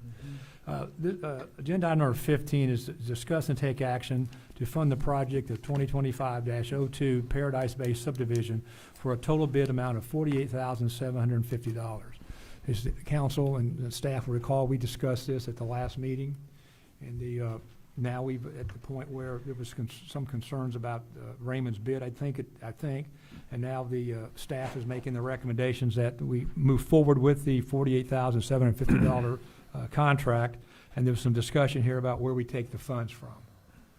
Yeah, it's staff's recommendation that we take it from we factor in our $200,000 ingest into the capital improvement fund every year. Excuse me, again, just a point of order, my bad. Is the gentleman's, is Alan, you still here? There you are. I'm sorry, Alan. Do you still wish to speak on this, Alan? You can come speak. You can speak now. You can speak before we vote if you'd like. We've got a discussion about it. That's fine. Go ahead, Julius, and finish what you're. Okay. Yeah. Excuse me. I'm sorry, Mr. Terry. Funding the project, KK and I recommend using the capital improvement fund ingest of $200,000 we do every single year, reducing that down, and placing that funding budget in our general fund. Oh, sorry. And putting that in our general fund for this year to do that bid amount. Raymond's Concrete I've talked to on a week ago in regards to the project, and he asked me when we were ready. So he's ready to go. So at this point, we just need the allocation of funds from the general fund, and we can move forward immediately. And I know here you had, there's also, was the possibility of taking it from the emergency fund, and what the recommendation now is just taking out of the capital improvement fund, all of it. Yes, sir. Okay. I wouldn't use the emergency Take fund. the $48,750, the $70,000 for the remodel of the police station, and then the maintenance part for the 447. So all of it comes out of the CIP fund. Okay, and if that happens, that ends up, but we'll do that, and it ends up having a. All right, got it. Okay, I was just making sure, Julius. All good. I mean, I'd recommend that we take it out of the emergency fund.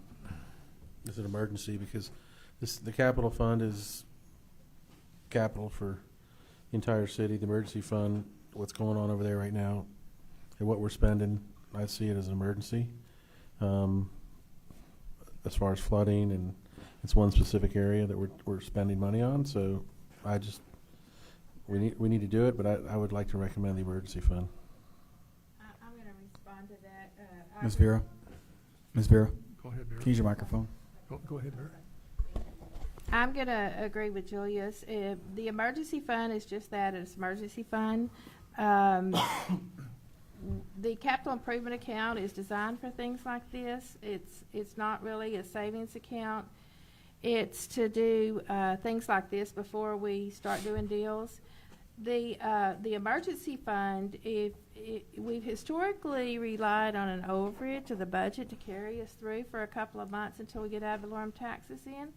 If we drain the emergency fund for things like this, I think we could be, I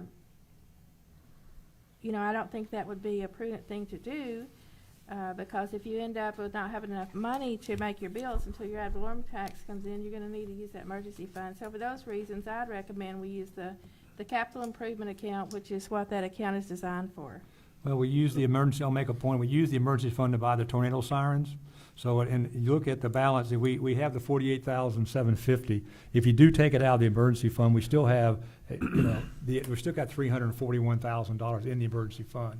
So it's still, even though we're trying to take $350, so. I mean, When's usually- the next time but that we you can replenish plan- the emergency fund? If you had a deficit of cash for operation expenses, usually you'd move capital. It's not necessarily, it's a, you could call it an emergency or just a cash shortage, so you go to your stored capital savings, or you can go to the emergency fund. But either way, we might need both, depending on how large it was. Right. So money is money. We could move money around at any time. So, but at this particular juncture, I think we need to rebuild the capital account, because hopefully we're going to try to generate revenue and stop spending so much of it, and start using our money to generate tax revenue, attract businesses.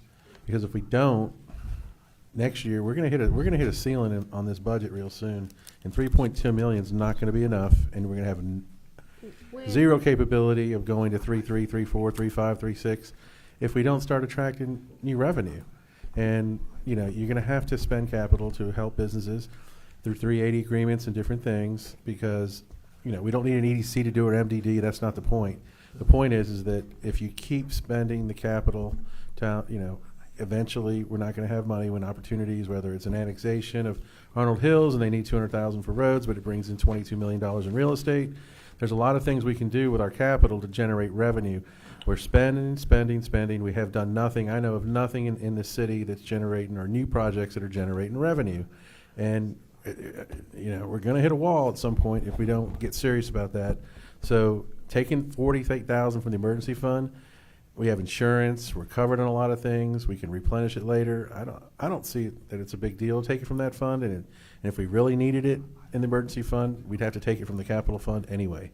Or anything we had, any kind of savings we had for a real emergency would go back into the emergency fund. So it's just sitting there. It's kind of dead money, waiting for something to happen. So, you know, capital can be deployed. Julius, to can we make money. use the emergency fund for this? It's a restricted, it's a Well, it's restricted restricted, that's account, why I but asked we, the but question. the council could approve it. And when's the next time that we put money into the emergency fund? When we have the overage. But we also put money into the capital improvement account at the same time. Right. So I want to say that and Greg was a big push to do this capital improvement account, they use the emergency account as like a savings account or a capital improvement account. They clearly divided that to establish an emergency account for emergencies and a capital improvement account for capital improvements.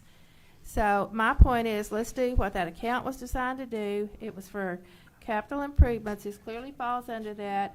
It's not, doesn't fall under emergency. If we end up with a... Well, it actually is. I'll make an emergency. You're flooding. If you're flooding. I'm stuck at the Let floor, her Greg. let her finish. I've Let her got the finish. floor. All right. So if we end up with, next year, we don't have an overage, or we end up with a bad catastrophe like 7 Points had, and it was all in the paper, and things that the insurance don't cover, we're gonna be in a world of woe. So, I think that we use the capital improvement account because that's what it's clearly designed to do. And when we separate it and start using an emergency fund versus a capital improvement account, that's what it's for.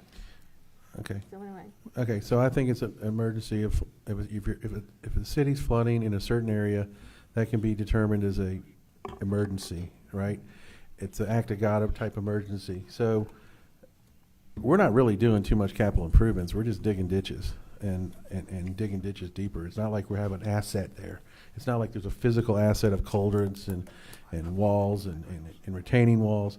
So if there's truly an emergency that big that this city gets hit by like 7 Points, we're going to use our emergency fund and our capital account. And we can move this money from account to account in one meeting. So it's not like it's set in stone that we can't come back and amend or move money from the capital account into the emergency account if it needs to be sufficient enough to handle that type of emergency. So it's all, you know, what account do you want it in? It doesn't. I'm going to ask In- our in- in controller what. In the essence of time, I would ask for a vote. In the essence of time. Okay. I wanna ask- Excuse I'm gonna me. Can I make a motion? Not yet, not yet. In respect to Ms. Vera, I apologize, but I wanted to say that in the essence of time. But go ahead. I want to just ask the controller one question. What's your recommendation? Honestly, I've been listening.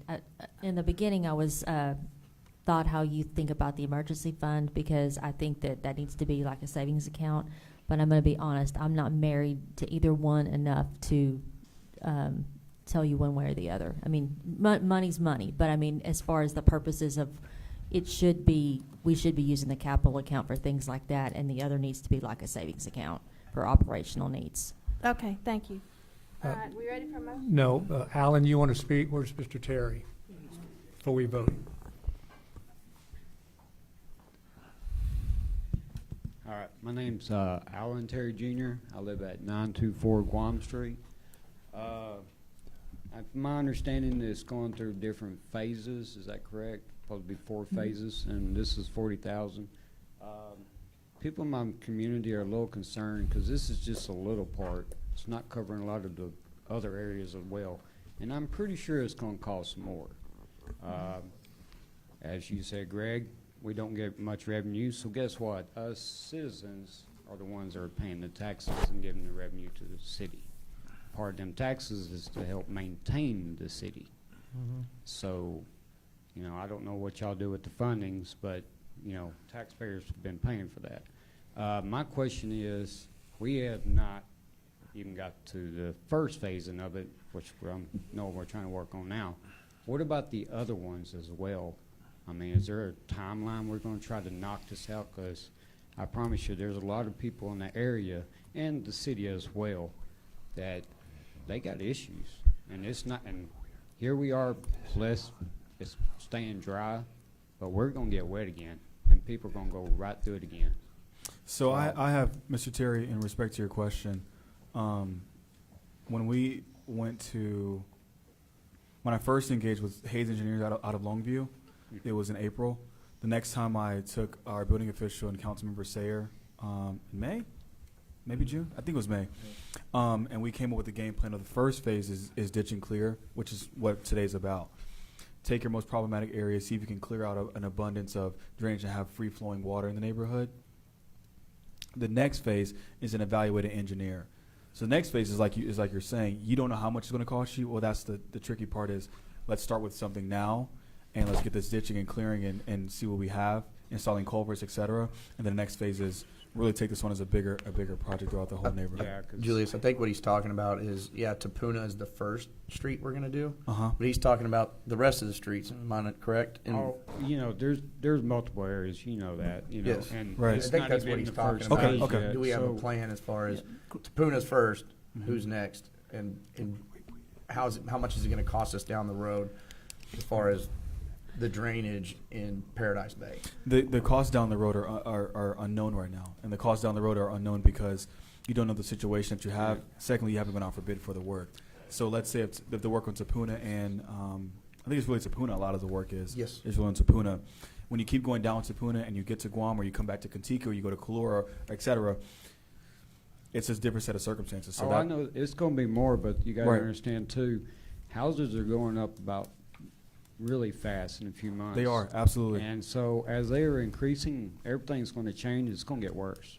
Right. And I mean, the truth is, it's not going to be able to be the solved. citizens are real concerned, you know, Right. in the area. Yeah. I'm concerned, and it seems that I know we're trying to figure it, but man, it's like timeline crunch. Everybody fixing to get wet again. Luckily, you know, we're going to hit the dry, progress. Right. Where we're looking at. Okay. So I respect that. I mean, I think that since at this point, if it's going to require another 50, 100, and if it starts escalating, it's going to require, some sort of bond. Some financing options. Because there's no way that we don't have the money. We're spending all our money and we're not bringing, enough in to recoup. And there's, emergency funds and those are frozen and, the capital account's getting lower and lower. So, I hope that does some relief, and after that, we're going to have to start looking at some financing methods. There's no other choice. Oh, I'm sure it's going to cost quite a bit, but Yeah, that's yeah, something it's- y'all are going to have to think for the about what- as well. yeah, you it's a big know. neighborhood. We're just, as me, like for me, where I'm at, I'm worried about wet season. I can already see a lake in front of my house, and that's not no joy. And I know a lot of people in the neighborhoods and the city. So I don't know. After tonight, I'm feeling a little doubtful about things, but I'm hoping for progress. Well, Faith. AJ, you and I have had this discussion several times, and I can guarantee you that with the way Julius and I have been working on it, there is a plan. It takes patience. I told you that. It takes patience because Yeah, this first street that we're doing, I mean, you never know what kind of problems you're going to run into. So after the first street, and we see how that project goes, then we're going to find the next street, the next major issue, and deal with it there too as well. So, but we got to get the first street done. Once we get the first street done, make sure that we've seen the kinks and the issues that are going to happen during that drainage, then Julius and I will get together and we'll work on the next phase or next section that's going to be done. But it's going to take time. Well, my final question would be, all right, we know we have these issues. It's in the phases and stuff. Until that's corrected, what are we going to do about it? What emergencies can we do about it? we know we're gonna work on it, we don't know the timeline to crunch, but what we're gonna do when it comes to a situation and it gets bad? It's all about the money. It's going about the money. No. We have to have the money to do. No, I'm talking, I understand for the projects, but I'm saying until the projects come, You mean the areas that have massive problems and we're not there yet? yeah. Well, That's well- the concern, and it's not just me, I'm talking about for everybody. We know that the projects. Well, and our guy, and the maintenance guys have been doing a fantastic job trying to hit those areas. I mean, they were out in front of your house digging it, Oh. and unfortunately, it didn't help that much. It helped a little bit, but not as much. But that's, that'll be what we can do is get our maintenance guys out there to try and alleviate the problem and maybe lessen it. And that's about what we can, unless something comes about that we get a bond or, like Greg said, or. I mean, if it was my decision, I would try to find a way to find you guys the money for the size of the project and just get it done.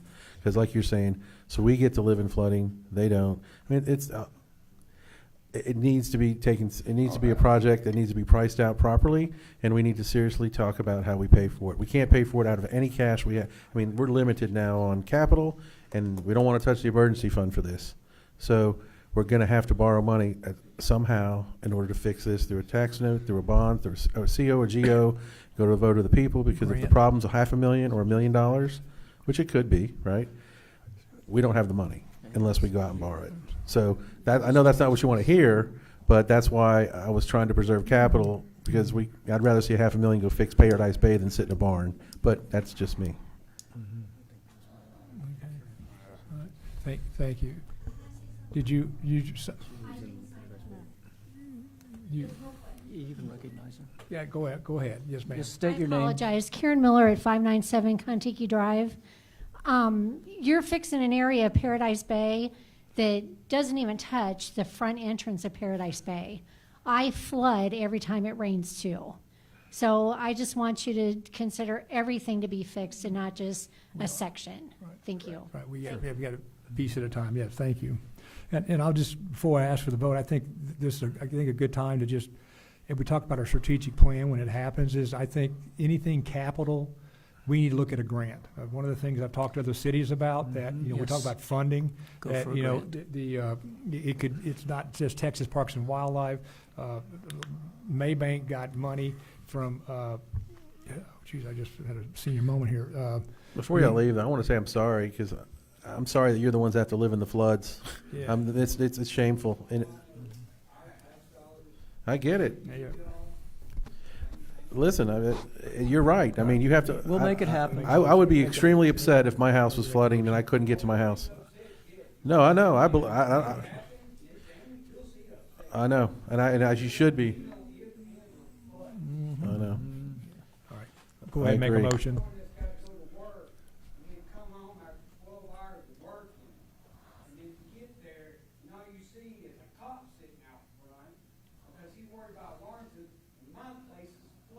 I agree with you. Gotcha.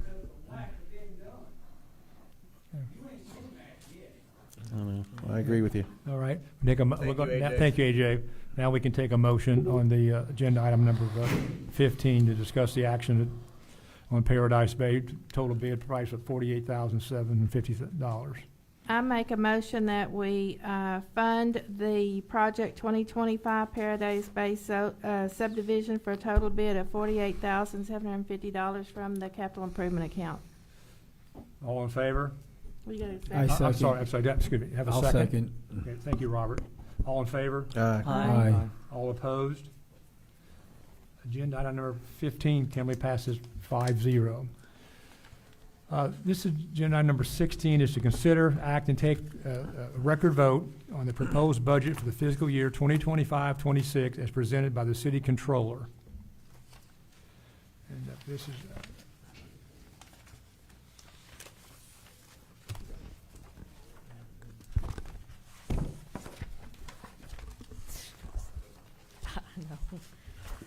Okay, here is the budget as presented, and it's going to be let me find the line here. It's a $3.2 million budget, and it is a balanced budget, and it does cover the tax. It is covered by the tax rate. of .375061. I know we can't talk about that one until the next, Right. but I wanted to let you know that. I was just looking at, did you make any, I was trying to pick things out and compare, did you make any, anything shift, any major shifts, or, I know, see where we're gonna do one police car versus, Yes, versus two. That is one area that we changed. We also have you brought it up for me. Thank you.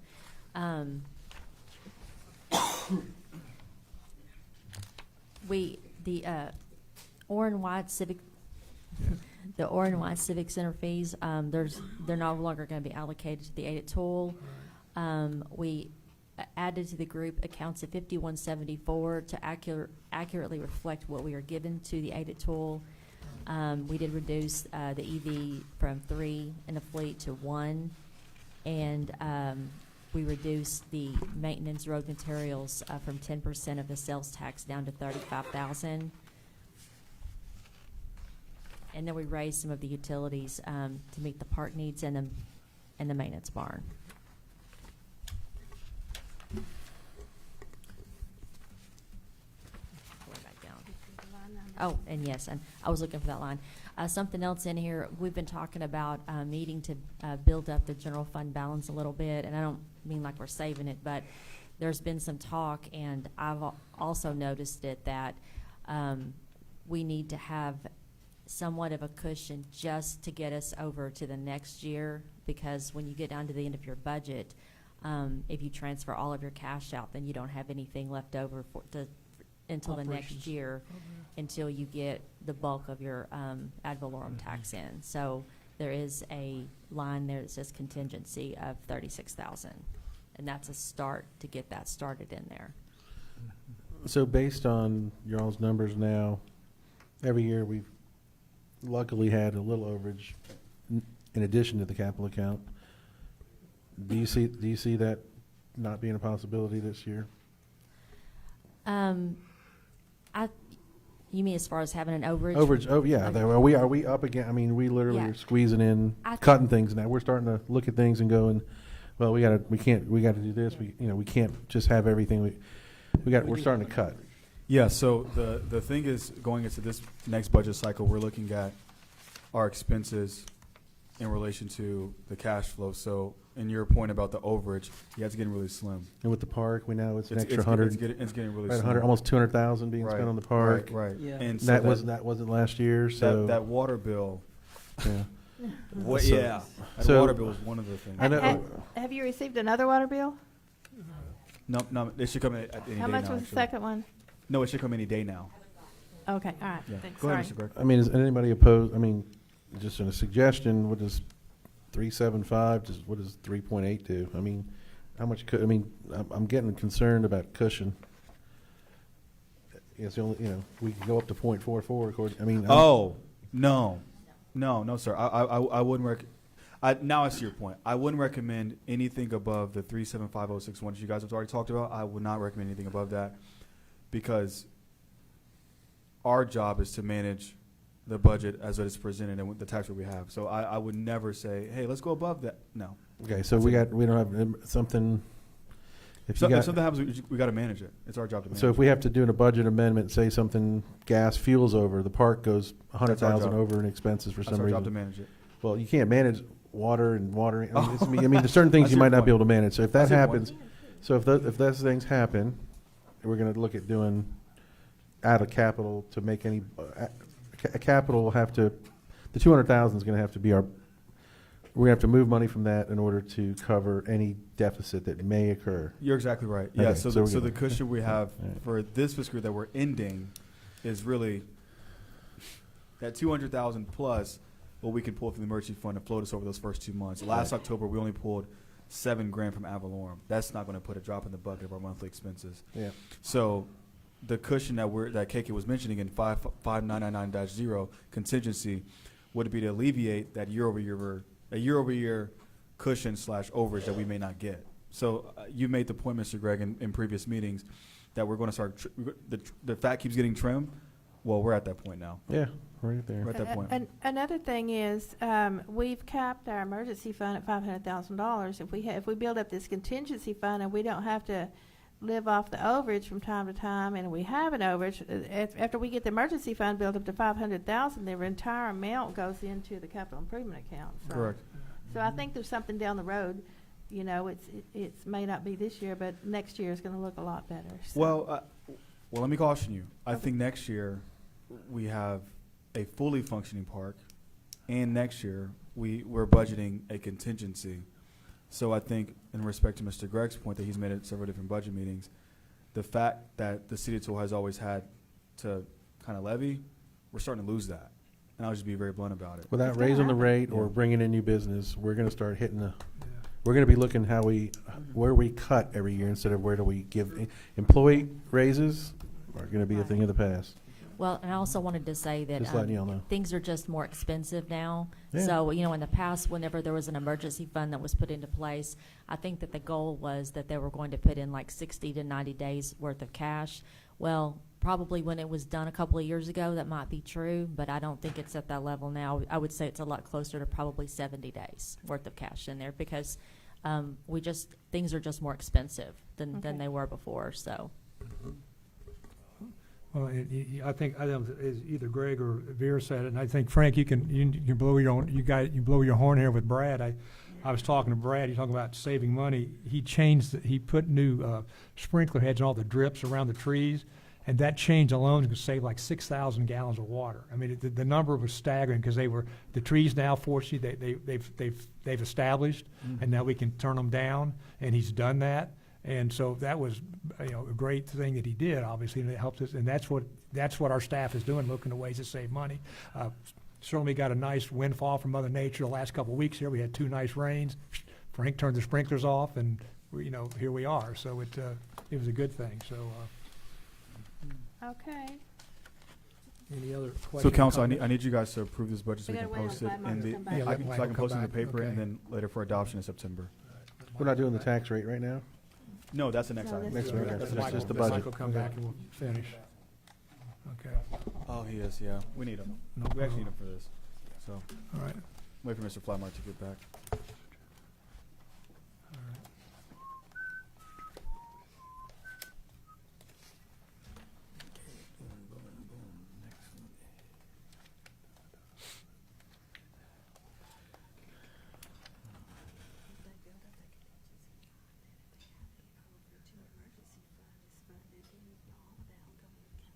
Yeah. I don't think we're going to have much overage.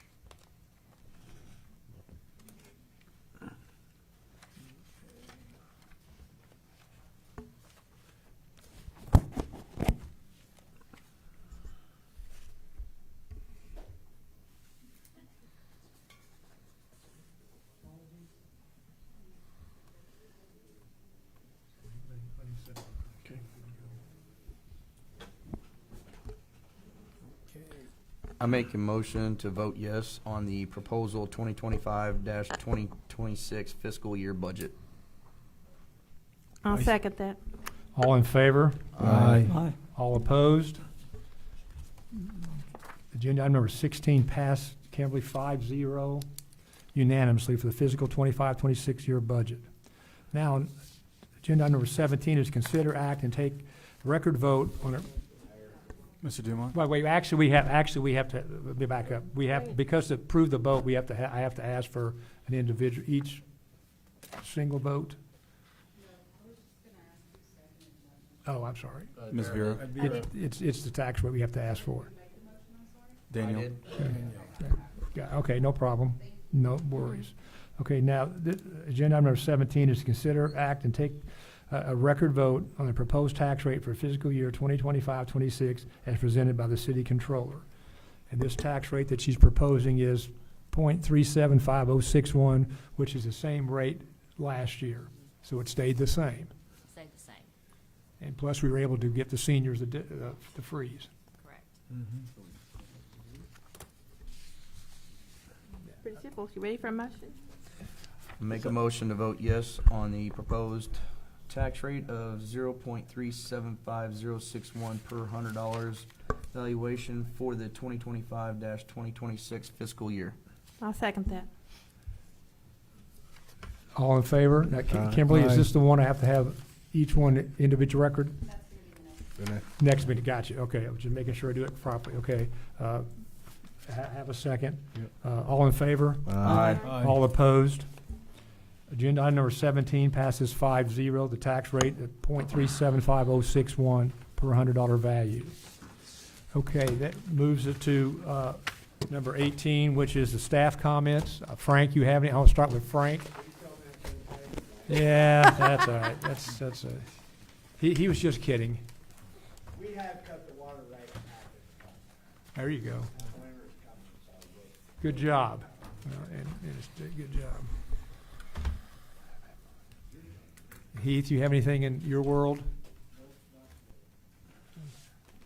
Alicia? Okay. Stacy? Okay, good deal. And Jason and Robert in the police department, everything? How's the remodeling coming along? Are we,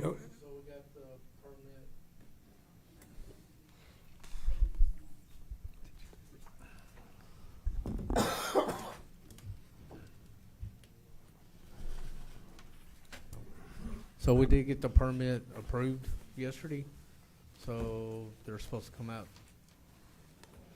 today or tomorrow. Well, they didn't come out today, so tomorrow, hopefully, they'll inspect it, and then it'll get started back up.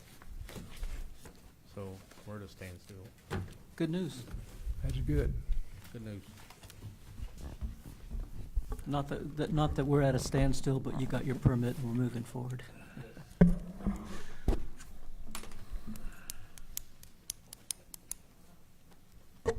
No, sir, I don't have anything.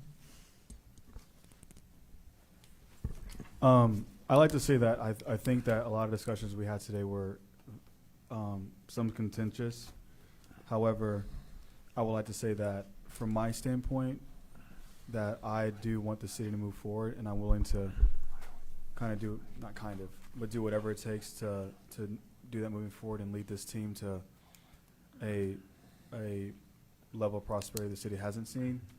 And I want to work with everybody, citizens, council, obviously, and staff to make sure we do that. I think the level of professionalism and ethics and morals and law, we have to uphold that every day, and that excuse isn't valid anymore if we can't do that. So I know for staff, I've had this conversation with them over the course of the last 3 weeks, that the level of decorum and responsibility and transparency and collaboration needs to reach new heights, period. So I appreciate the department head specifically in those conversations as bluntly as they've been.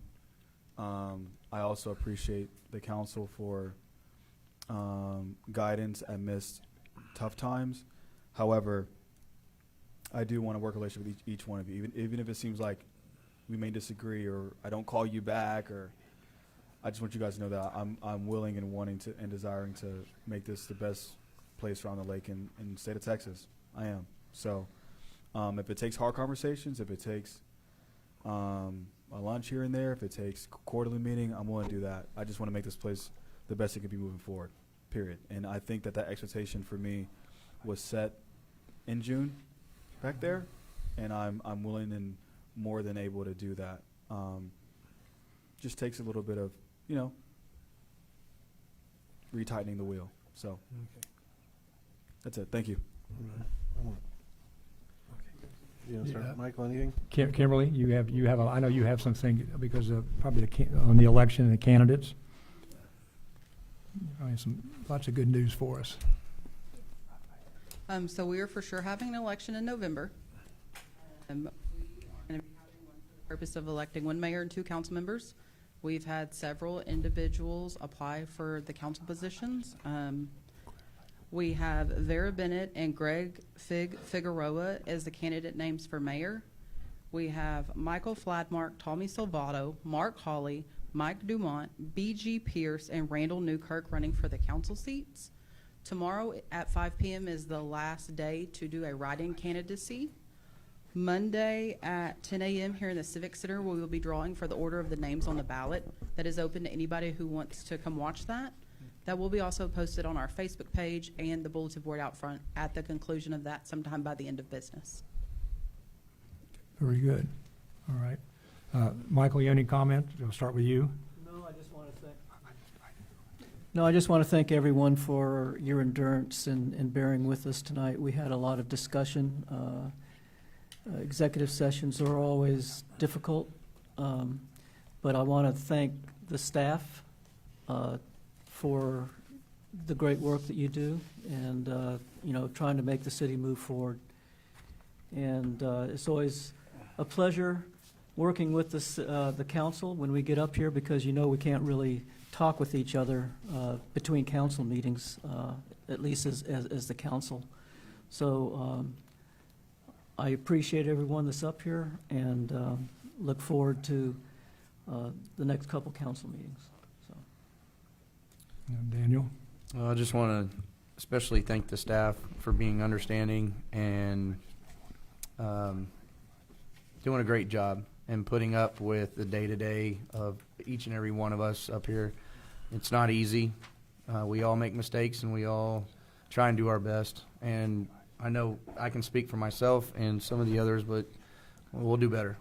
And I just want to thank you guys very much for being there for us. Vera?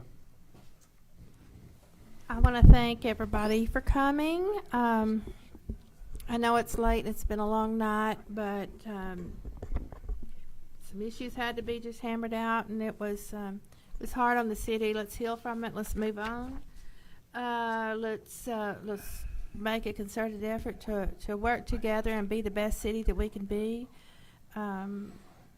Staff, I just thank all of y'all for all you do. I think, as Julius said, it's time for a reset.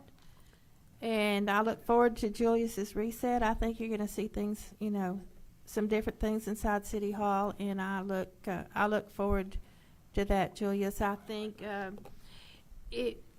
when you only meet with your city administrator, all 5 of you, one time a year, it's hard to keep in tune. I really think, and I'm going to urge the mayor to put that on the docket quarterly, that we can meet with Julius to just see what areas we need help in, or he needs help, and I think that will just will help us tremendously. So I look forward to that and making Tool just a greater place to be.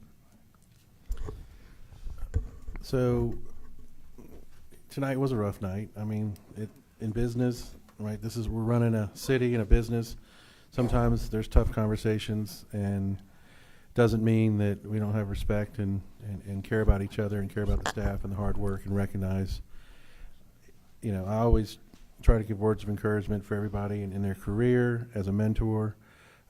This is a volunteer job. We don't get paid to do this. And, when I ran, I really wanted to use my experience in business, in building companies, to give back to the community on making it better, making the staff better, making the accounting better, making everything work better.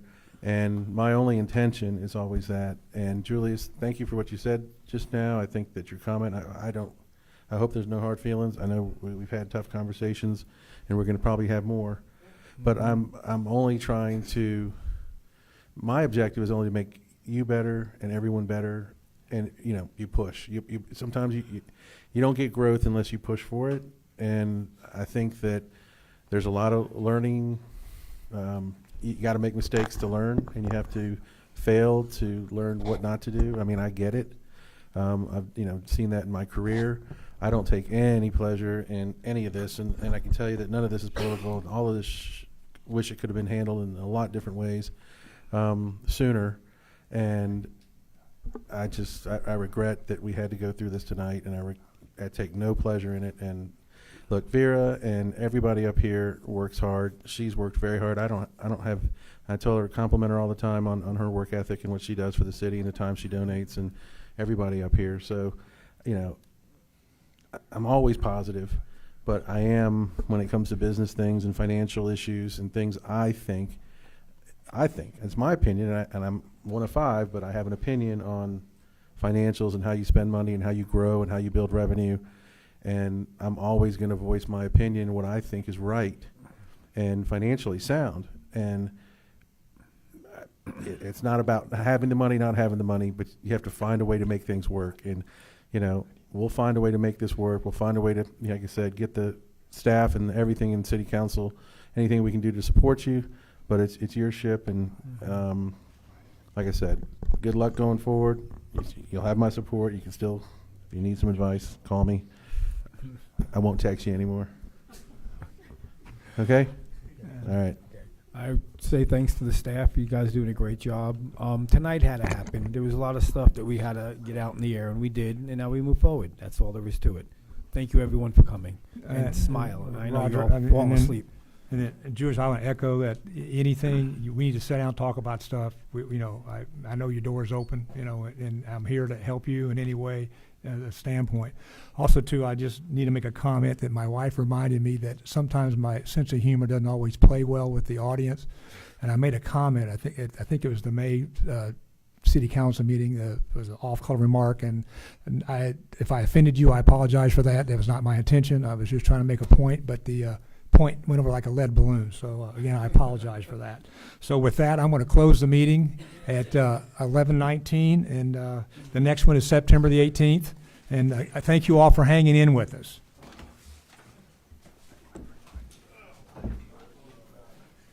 This